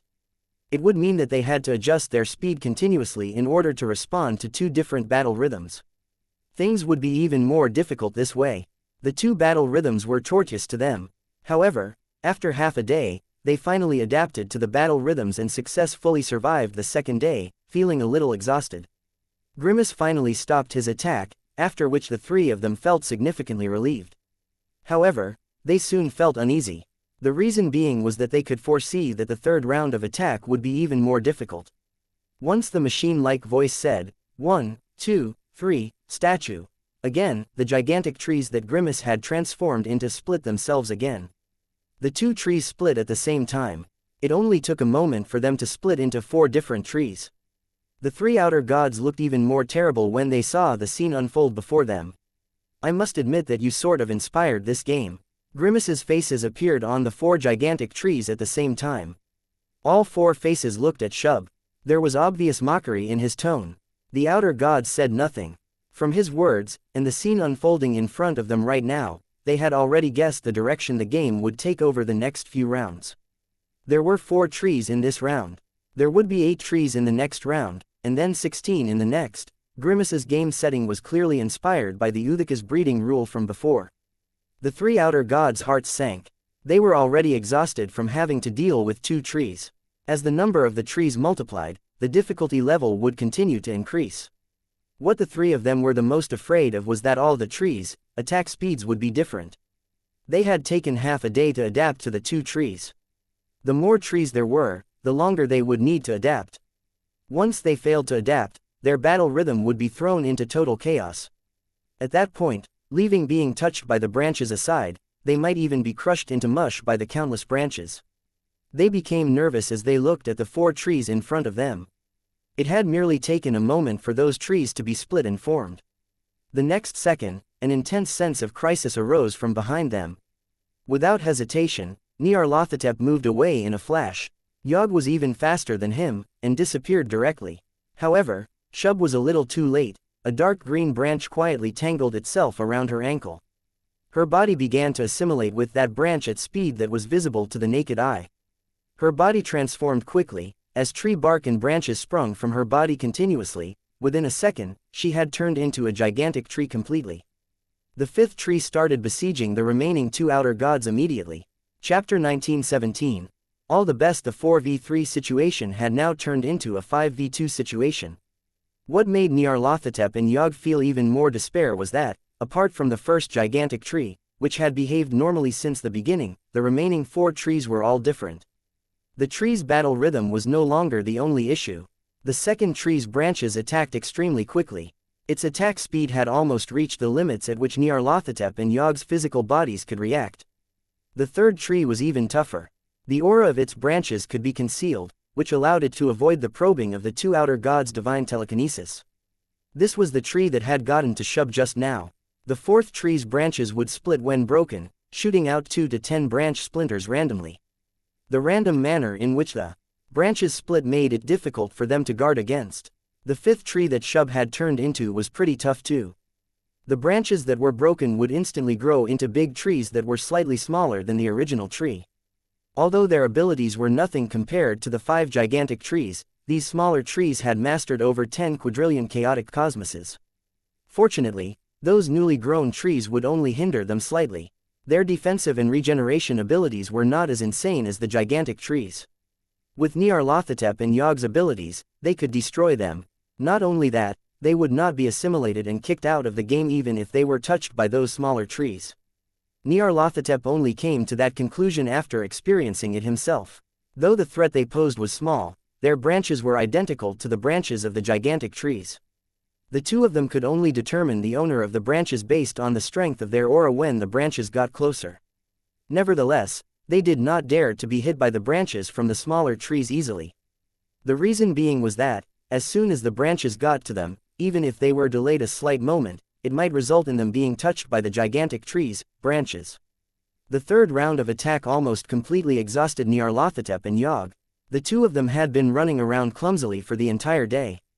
Yog's situation was better, as running was his expertise. However, it was tough for Nyarlathotep. The countless branches from the 5 gigantic trees and the hundreds of smaller trees seemed like an endless web that covered the sky. He was experiencing countless life or death situations every minute and every second. He even endured the attacks of the smaller trees in order to avoid being touched by the branches of the gigantic trees. Fortunately, this round had finally ended. The two of them finally experienced a brief moment of respite after seeing the 5 gigantic trees recalling their branches, and the smaller trees disappearing.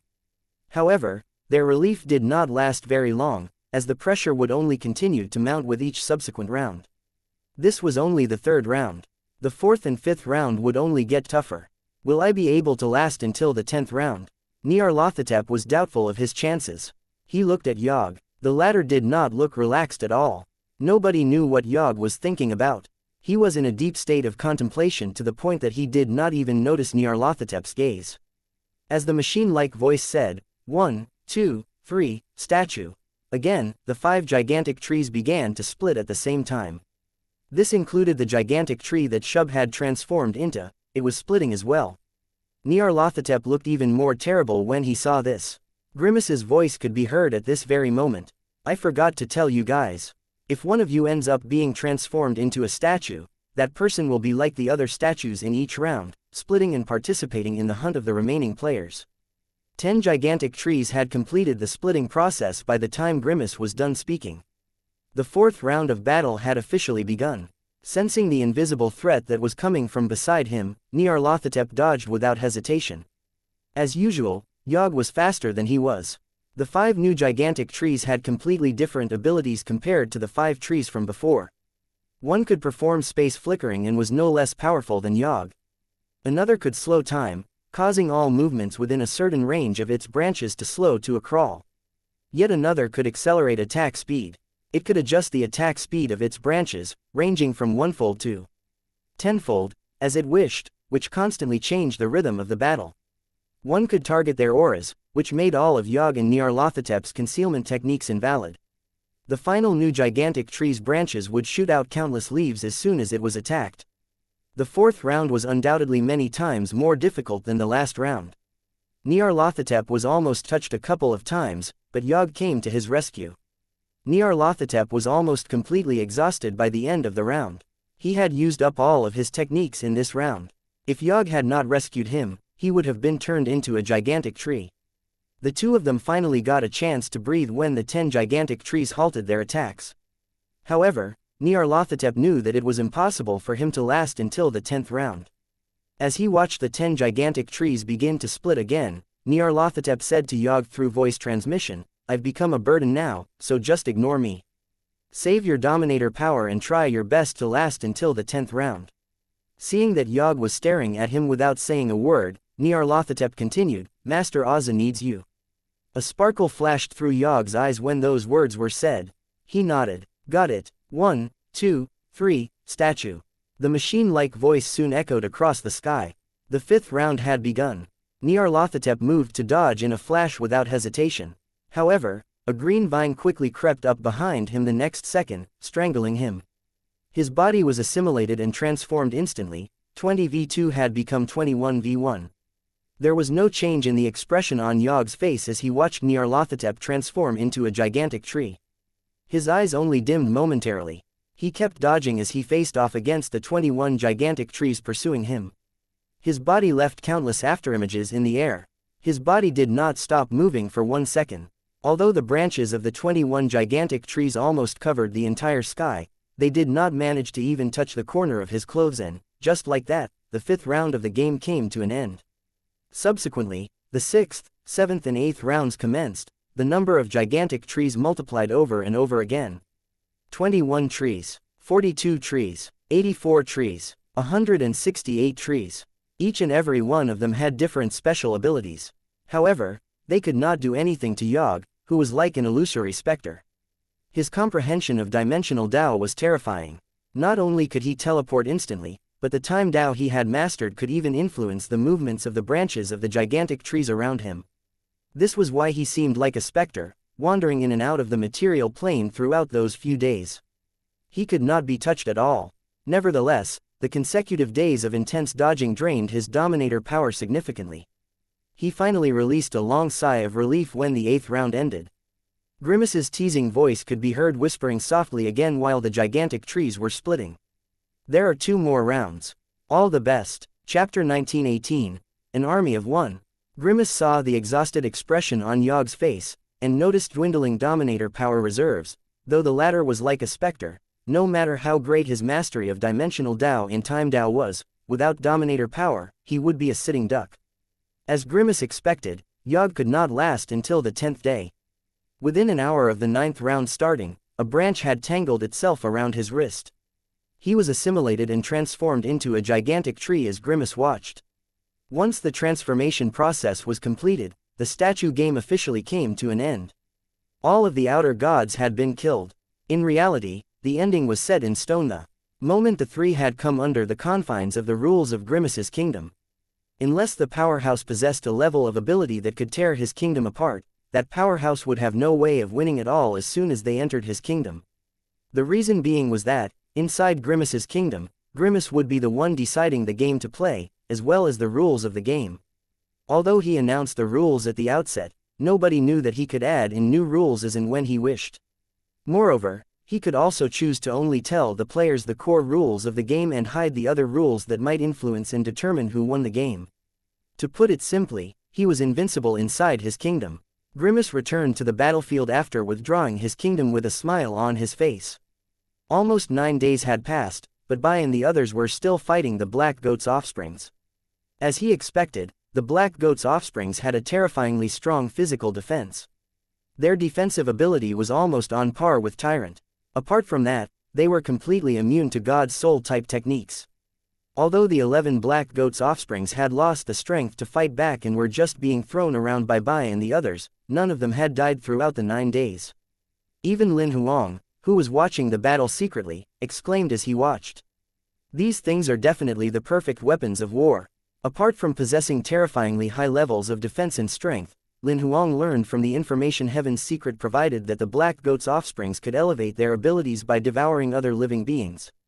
If they were allowed to eat those powerhouses, bodies on the battlefield as they wished, their combat strength could totally break through past the thousands of quadrillion chaotic cosmoses that they had mastered now. It was definitely possible for them to master hundreds of quintillions of chaotic cosmoses. The current Black Goat's offsprings could be considered half-matured at best, which was why Bai and others were beating them up. Seeing that none of them had activated their kingdoms, Grimace appeared next to a Black Goat's offspring and pulled it into his kingdom while nobody was watching. As the Black Goat's offspring started looking around blankly, Grimace's huge face appeared in the sky again. "Let's play a game, big guy, Grimace," that B** starred. Charcoal was gritting its teeth. They had initially tacitly agreed to fight together, and share the kingdoms equally later on. In the end, not only did Grimace take the 3 outer gods for himself, he even secretly took a Black Goat's offspring away. "Don't worry. I'll make him spit it out." Bai glanced at where Grimace had disappeared from and spoke in a heroic manner. While Bai and the others were still besieging the Black Goat's offsprings, Oz's Primordium and Heaven's Secret's First Liege were in an intense battle on a battlefield on the other side. The 2 of them had similar levels of combat strength. However, in terms of abilities, Ozza was slightly more powerful.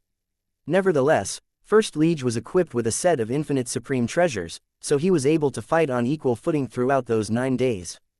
In fact, because he was a saber cultivator with powerful attack abilities, to outsiders, it almost looked like he had the upper hand and was suppressing Ozza. However, Lin Huang, who was watching the battle secretly, saw through the matter clearly. Although First Liege was powerful, it was almost impossible for him to kill Ozza given his level of ability. Ozza was almost invincible among powerhouses of the same level.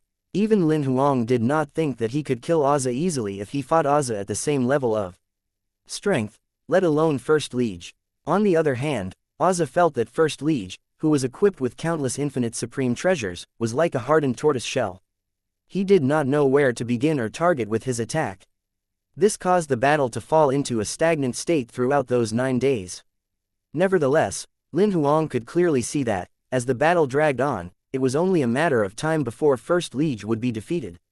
The reason being was that the rate at which First Liege drained his dominator power was greater than Oz's, due to the fact that he was covered in infinite supreme treasures. In comparison, Oz did not face such an issue. His body was as strong as an infinite supreme treasure to begin with. One had to know that First Liege was a saber cultivator with powerful attack capability.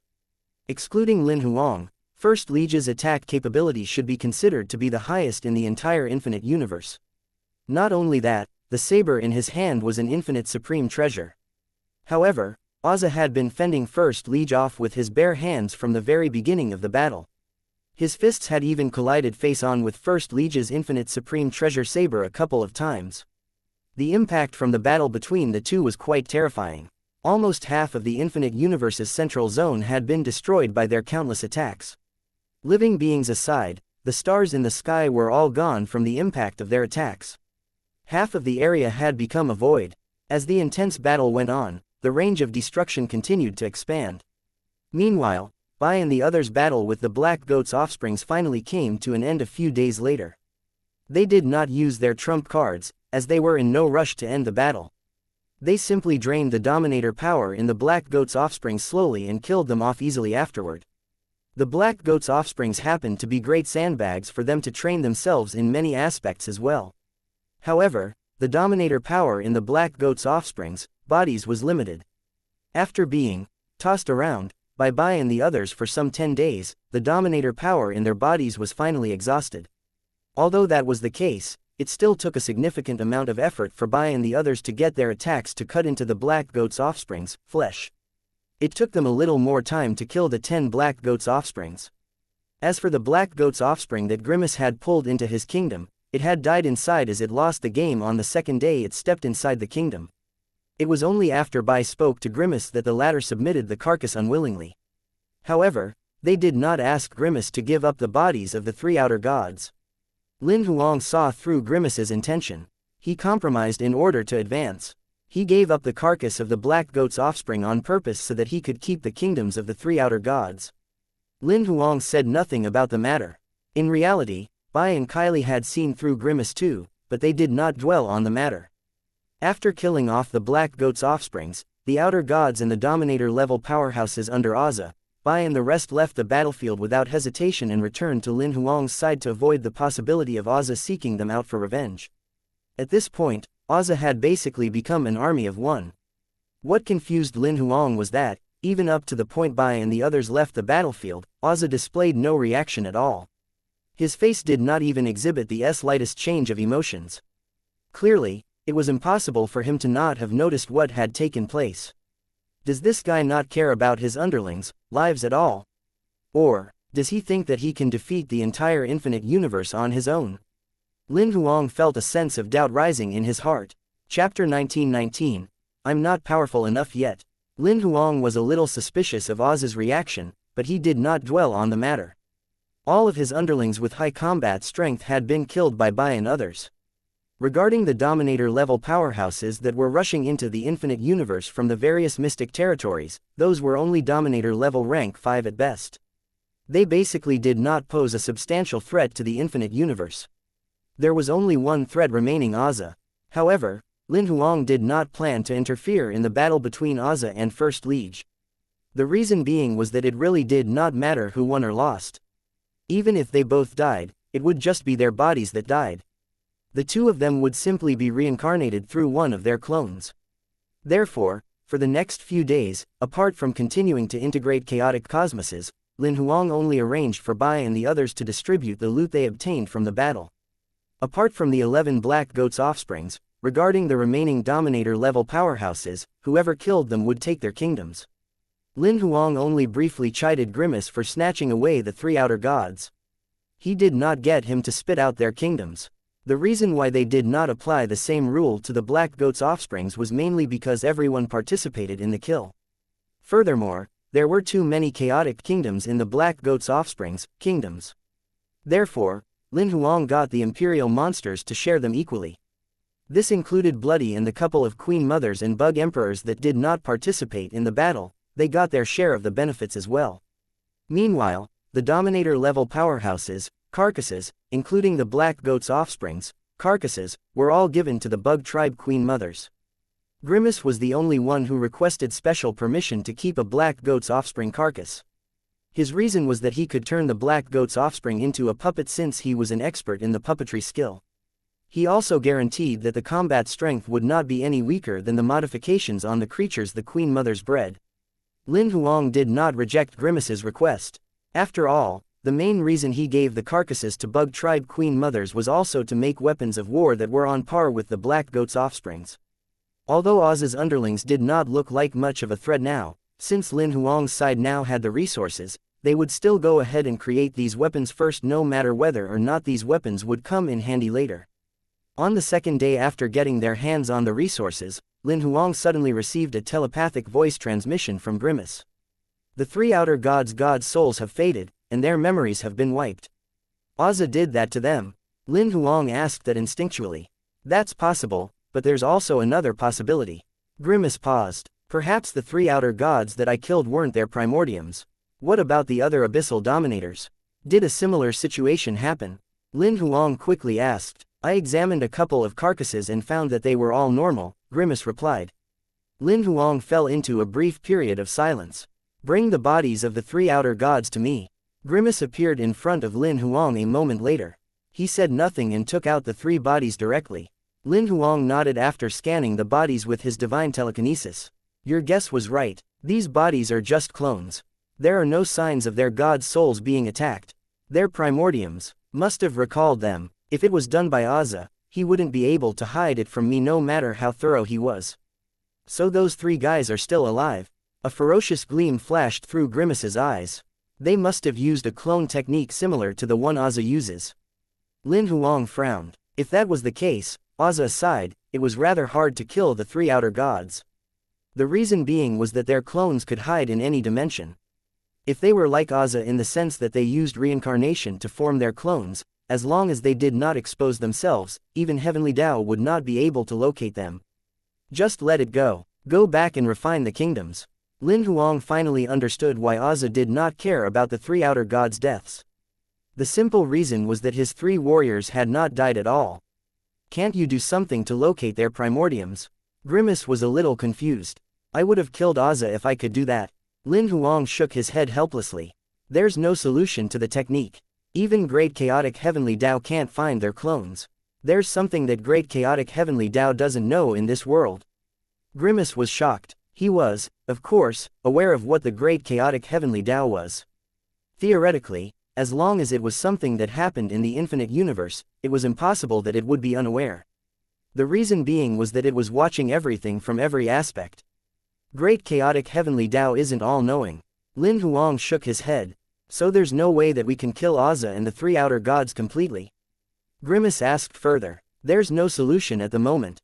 Lin Huang could only reply honestly. All right then. Grimace did not say anything further. Just as he was about to put away the bodies and leave, Lin Huang suddenly heard Grimace's telepathic voice transmission. I think Great Chaotic Heavenly Tao might be hiding something from you. He left in a flash without waiting for Lin Huang to respond. Lin Huang squinted and thought about what Grimace had said. He had never suspected Great Chaotic Heavenly Tao. The reason being was that, as the Heavenly Tao, it had no emotions, nor did it have desires. It was impossible for it to have any ulterior motive. He had never suspected anything it said. However, he realized that there was something that he had overlooked after hearing what Grimace said. Theoretically, Great Chaotic Heavenly Tao was all-knowing in the infinite universe. There was nothing that could hide from it. Perhaps there were things that could bypass its observation under special circumstances. For instance, the telepathic voice transmission he had with Grimace. This was due to his Goldfinger, Xiao. Great Chaotic Heavenly Tao could not probe that. Perhaps there were other special circumstances as well. Lin Huang was not too sure whether Oza creating his clones belonged to that category of special circumstances. Nevertheless, Lin Huang had also thought about another possibility. Grimace, who had a terrible character in the first place, was stirring up trouble. It was possible that Grimace made Lin Huang suspect Great Chaotic Heavenly Tao on purpose just for fun. He did not dwell on the matter for too long after giving it some thought. No matter whether it was Grimace's bad taste in jokes, or Great Chaotic Heavenly Tao's intentionally concealing things from him, he did not plan to investigate. At the very least, Auza and the three outer gods were not a threat to him at the moment. Therefore, he decided to focus all of his attention on continuing to integrate more chaotic cosmoses. No matter who his opponent was and how powerful the opponent was, as long as he was powerful enough to suppress everything, he would not have to worry about any scheming or plotting. I've only mastered 95 undecillion chaotic cosmoses now. I haven't even reached 100 undecillion. That's far from being powerful enough to suppress everything. I must continue to strengthen myself. After notifying his imperial monsters about the news that the three outer gods were still alive, Lin Huang's primordium shut his eyes to continue creating more will projections to integrate chaotic cosmoses. He was unwilling to delay this for even a second. At that moment, in the central zone of the infinite universe far away, the battle between Auza and First Liege, which had lasted for over half a month, went on. Chapter 1920, New Crisis. The battle between Auza and First Liege finally ended after going on for over a month. First Liege was defeated and killed by Auza on the spot. Although Auza was weakened after the battle, Lin Huang did not attack. The reason being was that he knew very well that it was rather meaningless to kill Auza's primordium. He also knew that although First Liege was defeated, he did not truly die. He had a technique similar to Auza's. As long as his clones were alive, he could not actually be killed. Unfortunately, his equipment was taken by Auza. After he won the battle, Grimace's speculation was verified. The reason being was that Lin Huang saw the three outer gods stepping out of the mystic territory's entrance and appearing before Auza. The outer gods that appeared this time looked exactly the same as the three Grimace had killed earlier, but their combat strength was clearly much more powerful. Judging by the strength of their auras, they had mastered thousands of quadrillions of chaotic cosmoses. Over the next few days, Auza soon began to make new arrangements. Shub recovered her original form. The ink-like black fog was rumbling and squirming continuously. One could occasionally see slippery, black tentacles slithering around like snakes inside. Judging by the aura fluctuations, Lin Huang could sense that she seemed to have entered a state of deep sleep. However, the aura emanating from her did not stop growing. She's breeding abyssal creatures in her body. Lin Huang came to that conclusion instantly. Just as he concluded, there would be a giant mouth appearing on Shub's black fog-like body every now and then which would spit out an abyssal creature. This continued over the next few days. Each of these abyssal creatures had combat strength of Dominator level rank -9. She would breed some 10 or so of these abyssal creatures every day. These abyssal creatures had basically mastered hundreds of billions to trillions of chaotic cosmoses. They were considered rather powerful among Dominator level rank 9 powerhouses. Lin Huang finally understood why Auza did not care about his underlings' deaths now. The reason being was that, as long as Shub was around, she could create an endless amount of those powerhouses. Although they were not as powerful as the three outer gods and the Black Goat's offsprings, they had mastered hundreds of billions to trillions of chaotic cosmoses, which represented the peak of combat strength in the infinite universe. After Shub bred those monsters, Yog would teleport them to different places. Lin Huang could clearly see that these monsters would destroy the places in the infinite universe that they were randomly teleported to, devouring everything there to their heart's desire. They even had abilities similar to Shub, in the sense that the living beings they devoured would turn into their offsprings that could be bred. However, compared to Shub, they could only breed offspring once each day, and could only breed a number of offspring based on how many lives they devoured. Moreover, the combat strength of the offspring they bred was equivalent to the lives they devoured. Although that was the case, the damage they caused to the infinite universe was significant. This was mainly because they had a stunning level of combat strength. In the entire infinite universe, only Dragon Emperor and a small number of other powers could fight against them. They hardly encountered anyone capable of fighting them. Almost all of the living beings present where they appeared would be devoured and turned into abyssal monsters. Lin Huang locked onto the abyssal monsters' coordinates and shared the information to his imperial monsters. In the entire infinite universe, perhaps only Bai and the others had sufficient ability to easily kill those monsters. They created clones and teleported them to where the abyssal monsters were in order to attack them. This was the only way Lin Huang could handle these abyssal creatures at the moment. Theoretically, they could eradicate the problem by killing Shub. However, Auza was seated right next to her at the moment. Even if Bai and the others formed battle formations, with their abilities, they would not be able to defeat Auza. Lin Huang could not go over and kill Auza himself either. As soon as he attacked, Oz's clones might go into hiding entirely. Since he had the patience to only attack after waiting for hundreds of eras, he definitely had the patience to wait another 100 eras. However, Lin Huang could not wait that long, so he could only restrain his urge to attack until the opportunity to kill Oz completely came. As such, Shub continued breeding every day.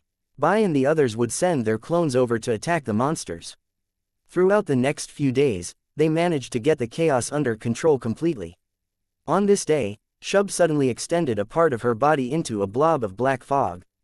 Within that fog, the images of Bai and the others killing the abyssal monsters were projected. The monsters she had bred had sent those images back after they were killed. She did all this to probe how many high-level combatants there were exactly in the infinite universe. It's them again. Nyarlathotep's tone was clearly somewhat furious when he saw Bai and the rest. Seems like they are using their clones to attack the offspring Shub bred. Yog, who was standing to the side, frowned.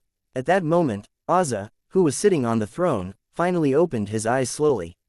As he continued to recall his clones from the different dimensions, his ability kept skyrocketing every day. He had initially only mastered a septillion chaotic cosmoses, but that number had multiplied 100-fold throughout those few days. He had now mastered over 100 septillion chaotic cosmoses. He merely glanced at the projection before saying to Shub, who was still breeding abyssal monsters, increase the number of monsters. Just breed beginner dominator level rank 9 monsters for now. Naturally, Lin Huang heard what Ozza said clearly. He instantly understood what he meant. Although this would decrease the offspring's combat strength, which would allow more powerhouses in the infinite universe to participate in the battle against them, the number of dominator level rank 9 powerhouses in the infinite universe was limited. Moreover, no matter how powerful Bai and the others were, they had a limited number of clones too. As long as the number of offspring Shub bred surpassed what the infinite universe could handle, the entire infinite universe would suffer and abyssal contamination would grow even worse. Shub decisively changed her breeding method after receiving Oz's order. In the squirming black fog, giant mouths opened one after another. They began to spit out dominator level rank 9 abyssal monsters frantically. Although these monsters' combat strength was also at dominator level rank 9, the strength of their auras was clearly much weaker than the monsters Shub bred previously. They had basically only mastered hundreds of million to a billion chaotic cosmoses. After modifying her breeding method, Shub's breeding efficiency rose at the speed that was visible to the naked eye. She could only breed some 10 offspring within a day previously, but now that number had skyrocketed to tens of thousands of offspring a day. Yog quickly teleported the tens of thousands of dominator level rank 9 abyssal monsters to every corner of the infinite universe. Although these offspring had mastered fewer chaotic cosmoses, their characteristic of breeding through devouring did not change at all. Within a day, the balance in the infinite universe was broken again. Chapter 1921. Showing all trump cards. Lin Huang frowned as he watched the abyssal creatures that were contaminating the various areas like a tidal wave. The tens of thousands of dominator level rank 9 monsters Shub bred did not encounter any effective resistance in most of the areas they were teleported to. These abyssal monsters devoured all of the lives around them easily and then converted these lives into their own offspring. The converted offspring also greatly increased the rate of contamination. Those they attacked and killed would be contaminated by abyssal energy. Their prey would then be transformed into abyssal monsters at a speed that was visible to the naked eye. Each of Shub's offspring were massive sources of contamination. The number of abyssal monsters skyrocketed wherever they passed by. Dragon Island, Snow Domain, and the other top organizations with dominator level rank 9 powerhouses all participated in the battle enthusiastically. Even with Bai and the others fighting alongside them, the situation grew tenuous thanks to the ever-increasing number of invaders. Lin Huang observed the situation for 3 days. Bai and others failed to contain the round of invasion after all. Feeling helpless, Lin Huang could only get the Bug tribe under his command to participate in the battle. The Bug Emperors joined the Imperial Monsters team as well. They began to create clones to participate in the war. Xianxia and the other Queen Mothers made thousands of dominator level rank 9 bug beasts using the various resources they obtained earlier in an effort to resolve the situation. It was only then that the crisis Shub's offspring brought about was finally averted. However, Shub soon noticed that something had gone wrong. She projected the scenes from before her offspring died. The Bug tribe, Nyarlathotep, was a little confused. Why are they here? They must have come to an agreement with the other tribes. Yog stared fixedly at the Dominator level rank-9 bug emperors that the Queen Mothers had modified. These bug tribe monsters that joined the battle have clearly been modified based on Shub's offspring. Nyarlathotep, who was standing to the side, only noticed this when Yog mentioned that. The reason being was that although xianxia and the others modified the abyssal creatures' carcasses to look like bug tribe monsters, some of their original characteristics still remained. After looking carefully, it was easy to tell that they were originally Shub's black goat's offsprings. Auza, who was seated on the throne, opened his eyes once again. He merely stared at the projection for a moment and suddenly spoke into the empty void. "Explain this to me, bug tribe." A voice soon echoed across the sky in reply a moment later. It sounded like the low hum of countless bug beasts. "It's a collaboration," Auza chuckled. "You've become quite gutsy now." He did not take the bug center seriously. That guy was the epitome of cowardice hundreds of eras ago. It had managed to survive by relying on its cowardice. Auza had never thought that it would suddenly dare to go up against him like now. "It's for self-protection," Bug Center's voice soon echoed again. Auza scoffed. "If that's the case, you should know the consequences. You wouldn't let go of me and my tribe even if I didn't participate in the battle anyway," the Bug Center replied again. "This makes me a little curious about the reason behind your gutsy attitude." Auza squinted his eyes. "Is it because of that first liege?" This time, the Bug Center did not say anything.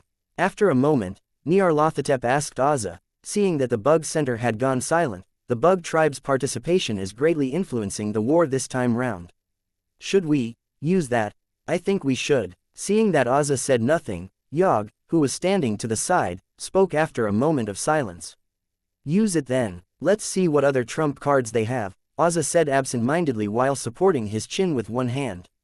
He seemed to not care about the proceedings. "Let's give them a taste of that." A grin appeared on Nyarlathotep's face. A moment later, Yog opened a dimensional gate and pulled out a gigantic egg from it. It looked similar to the black goat's egg, but the tentacles on it were drooping. It was not as plump as the black goat's egg either. Lin Huang recognized it immediately. "That's the black goat's dead Uthika."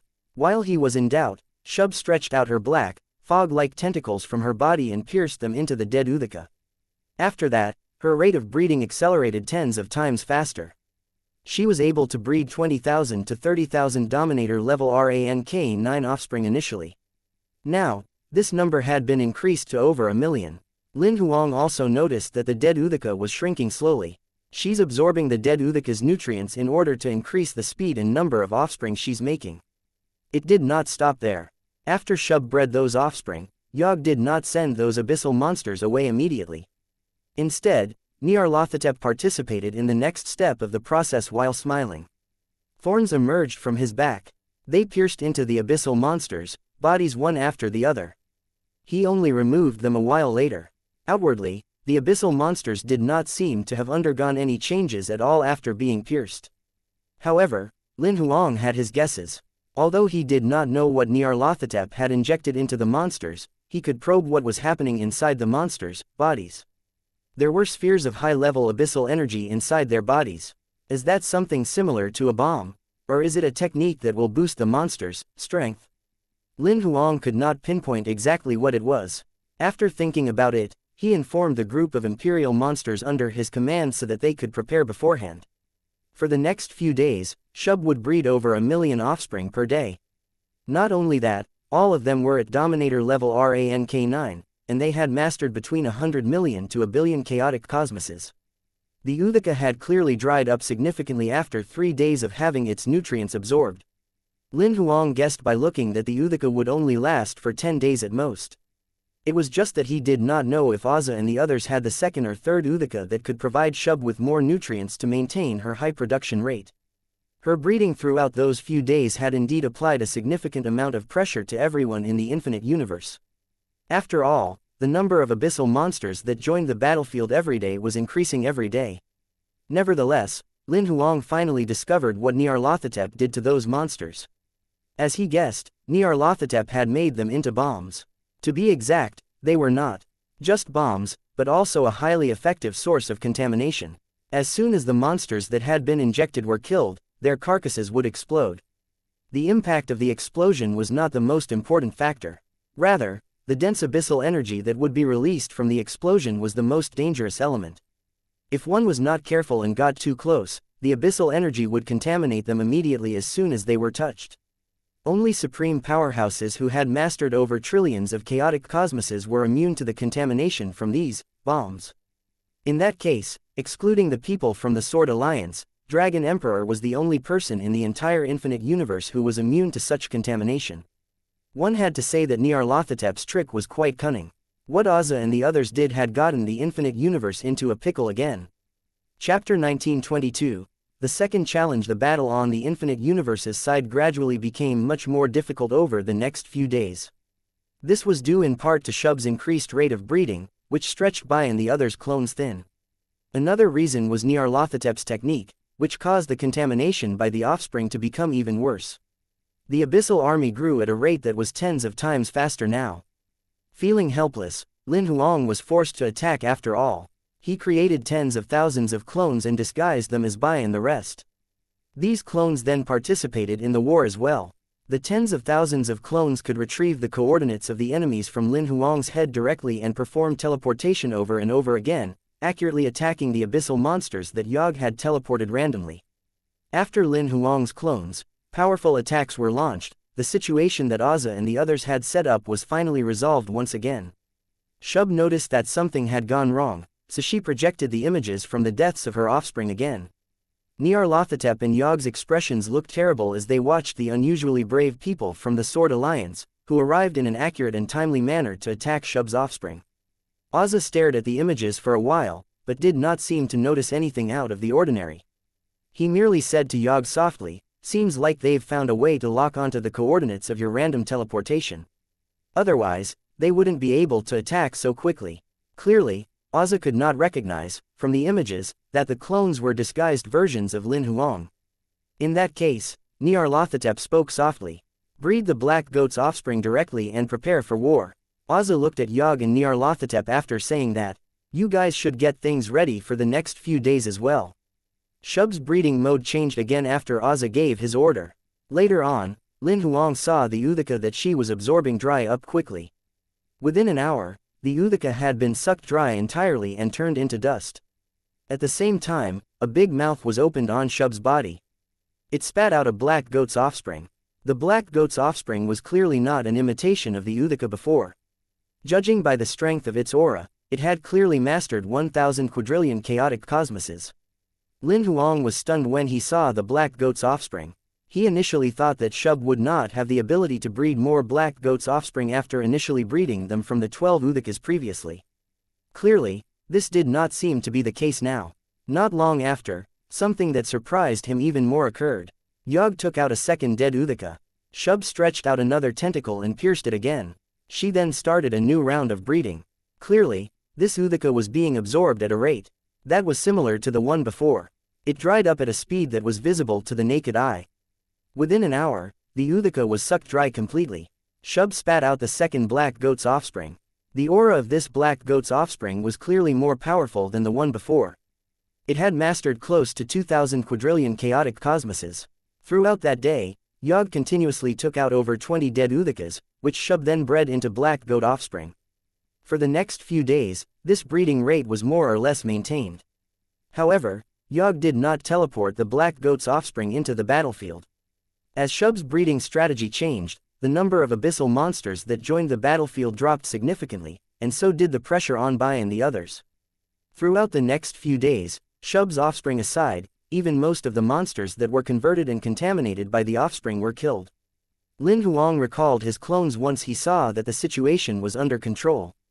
On the third day, when Shub was about to start a new round of breeding, Ozza suddenly opened his eyes and looked somewhere into the distant sky.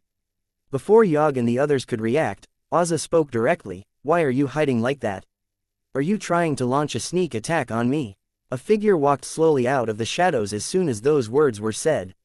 "Seems like you're much more powerful now." It was of course First Liege, who had been defeated previously. "Seems like you've gotten many good things from great chaotic heavenly Tao." There was mockery in Ozza's tone. Clearly, First Liege in front of him now possessed a level of ability that was incomparable to the time when he had been defeated previously. Lin Huang observed the scene from afar with interest. The number of chaotic cosmoses Auza had mastered had increased to over 500 septillion now, as he kept recalling his clones throughout the past few days. Meanwhile, judging by the strength of his aura, First Liege had mastered over 300 septillion chaotic cosmoses now.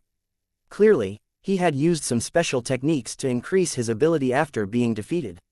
Lin Huang did not think too much about it in the beginning.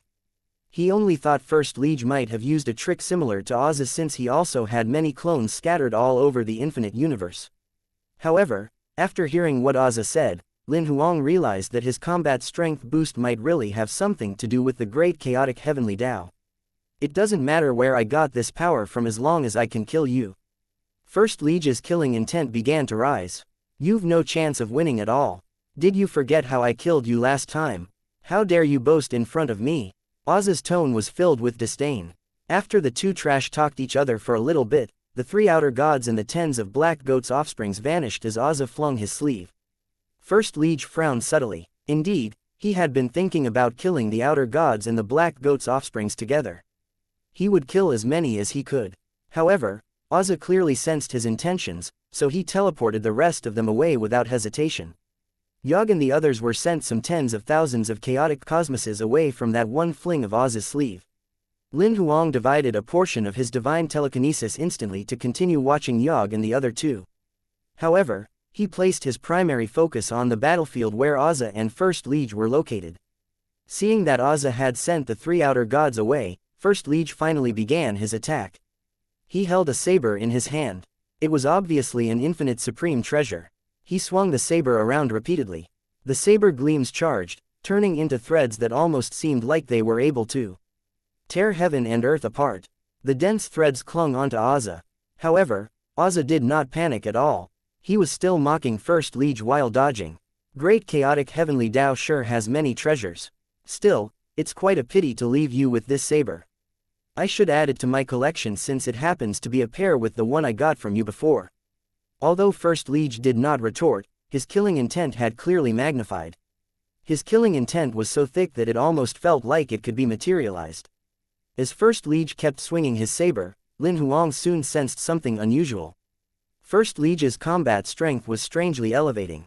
As he swung his saber, his aura, which initially indicated that he had mastered over 300 septillion chaotic cosmoses, had increased to over 400 septillion now. It was still increasing. Chapter 1923. Great Chaotic Heavenly Tao's interference. Lin Huang's expression turned strange as he watched the intense battle between Auza and First Liege. Their combat strength continued to elevate as the fight went on. Within a day, Auza's aura had elevated to having mastered close to 1000 septillion chaotic cosmoses. The speed of their combat strength elevation was many times faster now. First Liege's combat strength elevation efficiency was almost on par with Auza's, which was surprising. He had also increased his combat strength to having mastered over 900 septillion chaotic cosmoses within the span of a day. The strength of their auras were almost identical. What had Lin Huang confused was not Auza's combat strength elevation, but rather First Liege's. He could clearly sense the process of Auza recalling his clones from various dimensions continuously, as he integrated them into his primordium's body. However, First Liege's elevation was unfathomable. Lin Huang could not detect the source of his elevation. It totally felt like First Liege was growing stronger out of thin air. Is this being done by Great Chaotic Heavenly Tao? That was the only reasonable explanation that Lin Huang could think of. However, there was something that he could not understand about this situation. Even a rank 10 living being would have a limited physical body and God's soul. Wouldn't First Liege's physical body and God's soul collapse if he kept being strengthened like that? He knew that the kingdom of a rank 10 living being could usually contain approximately a septillion chaotic cosmoses at most. Even if one could go beyond that limit, it would not exceed it by too much. The reason why Auza could absorb clones to strengthen himself was because he was born as a chaotic lifeform.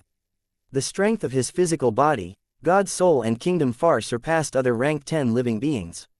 Naturally, his limit was also much higher than other rank 10 living beings. However, Great Chaotic Heavenly Tao had said that First Liege was also a rank 10 living being. First Liege had already reached his limit when he had mastered a septillion chaotic cosmoses previously, but he had clearly gone beyond this limit now. Lin Huang thought for a moment while frowning, and he soon came to a conclusion: Great Chaotic Heavenly Tao had modified First Liege's physical body, God's soul and kingdom. This modification was the only reason why First Liege did not have his physical body, God's soul and kingdom collapse despite having integrated close to 1,000 septillion chaotic cosmoses. Clearly, Lin Huang was not the only one who saw through this matter. Auza noticed that too. Seems like Great Chaotic Heavenly Tao has spent a lot of effort on you, Auza mocked First Liege directly. He even said, while looking at the sky above, what? Didn't you say that you wouldn't interfere with the world? You've been hard at work on this guy, haven't you? Auza was clearly talking to Great Chaotic Heavenly Tao.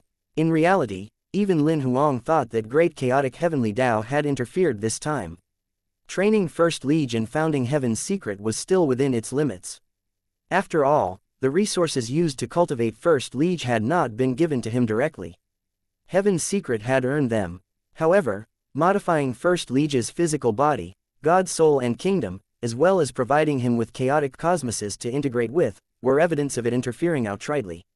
It could be considered as having crossed the line. Great Chaotic Heavenly Tao did respond to Auza's words. Nevertheless, Auza's suspicion did not stop at that. Heavenly Tao shouldn't have any desires, biases and emotions. No matter what happens to the infinite universe, you've no right to interfere. Your interference only shows that there's a problem. You've no right to be Heavenly Tao at all. First Liege attempted to get Auza to shut up, but it was futile. Great Chaotic Heavenly Tao did not respond to Auza at all. It indeed did not have anything to say anyway. The reason being was that what Auza said was the truth. Theoretically, Heavenly Taos could only follow the rule if they did not accept anyone as their owner. They could only watch from the sidelines. They could only kill those people who broke the Heavenly Tao rule. Moreover, Auza's invasion into the infinite universe complied with the rule that governed how the infinite universe operated. It was the infinite universe's calamity. When Lin Huang heard Auza voice his suspicions, he suddenly recalled what Grimace said before. Something might really be wrong with Great Chaotic Heavenly Tao. In the air, the intense battle between Auza and First Liege was still going on.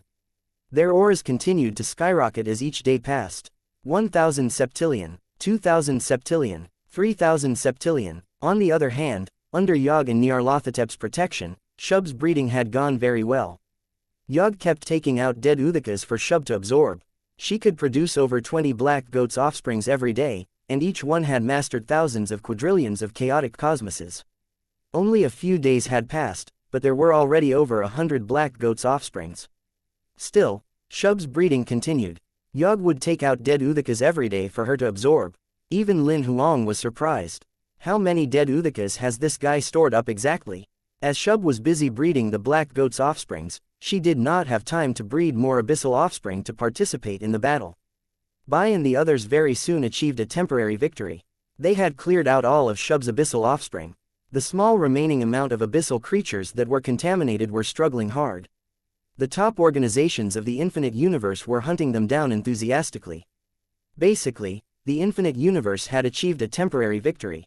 Seeing that Shub and the others did not seem to display the intention to release more black goats' offspring for the time being, Lin Huang focused on the battlefield between Auza and First Liege again. The battle went on, and it got even more intense as days went by. Their combat strength kept skyrocketing every day, and showed no signs of stopping at all. It was as if their kingdoms had broken through the limit of chaotic cosmoses that they could contain. 3,000 septillion, 5,000 septillion, 8,000 septillion, 10 octillion. The number of chaotic cosmoses in their bodies continued to skyrocket even after it broke through the 10 octillion mark. Even Lin Huang could not help but raise his brows. Don't tell me they're actually going to catch up to me. Lin Huang could not help but check the number of chaotic cosmoses he had integrated within his body.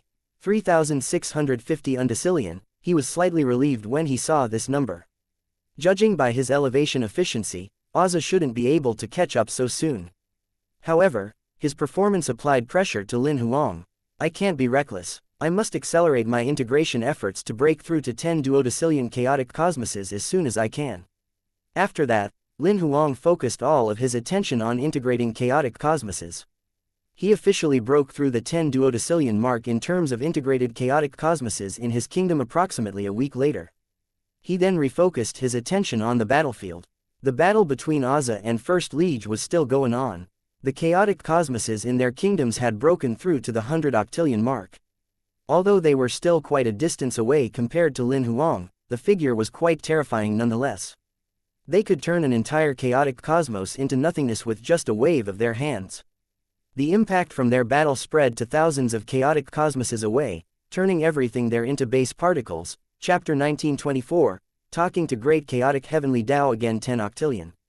100 octillion, 1000 octillion. Throughout those short 10 days, Auza and First Liege's combat strength rose incredibly fast. The number of chaotic cosmoses in their bodies received an exponential boost as each day passed. Although the number of chaotic cosmoses in Lin Huang's body had officially broken through to 10 duodecillion earlier, the speed of the increase in the number of chaotic cosmoses integrated by those two kingdoms was rather stunning. What will their limit be? Lin Huang was quite curious. Auza's primordium was a chaotic lifeform. The limit of his kingdom was very high, of that there was no doubt. However, it was impossible for it not to have a limit. Meanwhile, for First Liege, although Heavenly Tao had modified his physical body, God, soul and kingdom, he was just a rank 10 living being after all. Lin Huang guessed that his limit was most probably lower than Auza's. However, that was not the only thing to consider. Apart from that upper limit, the number of Auza's clones was definitely not infinite. Even Lin Huang could only create some 3 undecillion will projections at the moment. The number of clones Auza had definitely not reached that figure. Time continued passing by in the infinite universe. The battle between Auza and First Liege went on for a few months. The number of chaotic cosmos in their kingdoms continued to rise after surpassing the 1000 octillion mark. They soon broke through past the 10,000 octillion mark, and arrived at the 100 nonillion mark. However, the elevation speed of their auras significantly slowed down when they reached that number. Seems like 100 nonillion chaotic cosmoses is close to their limit. Judging by how things are progressing, they shouldn't be able to make it to 200 nonillion chaotic cosmoses. Lin Huang could clearly tell that First Liege's aura was a little unstable when they had reached 100 nonillion chaotic cosmoses. His physical body, God's soul and kingdom seemed to have reached their limits. Meanwhile, Auza had obviously slowed down his own speed of elevation. However, this should be related to the number of his remaining clones rather than his limit. He had likely recalled most of the clones he had scattered throughout the infinite universe. Excitement shone in Lin Huang's eyes as he stared at Auza.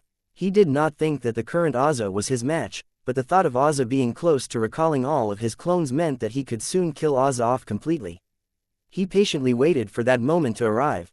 Tens of thousands of chaotic cosmoses away, Shub was still breeding. Throughout these few months, the number of black goat's offspring she bred had surpassed 1,000. However, Yog kept taking out dead Uthikas for her to absorb every day.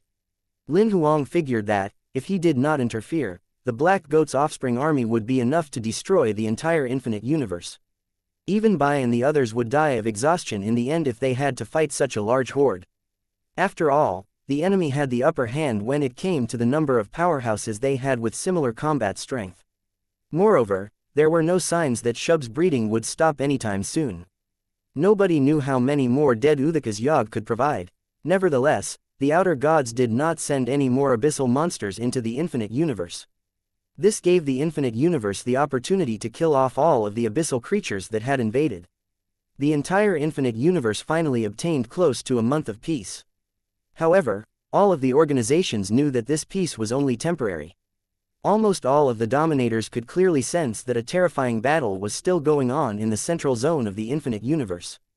Many people also found out that it was Heaven's Secret's First Liege who was fighting Auza. They secretly hoped that First Liege would win the battle. After witnessing how powerful the Uthika was, nobody was arrogant enough to think that they could fight Auza themselves. After all, a person who was as powerful as Sword Palace's Palace Master, who was a Dominator level rank 9 supreme powerhouse, was killed by an Uthika like a chicken on a chopping block. Meanwhile, the Uthika was merely a product of one of the 3 outer gods. From that, one could already imagine how powerful the outer gods were, let alone Auza whom they respected. Before First Liege challenged Auza, most people thought that no one would be his match in the entire infinite universe. These people saw hope when First Liege showed up. Naturally, this was not the case for Lin Huang. Lin Huang even thought First Liege was wasting his time by doing something so futile from the get-go. The reason being was that it was meaningless even if Oz's primordium was killed here. However, seeing that First Liege had forced Oz to recall almost all of his clones, Lin Huang suddenly realized that First Liege's hard work was not entirely useless.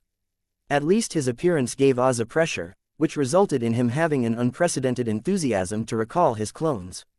If First Liege had not stepped up and challenged him, Oz would definitely have chosen to fight at a more stable pace. He would not have recalled so many clones in such a rush. Lin Huang was feeling a little sleepy as he watched the ongoing battle. To others, it was an earth-shattering battle that could tear the world apart.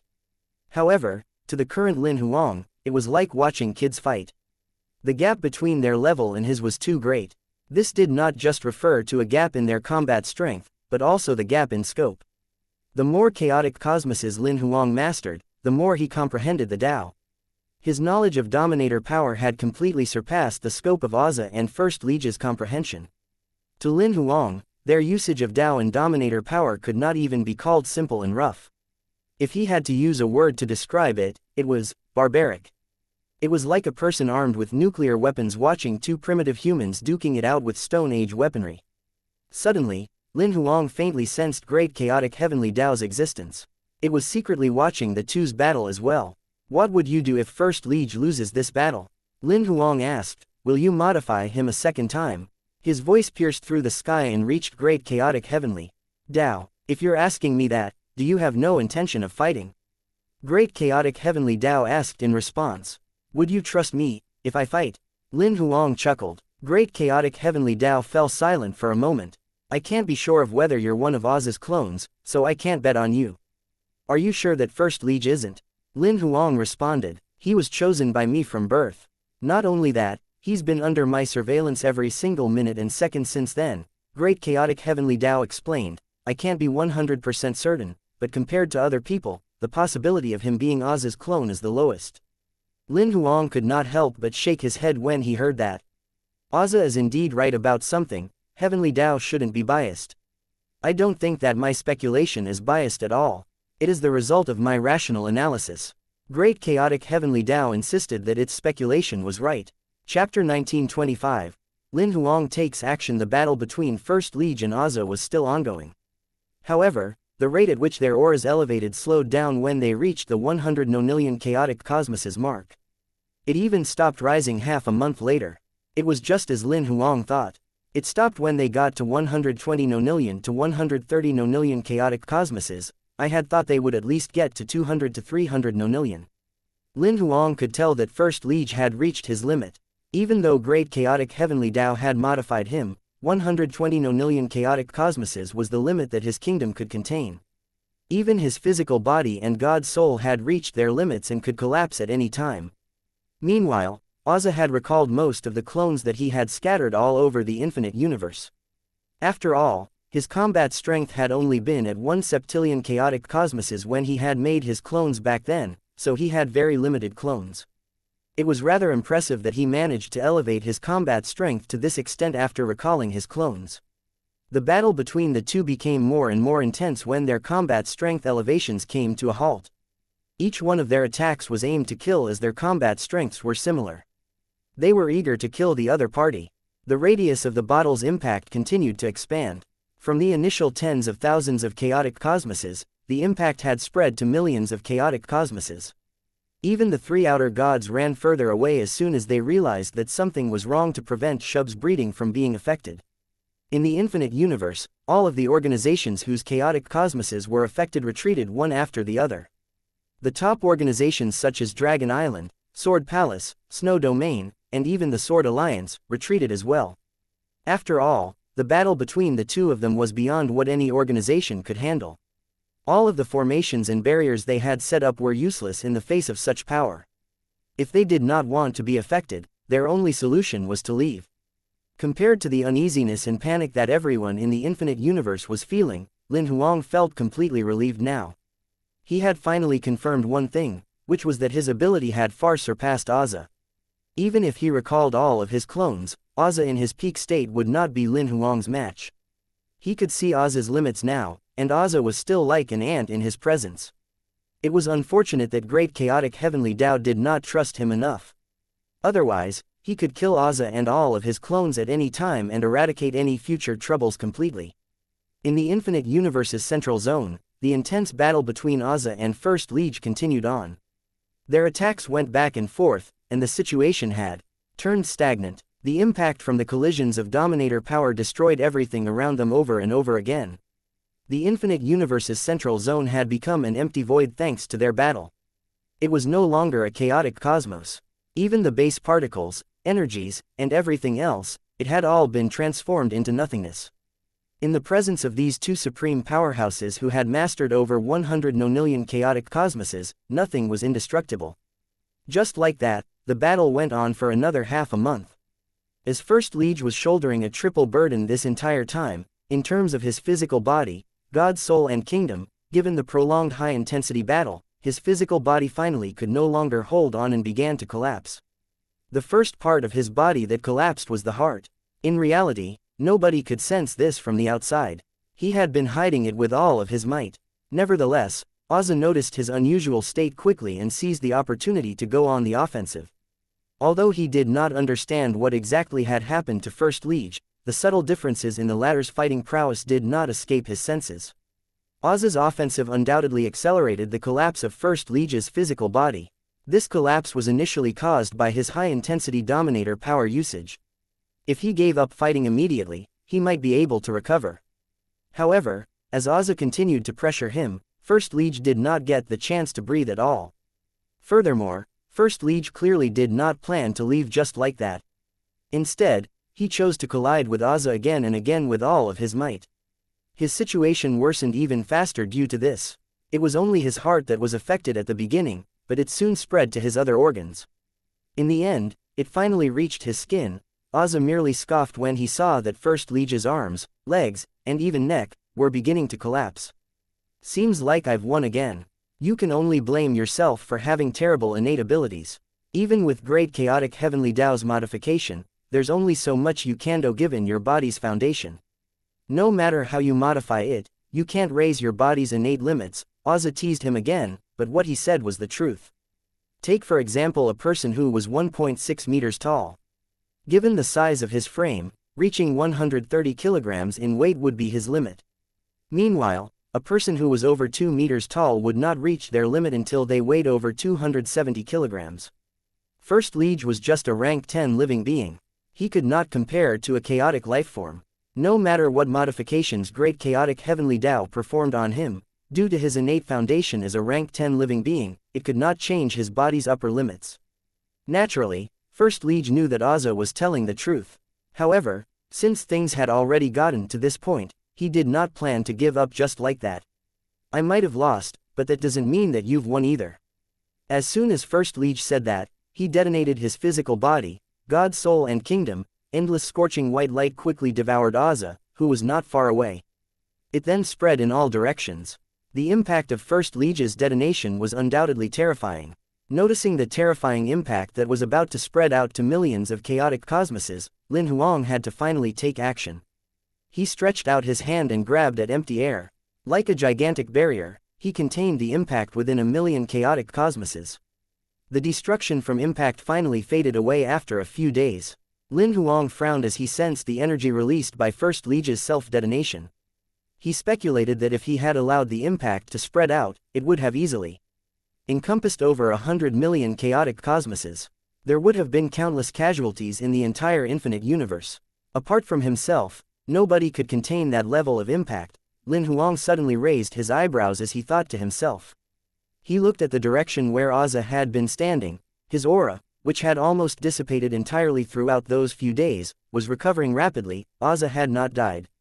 When First Liege self-detonated, Auza did not manage to dodge the explosion at all. He was the first one who was devoured by the impact. Even Lin Huang thought that he had probably died with First Liege. The reason being was that his aura had become so weak that it was almost indiscernible. Lin Huang had not expected to Auza hold on and survive First Liege's suicidal attack. This guy has such a strong will to live. Even Lin Huang could not help but exclaim. Chapter 1926. Auza's counterattack. As he watched the black fog linger around Auza's body, and his physical body begin to recover at speed that was visible to the naked eye, Lin Huang did not seize the opportunity to end him. Perhaps to outsiders, this was the perfect chance to kill Auza. However, to Lin Huang, it did not actually make much of a difference as to whether Auza was weak or not. If he really wanted to kill him, Lin Huang could do so at any time. There was no need to wait until Auza was weakened. He sensed Auza gradually recovering energy. From this, Lin Huang knew that he was recalling his clones in order to accelerate the recovery speed of his body. It proved that the final trick First Liege pulled had indeed hurt him. Within half a day, Auza recovered entirely. His aura had recovered its peak state like when he was fighting First Liege. He almost killed me, Auza snickered as he looked toward where First Liege had self-detonated. He stared at the sky above and snickered in mockery. This First Liege must be your last trump card. It's too bad that he has a terrible foundation. He's still rather lacking compared to me even after exhausting his talent and ability. Even if he resurrects himself with a clone, it's impossible there will be another breakthrough in his ability. Regardless, since you've used up your trump card, it's my turn to fight back now. He was clearly speaking to Great Chaotic Heavenly Tao. He knew that Great Chaotic Heavenly Tao could definitely hear him. Auza sent over a voice transmission as soon as he was done speaking. Get ready to attack. As soon as he said that, the three outer gods, who were hundreds of millions of chaotic cosmoses away, were stunned. Subsequently, the three of them responded almost at the same time. We obey the Master's will. The next second, thorns emerged from Nyarlathotep's back again. They stabbed into the black goat's offspring, injecting something into their bodies. After that was done, Yog, who was standing to the side, flung his sleeves and randomly teleported the over 2,000 or so black goat's offspring to different areas in the infinite universe. Lin Huang could not help but frown when he saw this scene unfold. The black goat's offspring had powerful abilities and were almost on par with Bai and the others. They had the upper hand in terms of numbers alone. One could say that they could sweep through the entire infinite universe. In addition, Nyarlathotep had once again done something to their bodies. If what he did was the same as before, as soon as these black goat's offspring died, the explosion would be countless times worse than when the offspring that Shub had created before died. Lin Huang did some slight calculations. As soon as these black goat's offspring exploded, the blast radius would encompass millions of chaotic cosmoses. As for the resulting contamination effect of the explosion, perhaps only Bai and the others could defend against it by force. Even Dragon Emperor could not escape the fate of being contaminated by abyssal energy as soon as he was within the blast radius. Lin Huang shoved those thoughts to the back of his mind and focused his attention on Auza again. Black fog was lingering behind Auza's back. He could sense that auras were consolidating quickly within the black fog. There were 20 to 30 of them that were at Dominator level rank 9, these had clearly mastered over 1,000 quadrillion chaotic cosmoses. What? Lin Huang's pupils shrunk. Figures soon appeared from the black fog. These were the batch of abyssal monsters that Bai and the rest had killed together with the three outer gods back then. However, only the Dominator level rank 9 monsters had been revived. Those that were below Dominator level rank 9 had clearly been given up on. Nevertheless, Lin Huang saw through Auza's technique. He created those in his dream. Lin Huang speculated that this should be the ability of Auza's kingdom. The war has begun. Kill. As Auza issued his orders, the 30 or so Dominator level rank 9 abyssal monsters, that each had mastered around 1,000 quadrillion chaotic cosmoses, rushed out in various directions quickly. Lin Huang soon saw how terrifying these revived abyssal monsters were. Aboth, who was a greenish-gray blob, disseminated countless flesh particles in the air. These particles were invisible to naked eye and spread to the surrounding chaotic cosmoses quickly. Very soon, they penetrated the bodies of the powerhouses in those chaotic cosmoses. The powerhouses, physical bodies and God's soul began to deform, and their ability began to elevate. It was not only their physical bodies and God's souls that were deformed, they had also lost their mind. They began to attack the living beings around them maniacally. The lives that were contaminated by their attacks were deformed as well. Later on, the powerhouses that were deformed went into a frenzy and began to contaminate a third batch of living beings. Within half a day, Lin Huang saw tens of thousands of chaotic cosmoses entering a state of war. From beginning to end, Aboth did not have to fight at all. Meanwhile, Groth, which looked like a giant eyeball, was like a dead star floating in the air. His body merely shook slightly, and a shriek that all lives in the world could not hear would reverberate. Although nobody could hear it, all of the living beings would lose their minds and go insane wherever the shriek passed by. All of the living beings, including animals, plants, microorganisms, and even viruses, began to kill each other. Dominator-level powerhouses could not escape that fate either. Tulsa was like a pillar of fire that gave off tinder-like sparks. As those sparks fell, the chaotic cosmoses nearby would be ignited. However, these chaotic cosmoses were not burnt by high temperatures. Instead, it felt as if their vitality had been devoured. The lands began to wilt, all of the lives in those chaotic cosmoses were drained of their vital force quickly. They were wilting and rotting, all of the living beings seemed to have their death clocks brought forward. Living beings that could initially live for tens of years to hundreds of years had their lives shortened to a brief moment. This included the cultivators as well. The Dominator-level cultivators, combat strength began to deteriorate until they finally degenerated to the level of ordinary people and died. There was also a dark purple giant wolf called Mithra. It was gigantic, and its shadow alone covered tens of thousands of chaotic cosmoses.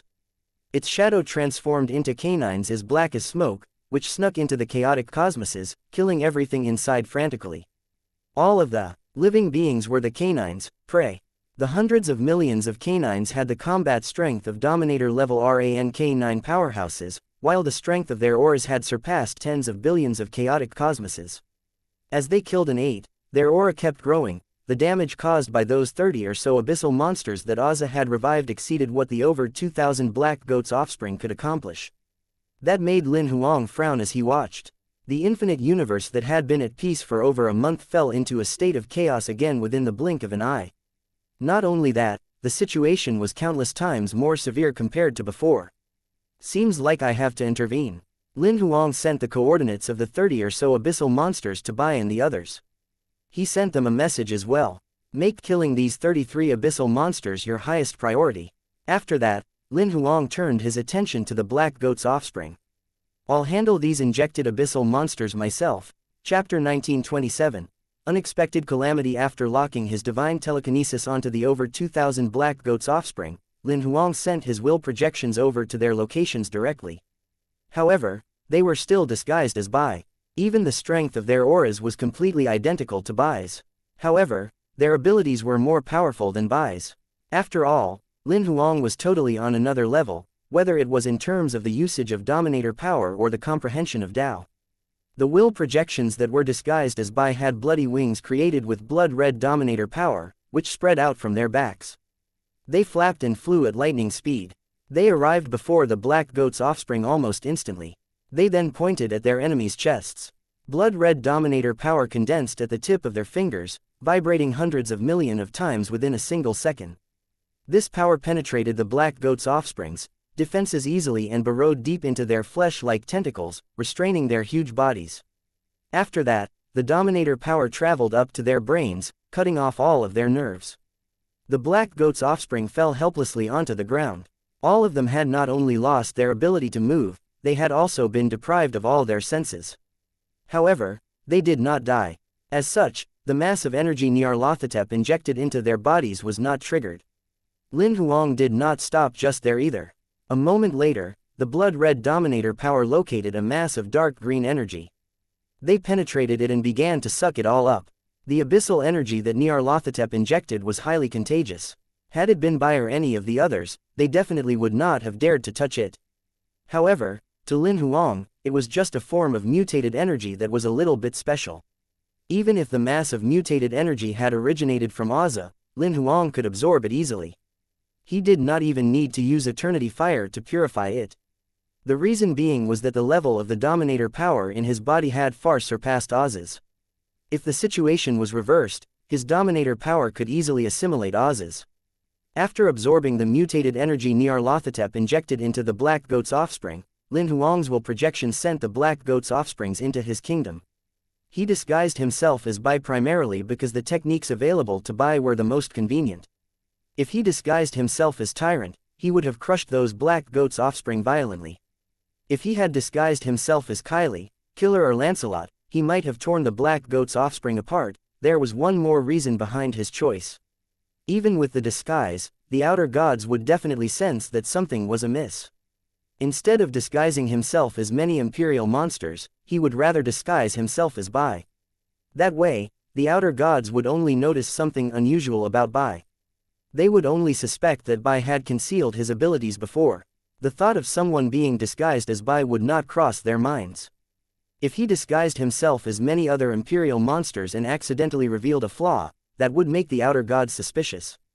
As for whether it would cause trouble for Bai, Lin Huang was not worried about that at all. Bai had powerful abilities himself. Among powerhouses at the same level, his speed was only second to Kylie and Thunder. Apart from that, Lin Huang had a revival technique in his kingdom.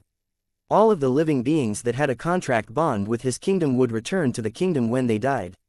With merely a thought, Lin Huang could revive them at any time. After handling the 2,000 or so black goats' offspring, Lin Huang retrieved their kingdoms one after the other and gave all of them to xianxia and the other bug tribe queen mothers. To them, these black goats' offspring were the perfect materials for research and modification. Bai did not notice that Lin Huang was disguised as him at all. However, on the outer god's side, Nyarlathotep and Shub reacted one after the other. Someone removed the energy I left in the black goats' offspring's bodies. Nyarlathotep sensed something wrong immediately. A moment later, Shub sent a will projection over. Someone has cut my connection with all of the black goats' offspring. As soon as she said that, she projected the scenes of Bai attacking the black goats' offspring. This guy, he's from the Sword Alliance. Nyarlathotep and Yog were shocked when they saw the black goats' offspring in the images being suppressed and failing to fight back. How did he do it exactly? He was able to render the black goats' offspring immobile and toy with them so easily. Nyarlathotep had a confused look on his face. He has concealed his ability. Yog, who was standing next to him, frowned and guessed. As they watched the scenes being cut off one after the other, Yog asked immediately, have all of the black goats' offspring been killed? Shub soon responded by sending over a will projection, they haven't been killed, but their auras have been blocked by something somewhere. There's a high possibility that they've been captured alive in his kingdom. Although she had lost her connection with the black goats' offspring, Shub was still much aware of whether the black goats' offspring were dead or alive. He managed to create over 2,000 clones and captured all of the black goats' offspring alive so easily. This guy's ability has surpassed the level that we can handle. Yog frowned deeply. If he managed to find the black goats' offspring, he is likely able to find us. Nyarlathotep was worried. I think that we should meet up with Master as soon as possible. Yog nodded after thinking for a while. We should report this to Master as well. The three outer gods very soon teleported the few black goats' offspring that Shub had just bred to where Azza was. Azza was stunned to see them, but did not find it strange. He asked as soon as he saw the few black goats' offspring that had been teleported along with them, have the rest of the black goats' offspring been teleported elsewhere? They have, but they have been killed, Nyarlathotep said, biting the bullet. Then he gave a simple explanation on how Bai killed the black goats' offspring. After that, Shub projected the battle scenes. Azza frowned after watching. Although this guy's clone's combat strength is similar to you guys, his technique is far beyond what you all are capable of. His mastery of the usage of Dominator, power and comprehension of the Tao is extremely high. If you guys really ran into him, you would probably be killed off directly. Azza clearly saw through Lin Huang's trick, but did not see through his disguise. I can't believe there's someone like this in the infinite universe. Azza sent out a voice transmission together with Bai's image as soon as he was done speaking. Find this guy and send me his coordinates. You're going after him personally, Master. The three outer gods were shocked. This guy will be troublesome to deal with if we leave him be. I'm going to kill him before he develops to that point. A cold gleam was sparkling in Azza's eyes. Chapter 1928. You're too weak in the air. The 108 pairs of bloody tentacles on Bai's back had turned into whips. They were slicing apart the greenish-gray figure before him frantically. The figure was instantly turned into mush. However, the figure slowly began to condense again, looking like something else completely.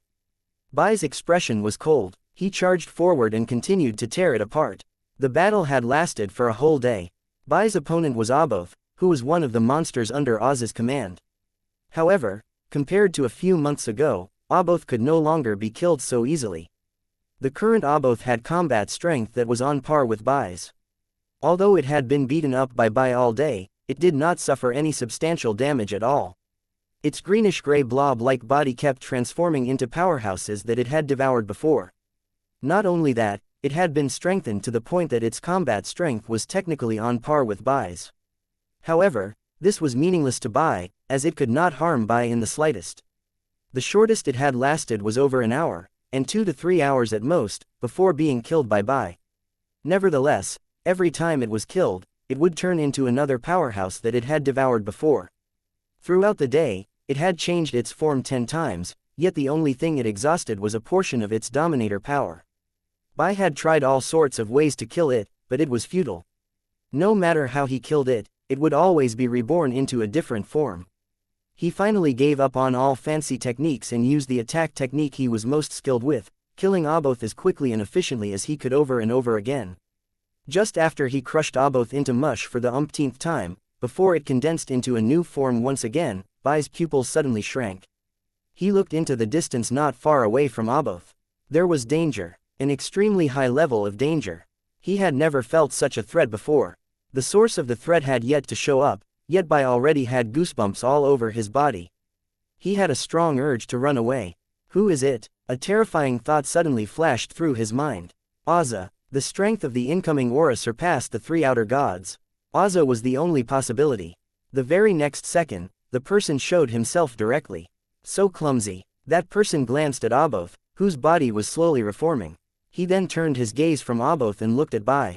Bai suddenly froze. Auza. Auza squinted as he took a good look at Bai. He only spoke a moment later. You don't look like you're disguising your abilities. If I'm not mistaken, you're not the one who stole the black goat's offsprings, right? Bai was confused. He did not understand what Auza was talking about at all. It has to be someone who was disguised as you. Auza came to that conclusion instantly when he saw the expression on Bai's face. Can you tell me who it is? Auza looked at Bai as he smiled. Bai failed to control his own body, which flew over as soon as Auza spoke those words. He felt as if his body had been constrained by something. He could not move at all. He could only watch as his body drew closer and closer to Auza. Will I be killed now?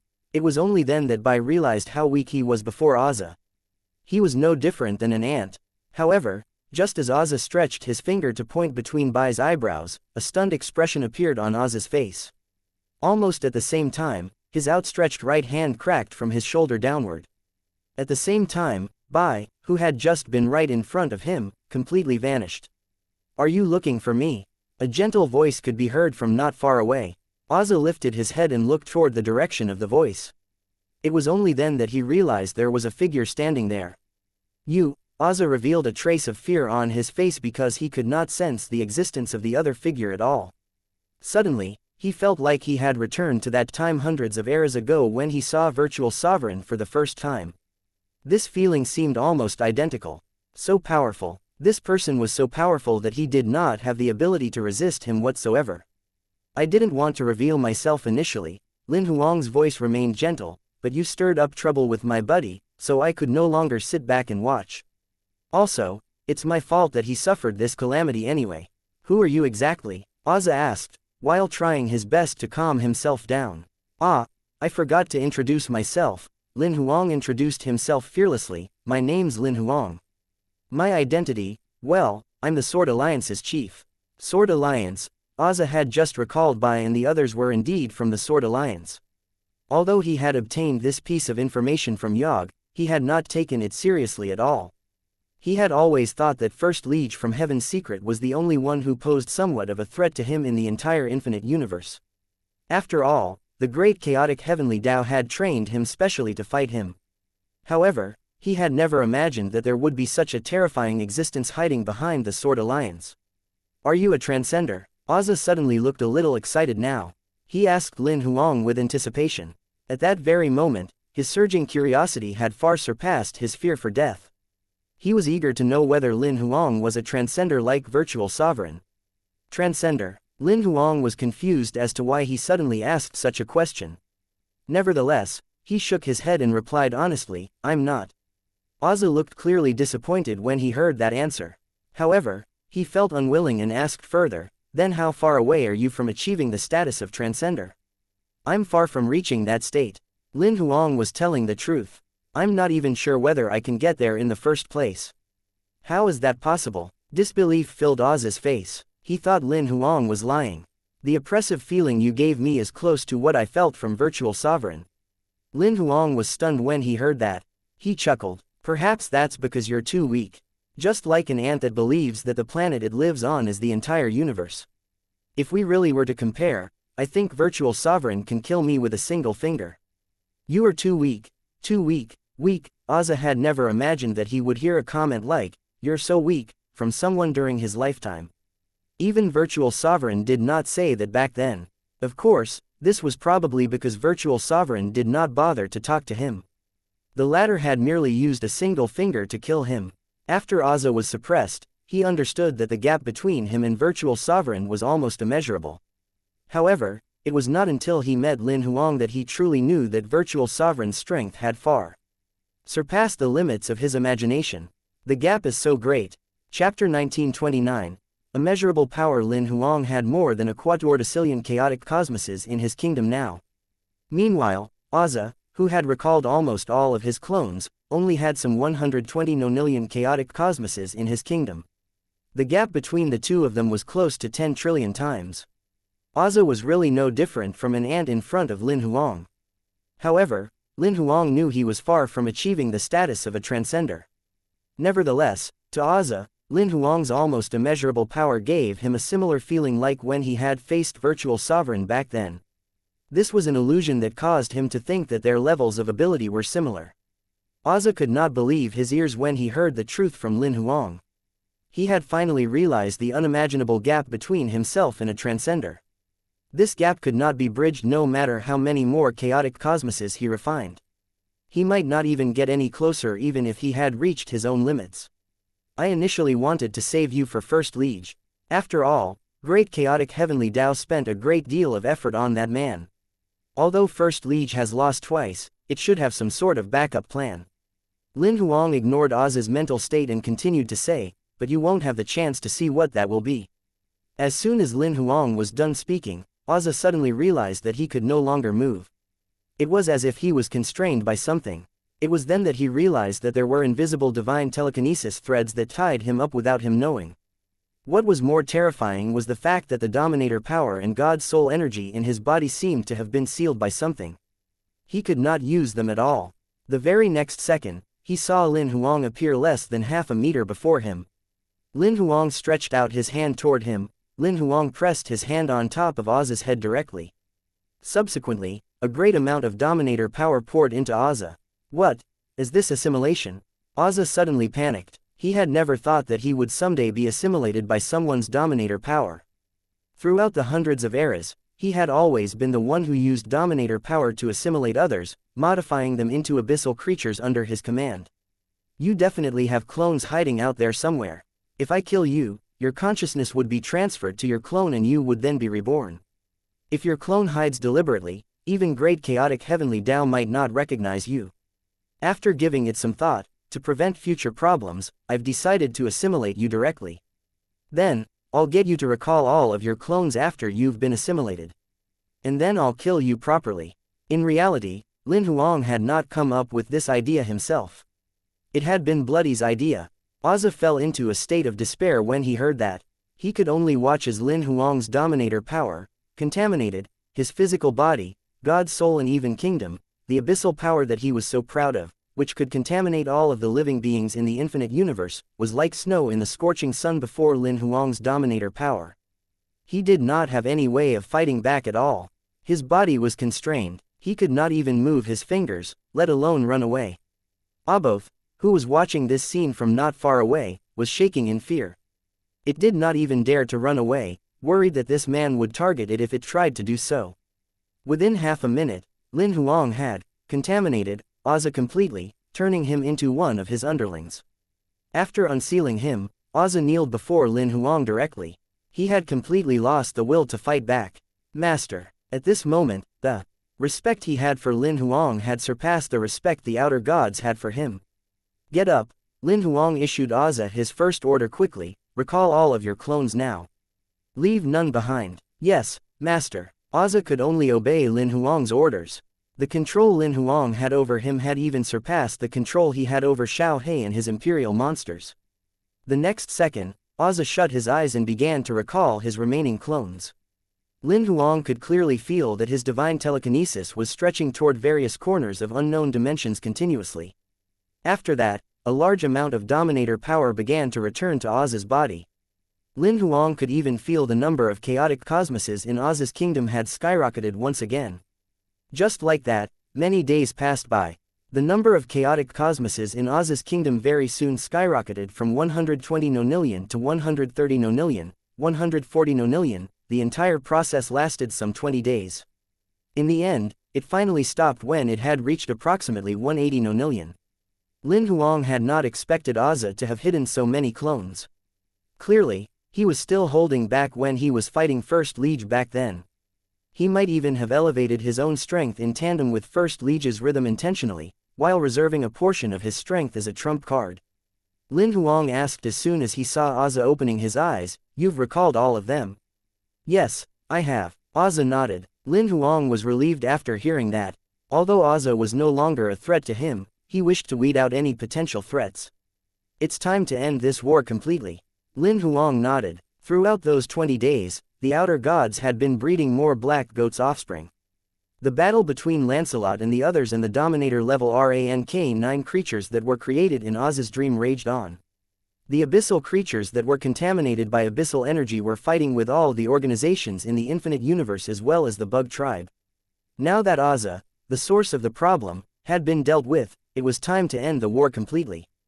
"Ozza, recall the outer gods, all of the black goat's offsprings and the Dominator level rank 9 creatures that you created in your dream." Ozza executed the second order as soon as it was given.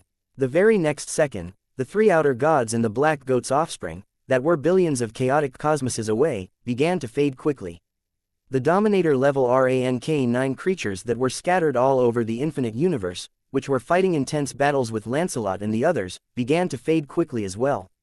Naturally, that included Aboth, which was standing nearby. Kylie and the others looked confused when they saw their opponents suddenly vanish. However, they soon realized that Ozza had to have done something. Bloody reported the odd situation to Lin Huang instantly. Lin Huang only gave her a short reply, "Ozza is one of us now." Bloody instantly understood that Lin Huang must have listened to her suggestion and assimilated Ozza. She could not help but exclaim, "The war is finally ending." Apart from the outer gods, black goat's offspring and the Dominator level rank 9 creatures, the monsters the Dominator level rank 9 creatures converted were recalled into Ozza's abyssal kingdom. However, he could not recall the living beings in the infinite universe that were assimilated by the abyssal energy. The infinite universe had to clear those up themselves. Those were basically the finishing touches of the war. Nevertheless, the Sword Alliance participated enthusiastically. The organizations participated in the final cleansing with excitement. Chapter 1930, Traitor deep inside a dimension in the infinite universe, a voice came out of a misty cloud. "First Liege, you can stop integrating chaotic cosmoses now. Ozza is no longer a threat." However, First Liege, who was integrating chaotic cosmoses in a greedy manner, ignored what Great Chaotic Heavenly Tao said. He did not look like he was going to stop at all. "First Liege, if you don't stop, I'll cut off your connection with the infinite universe." Great Chaotic Heavenly Tao said. "Can you do that?" At that moment, First Liege finally lifted his head to look at that cloud. He smirked. He no longer had any fear in his eyes. "In order to fight Ozza, you shared the infinite universe's Heavenly Tao authorization with me. That's how I managed to break through my innate limitations to integrate chaotic cosmoses beyond my limit. You're now trying to take the authorization back after Ozza has been killed. Do you think that's fair to me?" Great Chaotic Heavenly Tao was rendered speechless by that. Indeed, it had always treated First Liege as a tool to fight Ozza. Now that Lin Huang had assimilated Ozza, this tool was naturally no longer of use to it. It thought that First Liege, who had always been fearful of it, would execute whatever orders it gave without hesitation. However, that did not seem to be the case at all. "I've checked all of the related rules thoroughly as soon as I obtained the authorization. The infinite universe's Heavenly Tao authorization is unique. It allows me to break through my innate limitations by sharing a portion of authorization with me, so the current situation is that we both share the same authorization. There's no difference in the levels of authorization, it's just that you possess a little more. If I'm unwilling to give up the authorization, there's nothing that you can do to me. I'm like you now. We're both Heavenly Taos will by nature. You can try to kill me, but as the infinite universe's heavenly Tao's will. As long as the infinite universe's heavenly Tao exists, it's impossible for me to die. As for chasing me out by force, you can't do that either. You'd have to give up on the authorization that I possess altogether. However, the price is great for you to even consider doing that. The authorization that was initially complete has been shared. You'd encounter a terrifying backlash as the culprit. A light backlash would injure you severely enough to the point that you might not recover even after tens to hundreds of eras. A severe backlash will result in you losing your will entirely, and the entire great chaotic heavenly Tao would return to being a chaotic mass without consciousness. Will you coexist with me or pay the price to kill me? If you think logically, there's only one correct answer. Am I right? Great chaotic heavenly Tao fell silent immediately. What First Liege said was completely true. Ever since it promised to give First Liege a portion of its authority to fight Azza, it had lost control of this matter. Great chaotic heavenly Tao's authorization was unique. Sharing a portion of it would be the equivalent of giving First Liege equal footing as the great chaotic heavenly Tao. It initially thought that First Liege whom it brought up, First Liege who always listened to it, would definitely not go against it even after obtaining the portion of its authorization. However, it had underestimated this human. How was it possible for First Liege to give up such a precious thing after witnessing its endless powerful possibilities? What was loyalty to him? What was credibility to him? Was it important to have that, or power? Was being grateful for his upbringing more important? Or was possessing endless strength more important? Great chaotic heavenly Tao fell silent. As heavenly Tao's will, even though it was betrayed, it did not feel angry or upset. It fell silent because it was still weighing the consequences of the two options. If it removed First Liege forcefully, just like what he said, it would mean that it was removing part of the great chaotic heavenly Tao's authorization itself. It would result in a severe backlash. If it did not do that and chose to coexist with First Liege would integrate all of the chaotic cosmoses in the entire infinite universe sooner or later. The reason being was that he longer had a limit to his kingdom's integration. It was only a matter of time before he would achieve that. When First Liege integrated all of the kingdoms in the entire infinite inverse, he would have mastered the authorization entirely. By then, the great chaotic heavenly Tao's original will would become a useless ornament. Should it fight for its life, or compromise and coexist?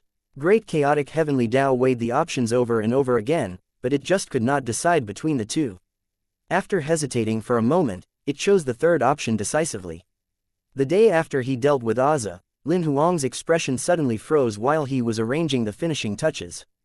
The reason being was that he heard a voice transmission. Lin Huang, I need your help. He was familiar with this voice, as it came from great chaotic heavenly Tao. Lin Huang's divine telekinesis pierced through the layers of dimension and he responded quickly. I've dealt with Azza, what else is there? To be honest, he was quite doubtful. Great chaotic heavenly Tao had asked for his help last time to deal with Azza.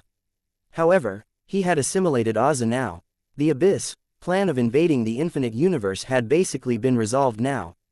It made sense that Lin Huang found it strange that great chaotic heavenly Tao came to ask for his help at such a time. It's about First Liege, great chaotic heavenly Tao quickly told him about the entire matter. Lin Huang was stunned when he heard it. He had never thought that First Liege, who looked honest, would turn traitor. However, he thought it made sense after giving it some more thought. After all, not many could resist the temptation of obtaining the heavenly Tao's authorization of the entire infinite universe. Do you think a regular person would be willing to have all of his fortune taken away out of nowhere after he experienced life as the world's richest man for a few days? The answer was clearly no. Lin Huang fell into a long period of silence after listening to great chaotic heavenly Tao's story carefully. He finally spoke a moment later. So, what do you need me to do? I hope that you can integrate all of the chaotic cosmoses before First Liege does. Great chaotic heavenly Tao finally said. Do you think I can do that? He has heavenly Tao's authorization. The number of chaotic cosmoses he integrates is growing exponentially every day. Although the number of chaotic cosmoses I integrate is high, in the long run, it's only a matter of time before he will surpass me, Lin Huang said honestly. First Liege possessed heavenly Tao's authorization, which was the equivalent of having an invincible cheat code in a game. Even if Lin Huang was a boss at the highest level in a game, he could not fight an invincible cheat code. Great chaotic heavenly Tao only spoke again after a moment of hesitation. I can share a portion of my authorization with you. Lin Huang raised his eyebrows when he heard that. He thought for a moment with his head lowered, after which he replied, I refuse to accept that. Chapter 1931, Duovigentilian. Hearing Lin Huang's rejection, Great Chaotic Heavenly Tao did not know what to say.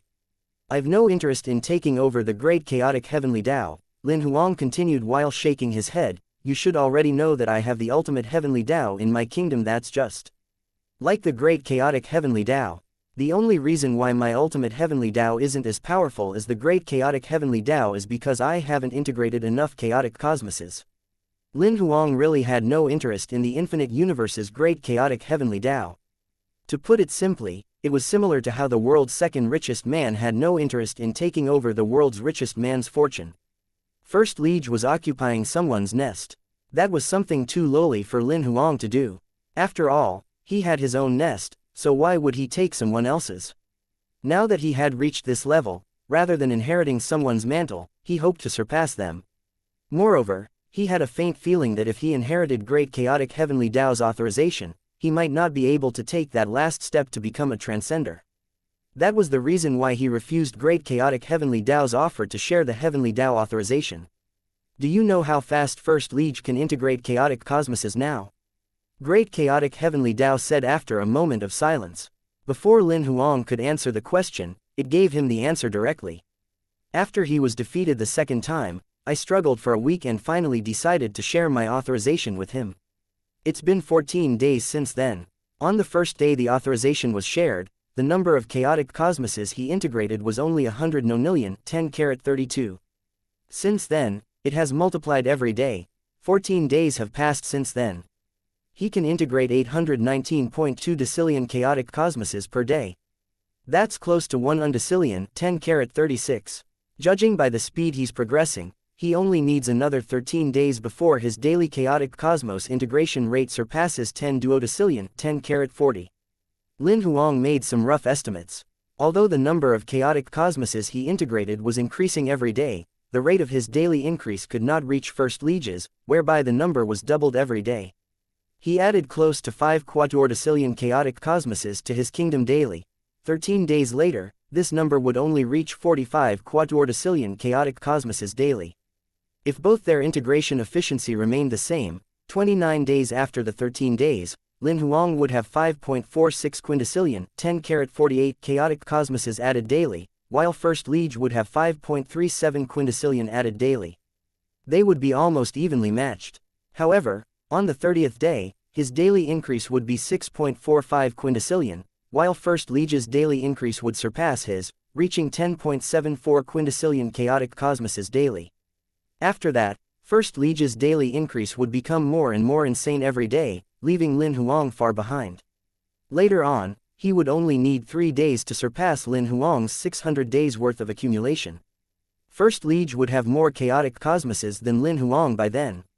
In other words, counting from this point onward, First Liege would only need 46 days to surpass him entirely.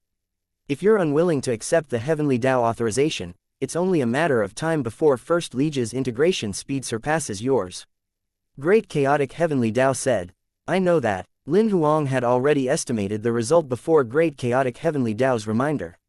However, accelerating the integration speed isn't the only way to obtain Heavenly Tao authorization. Moreover, he might not be able to double his efficiency every day. Lin Huang revealed a grin on his face as he spoke. Great Chaotic Heavenly Tao left in relief after the conversation. Meanwhile, Lin Huang took out the Great Heaven Palace instantly. When he was elevated to Dominator level rank 9, the Great Heaven Palace's time flow acceleration had reached 6.5 billion times. As it was sufficient, and that it was the Great Heaven Palace's current limit, Lin Huang did not adjust it further. However, it now seemed that this time flow acceleration rate was slightly insufficient. Moreover, as a supreme powerhouse who had mastered close to 30 quadordecillion chaotic cosmoses, Great Heaven Palace had a lot of room for improvement. Lin Huang spat out divine fire directly to refine and modify Great Heaven Palace all over again. He tossed his spoils like chaotic supreme treasures and goldfingers in as the materials to refine it. The Great Heaven Palace's aura was skyrocketing quickly. The refinement process took close to 3 days to complete. Great Heaven Palace looked brand new when it was completed. The time flow acceleration rate had increased from the initial 6.5 billion times to 10 quadrillion 10^16 times. As Lin Huang was limited by the quality of materials, that was the best he could do for the time being. However, the increased time flow acceleration was not the only thing about Great Heaven Palace that was strengthened. There was a new special function added, which was that this time flow acceleration applied outside of Lin Huang's kingdom as well. He added this function this time specially to deal with the crisis that First Liege brought about. The suggestion Bloody secretly gave him was pretty crude and rough. Since First Liege would catch up to him 46 days later, then he would accelerate the speed of integration through Great Heaven Palace. He had discussed this with Great Chaotic Heavenly Tao so that the latter would release a great deal of time management authorization to Great Heaven Palace. The authorization was merely a single authorization under the Heavenly Tao Authority. It would not affect the Heavenly Tao Authority. That was why Lin Huang was willing to spend 3 days to modify Great Heaven Palace. As soon as the modification was completed, he used it without hesitation. The Great Heaven Palace's time flow acceleration connected to Lin Huang's will projections quickly, taking over the time flow in the chaotic cosmoses where the will projections were. After making those preparations, Lin Huang spent half a day testing it out. 10,000 times acceleration, 1,000,000 times acceleration, 100 million times acceleration, 10 billion times acceleration. In the end, Lin Huang went all out. He maximized the time flow acceleration in Great Heaven Palace. 10 quadrillion times. The speed of his integration skyrocketed as soon as the acceleration kicked in. From the 86 quadrillion 10^48 daily before, it skyrocketed to 8.6 duovigintillion 10^68 per day. After that, the number kept skyrocketing further every day. 10.1 duovigintillion, 12 duovigintillion, 14.1 duovigintillion. Lin Huang could even sense faintly that the number of chaotic cosmoses added to his kingdom daily had surpassed the number of chaotic cosmoses that were produced in the infinite universe daily. He had an unprecedented thought. Perhaps he could really integrate all of the chaotic cosmoses in the entire infinite universe into his kingdom. First Liege did not notice Lin Huang's little trick at all. The conversation he had with Great Chaotic Heavenly Tao was left hanging. Since Great Chaotic Heavenly Tao did not make a decision, he thought that it had chosen to coexist with him. However, he had no idea that Great Chaotic Heavenly Tao had secretly contacted Lin Huang, and that Lin Huang had agreed to help. Time passed by. The crisis Aza brought about soon subsided entirely. The infinite universe regained its peace. Many tribes and organizations began the rebuilding process. They immersed themselves in development and rebuilding. They did not have time to fight with each other at all. However, what people did not know was that there was a secret competition going on. Chapter 1932. I want to tell you a secret. Time flew by and, soon, over a month had passed. After obtaining the Heavenly Tao authorization, First Liege's ability increased at a terrifying rate within the 1 month or so period. In one day, he could integrate over 1.3 quintillion 10^48 chaotic cosmoses. Although he secretly witnessed the scene where Lin Huang assimilated Aza, he had enough confidence now. He believed that his ability should not be any lower than Lin Huang's. My current self should have surpassed that Lin Huang person, right? First Liege spoke to Great Chaotic Heavenly Tao in a casual manner. In reality, he constantly spoke to Great Chaotic Heavenly Tao throughout that period of time. However, most of the time, it did not bother to respond to him. However, Great Chaotic Heavenly Tao said something this time. First Liege did not think too much about its teasing response. As he continued to speak, Lin Huang is no longer a threat to me now anyway, so I want to tell you a secret. Although Great Chaotic Heavenly Tao was quite confused, it remained silent. First Liege merely waited for a brief moment. Noticing that Great Chaotic Heavenly Tao did not intend to respond to him, he continued, actually, I'm Aza's clone. Great Chaotic Heavenly Tao was stunned as soon as it heard those words. It snapped back to its senses a moment later and asked, are you pulling my leg? No, I'm telling the truth, First Liege said slowly, there's no need for me to hide this fact from you now. To tell you the truth, I only found out when Aza's primordium was assimilated by Lin Huang. After Virtual Sovereign sealed my primordium, to avoid encountering an entity as terrifying as Virtual Sovereign again, he prepared a backup plan. That backup plan was me. As soon as something went wrong with my primordium, whether it died or was sealed, or if it encountered some sort of unique circumstance where he could no longer fight back, the memories that my primordium stored deep in my god's soul would be activated entirely. Meanwhile, my primordium would remove all of the information about me being his backup from his god's soul as soon as the memories were activated. That was why I wasn't affected at all when Lin Huang ordered him to recall his clones. The reason being was that, in my primordium's memories, I've already been forgotten. Although I'm First Liege, I had no way of rejecting when you requested me to return the Heavenly Dao authorization. As First Liege, I'm indeed grateful for your upbringing and years of training, though your goal of training me was just to fight Azza. However, after my memories were activated, I discovered that I was also Azza. My ultimate goal has always been this: integrating all of the chaotic cosmoses in the entire infinite universe, taking Great Chaotic Heavenly Dao's Heavenly Dao authorization, and becoming a transcender in the end. So I invited the enemy in myself. Great Chaotic Heavenly Dao thought that life was truly cruel. It really had never considered the possibility that First Liege was Azza's clone. It even suspected Lin Huang instead of First Liege. It could not believe that it had cultivated Azza's clone, giving him all of the resources necessary to strengthen him. My primordium clearly didn't expect things to develop like this. The expression on First Liege's face was rather complicated. He initially created a backup plan in order to avoid powerhouses like Virtual Sovereign and to avoid being sealed again or being killed off entirely. He would never have thought that things would play out so cruelly. You found me, cultivated me, and intended to rely on me to fight my primordium. I only dared to tell this secret today. I was worried that you'd ask Lin Huang for help, sharing a portion of your authority with him. After all, the number of chaotic cosmoses he had mastered surpassed mine significantly. If he really obtained the Heavenly Dao authorization, his integration speed would be faster than mine. However, this problem is no longer relevant. I should have integrated more chaotic cosmoses than he has now. Even if you look for him now and share the Heavenly Dao authorization with him, it's too late. I want to tell you a secret as well. Great Chaotic Heavenly Dao finally could not help but interrupt when it listened to his spiel up to this point. Actually, I looked for Lin Huang 40 days ago. First Liege's heart jolted when he heard that. From your earlier actions, I felt that you were not suitable to be the master of Great Chaotic Heavenly Dao. Therefore, I went to Lin Huang and requested to share a portion of Heavenly Dao authorization with him so that he could fight for the authorization with you. However, he rejected my suggestion.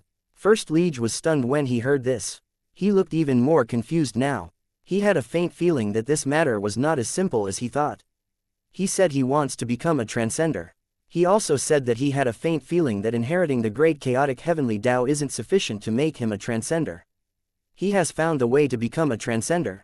First Liege asked immediately. I don't know about that. What else did you guys talk about? First Liege was eager to find out the answer to that question. We talked about how to fight you, Great Chaotic Heavenly Dao said honestly. First Liege was stunned for a second, after which he scoffed. I've easily surpassed him since he rejected your offer to share the authorization. He's probably even way behind me, and the gap between us will only get bigger over time. I can only tell you that your sweet dream will be crushed soon. Great Chaotic Heavenly Dao's voice was calm. Just when First Liege was about to retort, he suddenly sensed something amiss. Not only that, the feeling was getting stronger. He extended his divine telekinesis through the chaotic cosmoses that he had integrated. Suddenly, he realized that they were being assimilated by a strange dominator power. He was familiar with this dominator power, Lin Huang. First Liege was completely stunned. Although the aura of the dominator power belonged to Lin Huang, it was so powerful that it was beyond his imagination. What did you guys do? First Liege quickly reacted and shouted furiously at Great Chaotic Heavenly Dao. I just sent all of the coordinates of the chaotic cosmoses you integrated to Lin Huang. Great Chaotic Heavenly Dao's tone remained calm, but it sounded proud. Why is he so powerful? That's impossible. He didn't get the Heavenly Dao authorization from you. If Great Chaotic Heavenly Dao shared a portion of Heavenly Dao authorization, First Liege would have sensed it, because he was also the partial owner of the authorization. Therefore, he could clearly sense that Great Chaotic Heavenly Dao had not shared the Heavenly Dao authorization with Lin Huang. At that moment, a voice could be heard from not far away. I don't need the Heavenly Dao authorization. I have other ways to strengthen myself. Lin Huang's figure revealed itself slowly. He looked at First Liege, who had almost collapsed, with a smile. Chapter 1933. Save your effort. First Liege was stunned when he saw Lin Huang appear. He sensed clearly that Lin Huang's aura was so powerful that it was suffocating. He even realized clearly that Lin Huang could kill him with merely a finger. However, he was unwilling to believe what he was seeing. Impossible. I've obtained the Heavenly Tao authorization. It's impossible for your integration speed to surpass mine. This must be an illusion that you created, right? First Liege turned to look toward where Great Chaotic Heavenly Tao was. He's not the real Lin Huang. At that very moment, an intense sense of danger suddenly rose in his heart. The next second, he saw a bloody gleam devour his body. After losing consciousness for a moment, First Liege revived. He saw Lin Huang, who was not far away, retracting his outstretched finger. Do you believe I'm real now? Lin Huang looked at First Liege while smiling. However, he also secretly thought to himself, as I thought, I can't kill him. After obtaining the Heavenly Tao authorization, First Liege had turned into the Heavenly Tao's will. Just like Great Chaotic Heavenly Tao, he could not be killed. Unless someone was so powerful that he was beyond all of the rules of the infinite universe, and more powerful than Great Chaotic Heavenly Tao, it was not possible for him to kill the infinite universe's Heavenly Tao's will. No matter how powerful Lin Huang was, he had not become a transcender after all. Naturally, he could accomplish such a feat. What he did just now was a test. The result was as he expected. How did your ability elevate so quickly? First Liege finally snapped back to his senses after being killed. He had secretly watched the battle between Lin Huang and Aza back then, so he had a rough idea of Lin Huang's previous strength. However, the current Lin Huang standing before him had a level of ability that had completely eclipsed his previous strength. He had become many times more powerful compared to his previous self from 40 or so days ago. This greatly confused First Liege. Perhaps it's because of my extraordinary gift, Lin Huang teasingly said with a smile. In reality, even he himself thought the speed of elevation of his ability was too terrifying throughout this period of time. Before using the time flow acceleration in the Great Heaven Palace, his daily integration speed was already considered fast. He had over a quadordecillion chaotic cosmoses, 10^40, while he had over 90 quadordecillion of chaotic cosmoses in his kingdom. It had been 40 or so days since he used the time flow acceleration in the Great Heaven Palace. The number of chaotic cosmoses he integrated had reached 6.4 trivigentillion, 10^72 now. Meanwhile, he had 42 trivigentillion chaotic cosmoses in his kingdom. This number continued to grow daily. He had a strong feeling that integrating all of the chaotic cosmoses in the entire universe seemed to be entirely possible now. Seeing that Lin Huang did not answer his question, First Liege continued asking, why isn't there a limit to your kingdom? Why can your physical body and God's soul contain dominator power of such strength? This time, Lin Huang finally responded after thinking about it. Perhaps my body was born special. Lin Huang teased First Liege again. Only he knew that he had a unique kingdom. The reason being was that when he built his life palace, it was extraordinarily compact, which caused it to be much more powerful than powerhouses of the same level later on. It was not until he was elevated to a dominator level that the unusualness of his kingdom displayed itself entirely. There was no limit to his kingdom at all. As there was no limit, his cultivation did not meet any obstacles after arriving at dominator level. He could integrate chaotic cosmoses endlessly and strengthen himself continuously. This fortified his physical body and God's soul over and over again. Therefore, no matter how powerful his dominator power grew, his physical body and God's soul never felt any pressure. First Liege's aura was plummeting as they chatted. As Lin Huang targeted the chaotic cosmoses that First Liege had integrated, the number of chaotic cosmoses in First Liege's kingdom was dropping at a speed that was visible to the naked eye as Lin Huang forcefully assimilated the other party's chaotic cosmoses. First Liege could not stop the assimilation from happening at all. Although his current self was countless times more powerful than his primordium, to Lin Huang, he was just like Aza from over 40 days ago. In the presence of Lin Huang, he could only watch as his chaotic cosmoses were assimilated, without any avenue to fight back at all. You can't do that, Lin Huang. These are the chaotic cosmoses that I spent great effort to integrate. You're robbing my possessions. You're a bandit, First Liege exclaimed as he sensed the unusual sensations coming from the kingdom in his body. Let's get something straight. We're enemies now. Isn't it normal to rob your enemy? Lin Huang looked as if what he did made complete sense. However, he was thinking about something else entirely. I would have killed you if I could. Do you think I'd waste my time doing this otherwise? Fight a fair battle with me when I've integrated enough chaotic cosmoses if you dare. Do you think that what you're doing now is fair? First Liege continued screaming. Do you take me for a fool? Why would I fight a fair battle with you? Isn't prevention better than cure? Lin Huang looked at First Liege like he was looking at a fool. In reality, the plan that Bloody provided could be achieved even if Lin Huang did not have the time flow acceleration in the Great Heaven Palace. The nature of the plan was that Lin Huang would plunder the chaotic cosmoses in First Liege's kingdom by force before his integration speed caught up to Lin Huang's. As long as the plundering speed was fast enough, he could decrease First Liege's integration efficiency so that the number of chaotic cosmoses he integrated would not be doubled daily, and even make that number a -1. Naturally, if Lin Huang did not have the time flow acceleration speed from the Great Heaven Palace, he would have had to do this to First Liege earlier. He had to do it to First Liege's chaotic cosmoses before the latter's dominator power could assimilate them fast enough.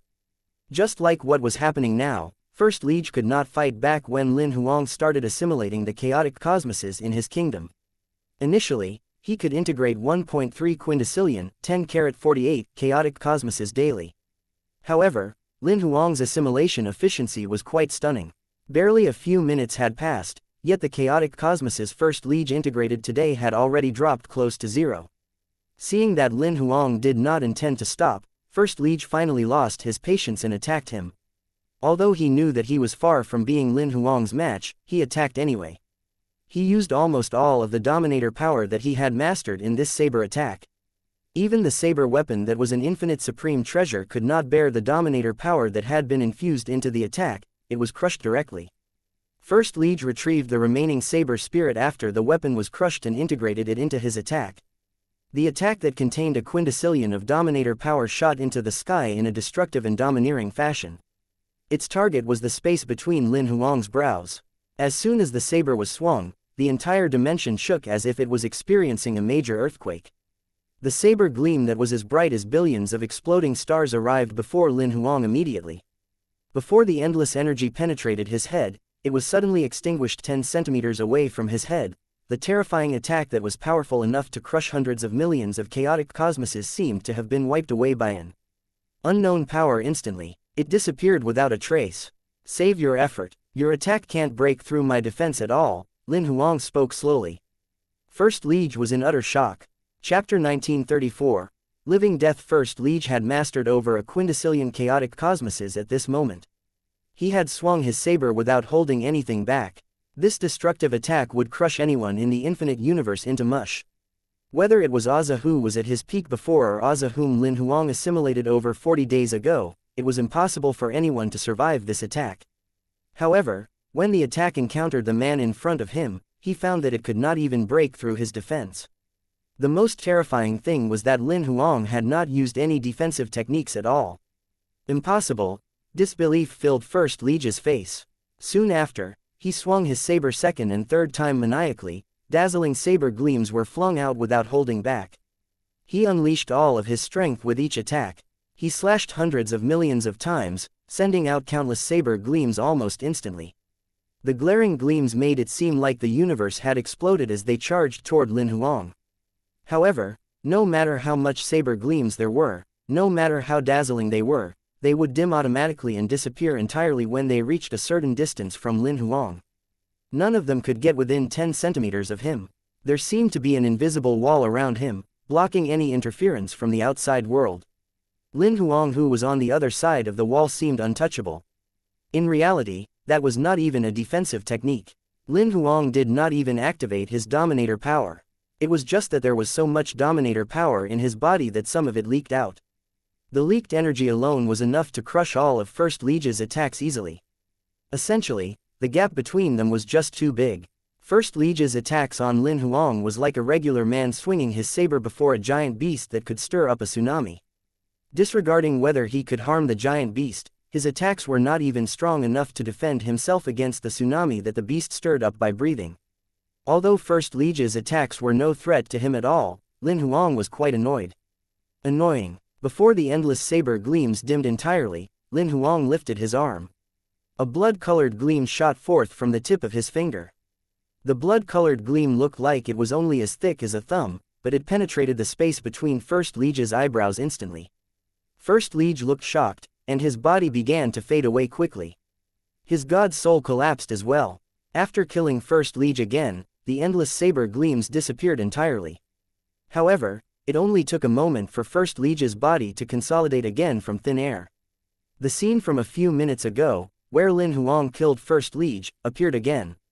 He was revived once again thanks to the Heavenly Dao authorization. After obtaining the Heavenly Dao authorization, First Liege's will had been imprinted on Great Chaotic Heavenly Dao. The will could not be removed. As long as the will existed, First Liege could be revived an endless number of times. It basically meant that he was immortal. After being revived the second time, First Liege soon noticed this fact. He suddenly laughed hysterically when he saw his reconstructed body that was as good as before. Ha ha ha ha. Lin Huang frowned when he saw the latter's reaction. First Liege laughed for quite a while before he said to Lin Huang with a grin, "I almost forgot. You can't kill me at all. You can kill me 1,000 times, or even 10,000 times, but as long as you can't remove my Heavenly Dao's will, you can't kill me for real." Lin Huang merely raised his eyebrows when he heard that, after which he responded slowly, "Have you heard of the term, living death?" First Liege was stunned when he heard that. He suddenly felt chills all over his body. He only remembered the fact that Lin Huang could not kill him, but he forgot that the current Lin Huang had abilities that far surpassed his own. Even if he could not kill him, the man had many ways to torture him. Just as he was feeling a little lost, he suddenly felt a strong binding force on his limbs. Soon, his body was hung in a humiliating position against his will. "This is called the tortoise-shell bondage," Lin Huang explained patiently. "I didn't do it properly. Let me try again." First Liege felt the force momentarily loosen, but he was quickly tied up again the very next second. The movements in his limbs were even more limited now. As I thought. It's always better to test things out on a real person. Lin Huang finally nodded in satisfaction. "I've got the hang of the tortoise-shell bondage now. Which one should I try next?" "Lin Huang, you..." First Liege could not fight back and could only watch himself being tied up in a humiliating manner. He could only verbally attack Lin Huang. However, before he managed to say what he wanted to say, he suddenly realized that he could not make a sound. Although it was just a mere silent spell, First Liege did not have the means to defend himself against it when it was cast by Lin Huang. Verbal attacks aside, he could not even moan. Meanwhile, Lin Huang ignored First Liege's reaction and continued to experiment with the bondage styles that he had just learned. Cross-legged bondage, shrimp bondage, reverse shrimp bondage, diamond pattern bondage, M-shaped bondage. Lin Huang put First Liege into all sorts of humiliating positions over and over again. First Liege, who could not fight back and not even make a sound, could only let Lin Huang do whatever he wanted with him. Half an hour passed by just like that. Lin Huang suddenly loosened First Liege's bindings and removed the silent spell on him. However, First Liege had lost all hope. He fell weakly to the ground. He did not even want to talk now. Throughout the past half an hour, he clearly sensed that Lin Huang had assimilated almost all of the chaotic cosmoses in his kingdom. He had only left one for him. His combat strength had dropped from Dominator level rank 9 to Dominator level rank -1. Lin Huang only spoke while smiling after waiting for a while and realizing that First Liege did not intend to speak. "I'll give you a month to rest. I'll look for you again in a month. It won't be bondage then. We'll play something else." Lin Huang paused. He approached First Liege and lifted his chin. "You can suggest something too if you have any good ideas." First Liege stared furiously at Lin Huang, but did not bother to respond to him. "Seems not. I'll think about it myself. I have 1 month anyway." Lin Huang stood up while smiling. He then vanished from where he was slowly. First Liege looked at the spot where Lin Huang had vanished. His teeth were bleeding from all the clenching. "You can't kill me anyway. I'll just entertain you." Chapter 1935. A grade S foothold with 1010 streets. Lin Huang was quite happy when he returned to the Sword Alliance. He was initially worried that something would go wrong on First Liege's side. After all, the other party possessed Great Chaotic Heavenly Dao's Heavenly Dao authorization.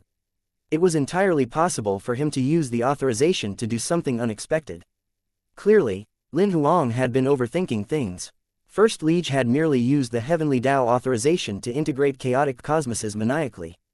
He did not pull any other tricks. The mission to take care of him went unusually well. Although Lin Huang could not kill him due to his Heavenly Dao authorization, he had assimilated almost all of First Liege's over 2 quintillion chaotic cosmoses that he had integrated throughout the 40 days or so day period into his own kingdom. He specially left First Liege with 1 chaotic cosmos. He did not do that out of kindness, but rather because he acted in accordance with Bloody's suggestion. According to what she said, doing that would prevent First Liege from using some special techniques to overtake Lin Huang if he dropped below Dominator level. If he had 1 chaotic cosmos left, there was a high possibility that he would not find another way to come up with other tricks. He would only follow what he did before, which was to continue integrating more chaotic cosmoses to elevate his combat strength. It could be said that Bloody was viciously not giving the other party any chance to make a comeback.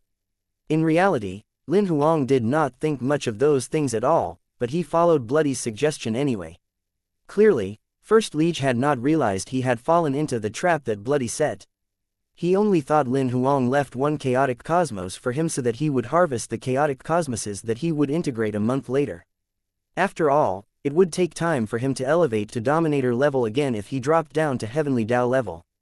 By then, he would have to spend a couple of days to elevate to Dominator level. The number of chaotic cosmoses he integrated would not be as many if Lin Huang did not leave 1 chaotic cosmos for him. Lin Huang, as long as you haven't become a transcender, I'll still have a chance to turn the tables. First Liege began to integrate chaotic cosmoses all over again while cursing Lin Huang. Although he possessed great chaotic Heavenly Dao's Heavenly Dao authorization, he was only left with 1 chaotic cosmos in his body. His integration efficiency had significantly dropped. A Dominator's integration efficiency was affected by their combat strength and the strength of their God's soul. When he had 100 nonillion chaotic cosmoses in his body, he could only integrate 100 nonillion chaotic cosmoses on the first day. Now that he was only left with 1 chaotic cosmos in his body, he could only integrate 1 chaotic cosmos on the first day. Although this number still multiplied every day, the rate of integration had undoubtedly dropped like a rock. With 1 chaotic cosmos as the base number, even if the integration efficiency was multiplied over the next 30 days, he would only have integrated some 500 million chaotic cosmoses at most by the end of the month. That was why Lin Huang allowed him to grow for a month peacefully. After all, it would not take much effort to harvest what First Liege had integrated with. Naturally, First Liege knew this very well as well. It was impossible that he could turn the tables around even if he was given 3 to 5 months. He thought hard, seeking a solution to break through this conundrum as he continued integrating chaotic cosmoses. To Lin Huang, the current First Liege was no longer a worry. For the next 1 month, he remained immersed in integrating chaotic cosmoses. His current goal was no longer to defeat Azar First Liege. Instead, it was to integrate all of the chaotic cosmoses in the entire infinite universe, master them, and become a transcender.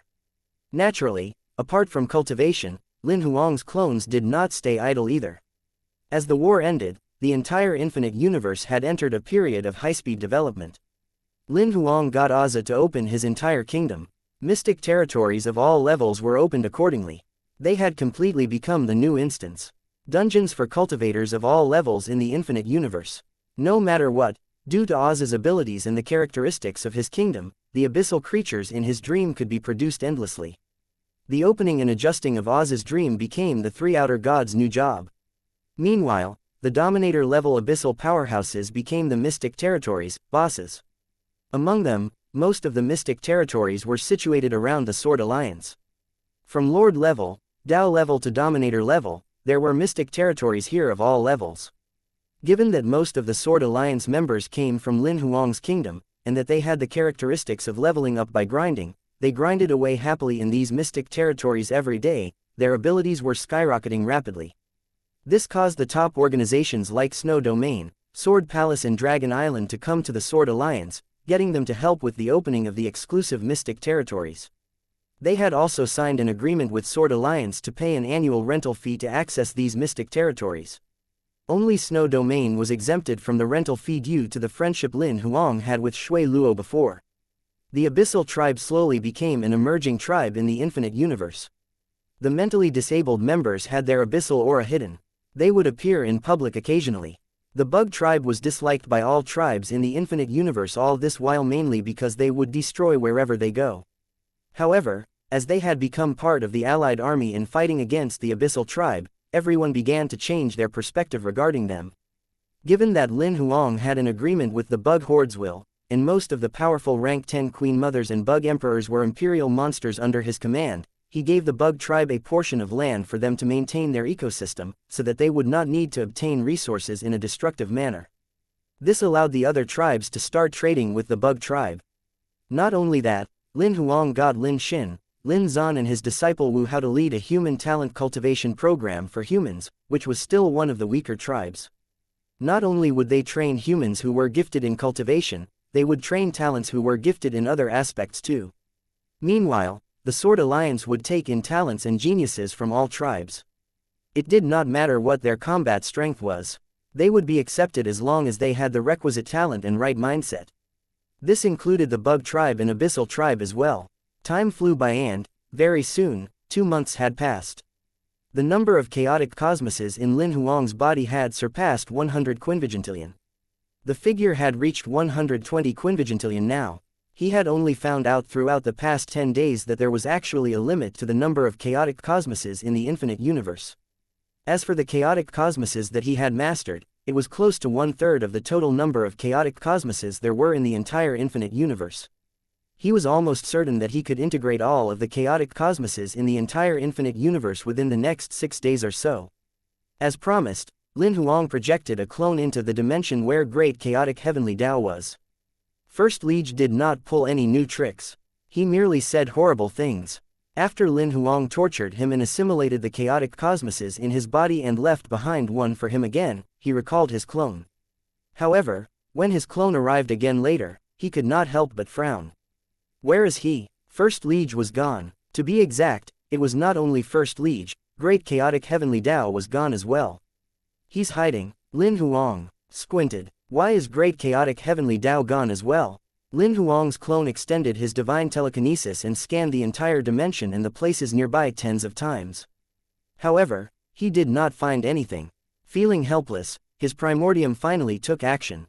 At that moment, his divine telekinesis spread through the chaotic cosmoses in the entire infinite universe, the concealed dimensions, the time gaps. However, he found nothing despite scanning hundreds of times. So he pulled a trick after all. Lin Huang frowned. He had not expected First Liege to have done something like that. Not only did he hide himself, even Great Chaotic Heavenly Tao was gone as well. Clearly, he had done something to Great Chaotic Heavenly Tao to prevent it from revealing his whereabouts. I'd like to see where you can hide 6 days from now. Lin Huang did not waste time dwelling on where First Liege had gone exactly. Apart from searching by extending his divine telekinesis a few times throughout the entire infinite universe every day, he focused all of his attention on integrating the remaining chaotic cosmoses, 147 quinvigintillion, 173 quinvigintillion, 205 quinvigintillion. Time flew by. Another 5 days had passed. The total number of chaotic cosmoses Lin Huang integrated had reached 285 quinvigintillion. Until now, the number of chaotic cosmoses he had integrated with was close to 87% of the total number of chaotic cosmoses in the entire infinite universe. Throughout these 5 days, he had not found any signs of First Liege at all, and Great Chaotic Heavenly Tao did not show up either. Nevertheless, Lin Huang did not panic at all. He looked into the air with burning desire. One more day, and I'll have mastered all of the chaotic cosmoses in the entire infinite universe. By then, no matter where you're hiding, you won't be able to escape my eyes. On the 6th day, Lin Huang continued to integrate the remaining chaotic cosmoses calmly. At midnight on the 6th day, he had integrated all of the 328 quinvigintillion chaotic cosmoses in the entire infinite universe. Suddenly, Lin Huang's god soul and physical body began to transform crazily. His consciousness seemed to have been detached from the infinite universe. It had reached a height that was endlessly far away. When he arrived there, he finally saw what the entire infinite universe really looked like. It was a sphere that was exuding a glaring white light. With a thought, he could see everything in the entire sphere easily. It was made of a great amount of chaotic cosmoses, and it almost seemed like lights of various colors made up the entire sphere. He could even clearly see the internal structure of each chaotic cosmos. The great worlds, mini-worlds and the gravel worlds. Within each of them, he could see the stars, clouds, whether they were cold or hot, whether there were living beings in them. The planets had tribes living on them. There were people who were either busy or relaxing. The night where lights were lit, During the day when pedestrians filled the streets, small towns where the cicadas chirped, the mountain ranges where snow accumulated, the rushing rivers, the peaceful and beautiful red desert that got its color from the sunset, Lin Huang saw all of these details. He even saw First Liege, who was hiding deep in the heavenly Tao, as well as great chaotic heavenly Tao that had fallen into a state of deep sleep. He did not mind that at all. He had immersed himself in this special feeling completely. Lin Huang only sighed emotionally when he suddenly snapped back to his senses after a long time. I've become a transcender. He realized that he had become a transcender. At that moment, a voice spoke up from behind him. Congratulations on becoming a transcender. Lin Huang was stunned when he heard that voice. He had not sensed that there was someone behind him at all. When he turned around, he saw a young man with short, black hair looking at him while smirking. The young man looked to be the same age as he was. He had a sincere and warm smile on his face. Lin Huang suddenly recalled something, after which he asked immediately, "Your virtual sovereign?" "Yes, and no," the young man said with a smile. "Let me introduce myself. My name's Ji Yu Ding, I'm also a transcender. Virtual sovereign is just one of my clones. Senior Ji Yu Ding." Lin Huang nodded at him. He could feel that the other party had no ill intentions. "Don't call me senior. Call me Ji Yu Ding, or captain." Ji Yu Ding clasped Lin Huang's shoulder while speaking. He was very easygoing and friendly. The very next second, they appeared in a quaint-looking pavilion. Tea was boiling on the stone table. The fragrance of the tea lingered in the air. Lin Huang sat on the stone stool across from Ji Yu Ding. "Captain." He could not get used to Ji Yu Ding's over-friendliness. "I was an interstellar pirate before, so this form of address has stayed with me," Ji Yu Ding explained while smiling. He picked up the teacup and took a sip. "We'll talk about that later. Let me tell you about this infinite universe first. Where do I start?" Ji Yu Ding only put down the teacup after thinking for a while. "I'll start from the beginning. I actually planted this infinite universe with a universe seed hundreds of eras ago. I used 9 seeds in total. Only this one remains though. Now that you've become a transcender and have successfully mastered the infinite universe, I know my efforts didn't go to waste. So I inherited the captain's legacy." Lin Huang really had not imagined that the infinite universe had been planted. "You don't have to be so polite. It's your destiny." Ji Yu Ding waved while smiling. "Are there many transcenders like us?" Lin Huang could not help but ask. "We're the only ones." Ji Yu Ding shook his head with a smile. "So few." Lin Huang did not expect that there were so few transcenders. "Do you know about the second law of thermodynamics?" Ji Yu Ding picked up the teapot and poured himself another cup of tea. He asked this question with a smile while drinking it. "I've heard of it." Lin Huang nodded. He picked up the teacup too and took a sip. During the natural process, an isolated system would always have an entropy increase. The chaos would grow continuously, and the disorder would grow as well. As Lin Huang explained, he felt his bond with the infinite universe strengthened by an invisible force when he swallowed the tea. He could now understand some of the rules that were hidden deep in the infinite universe. Even a universe would be doomed in an entropy increase. What more the many worlds, great worlds and chaotic cosmoses? What about the infinite universes that are even more complicated? Ji Yu Ding asked while looking at Lin Huang.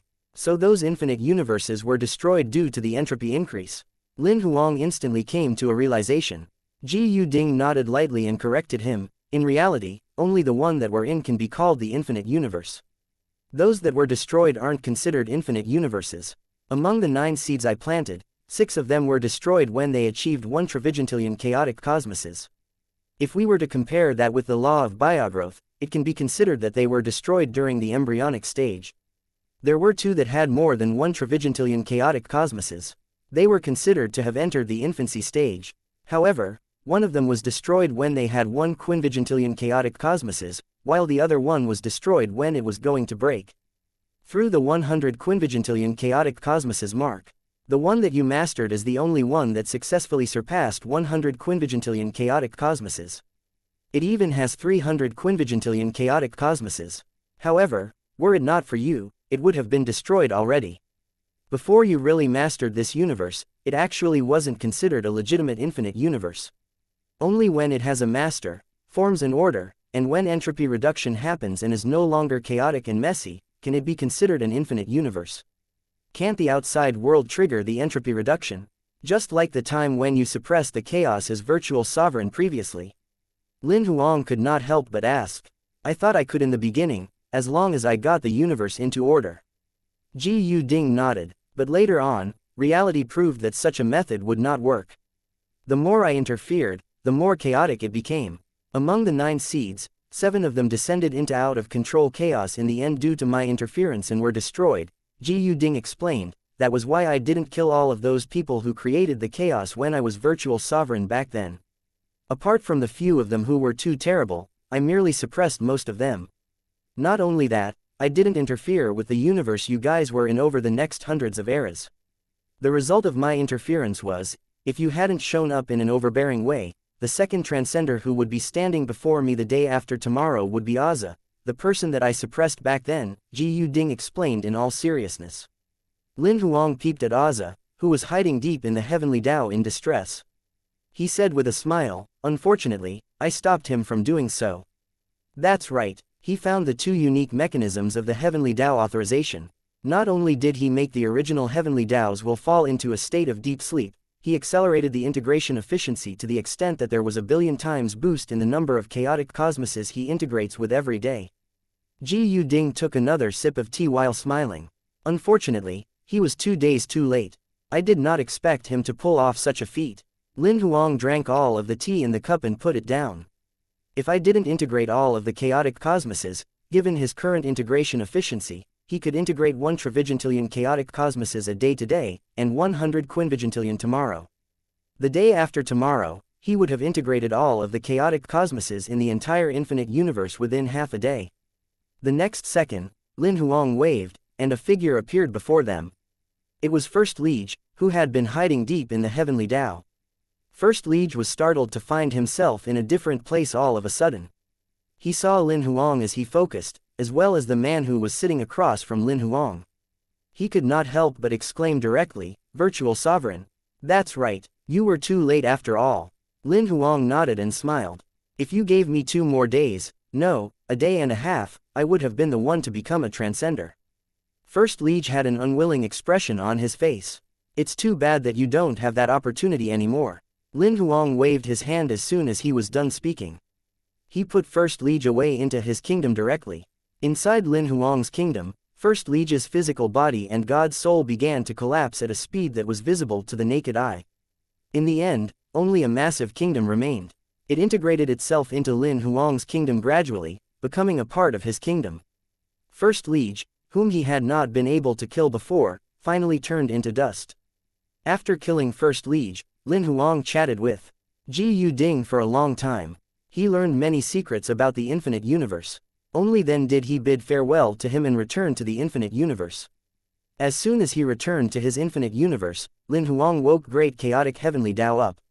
He then allowed it to retain its will and integrated it into his kingdom.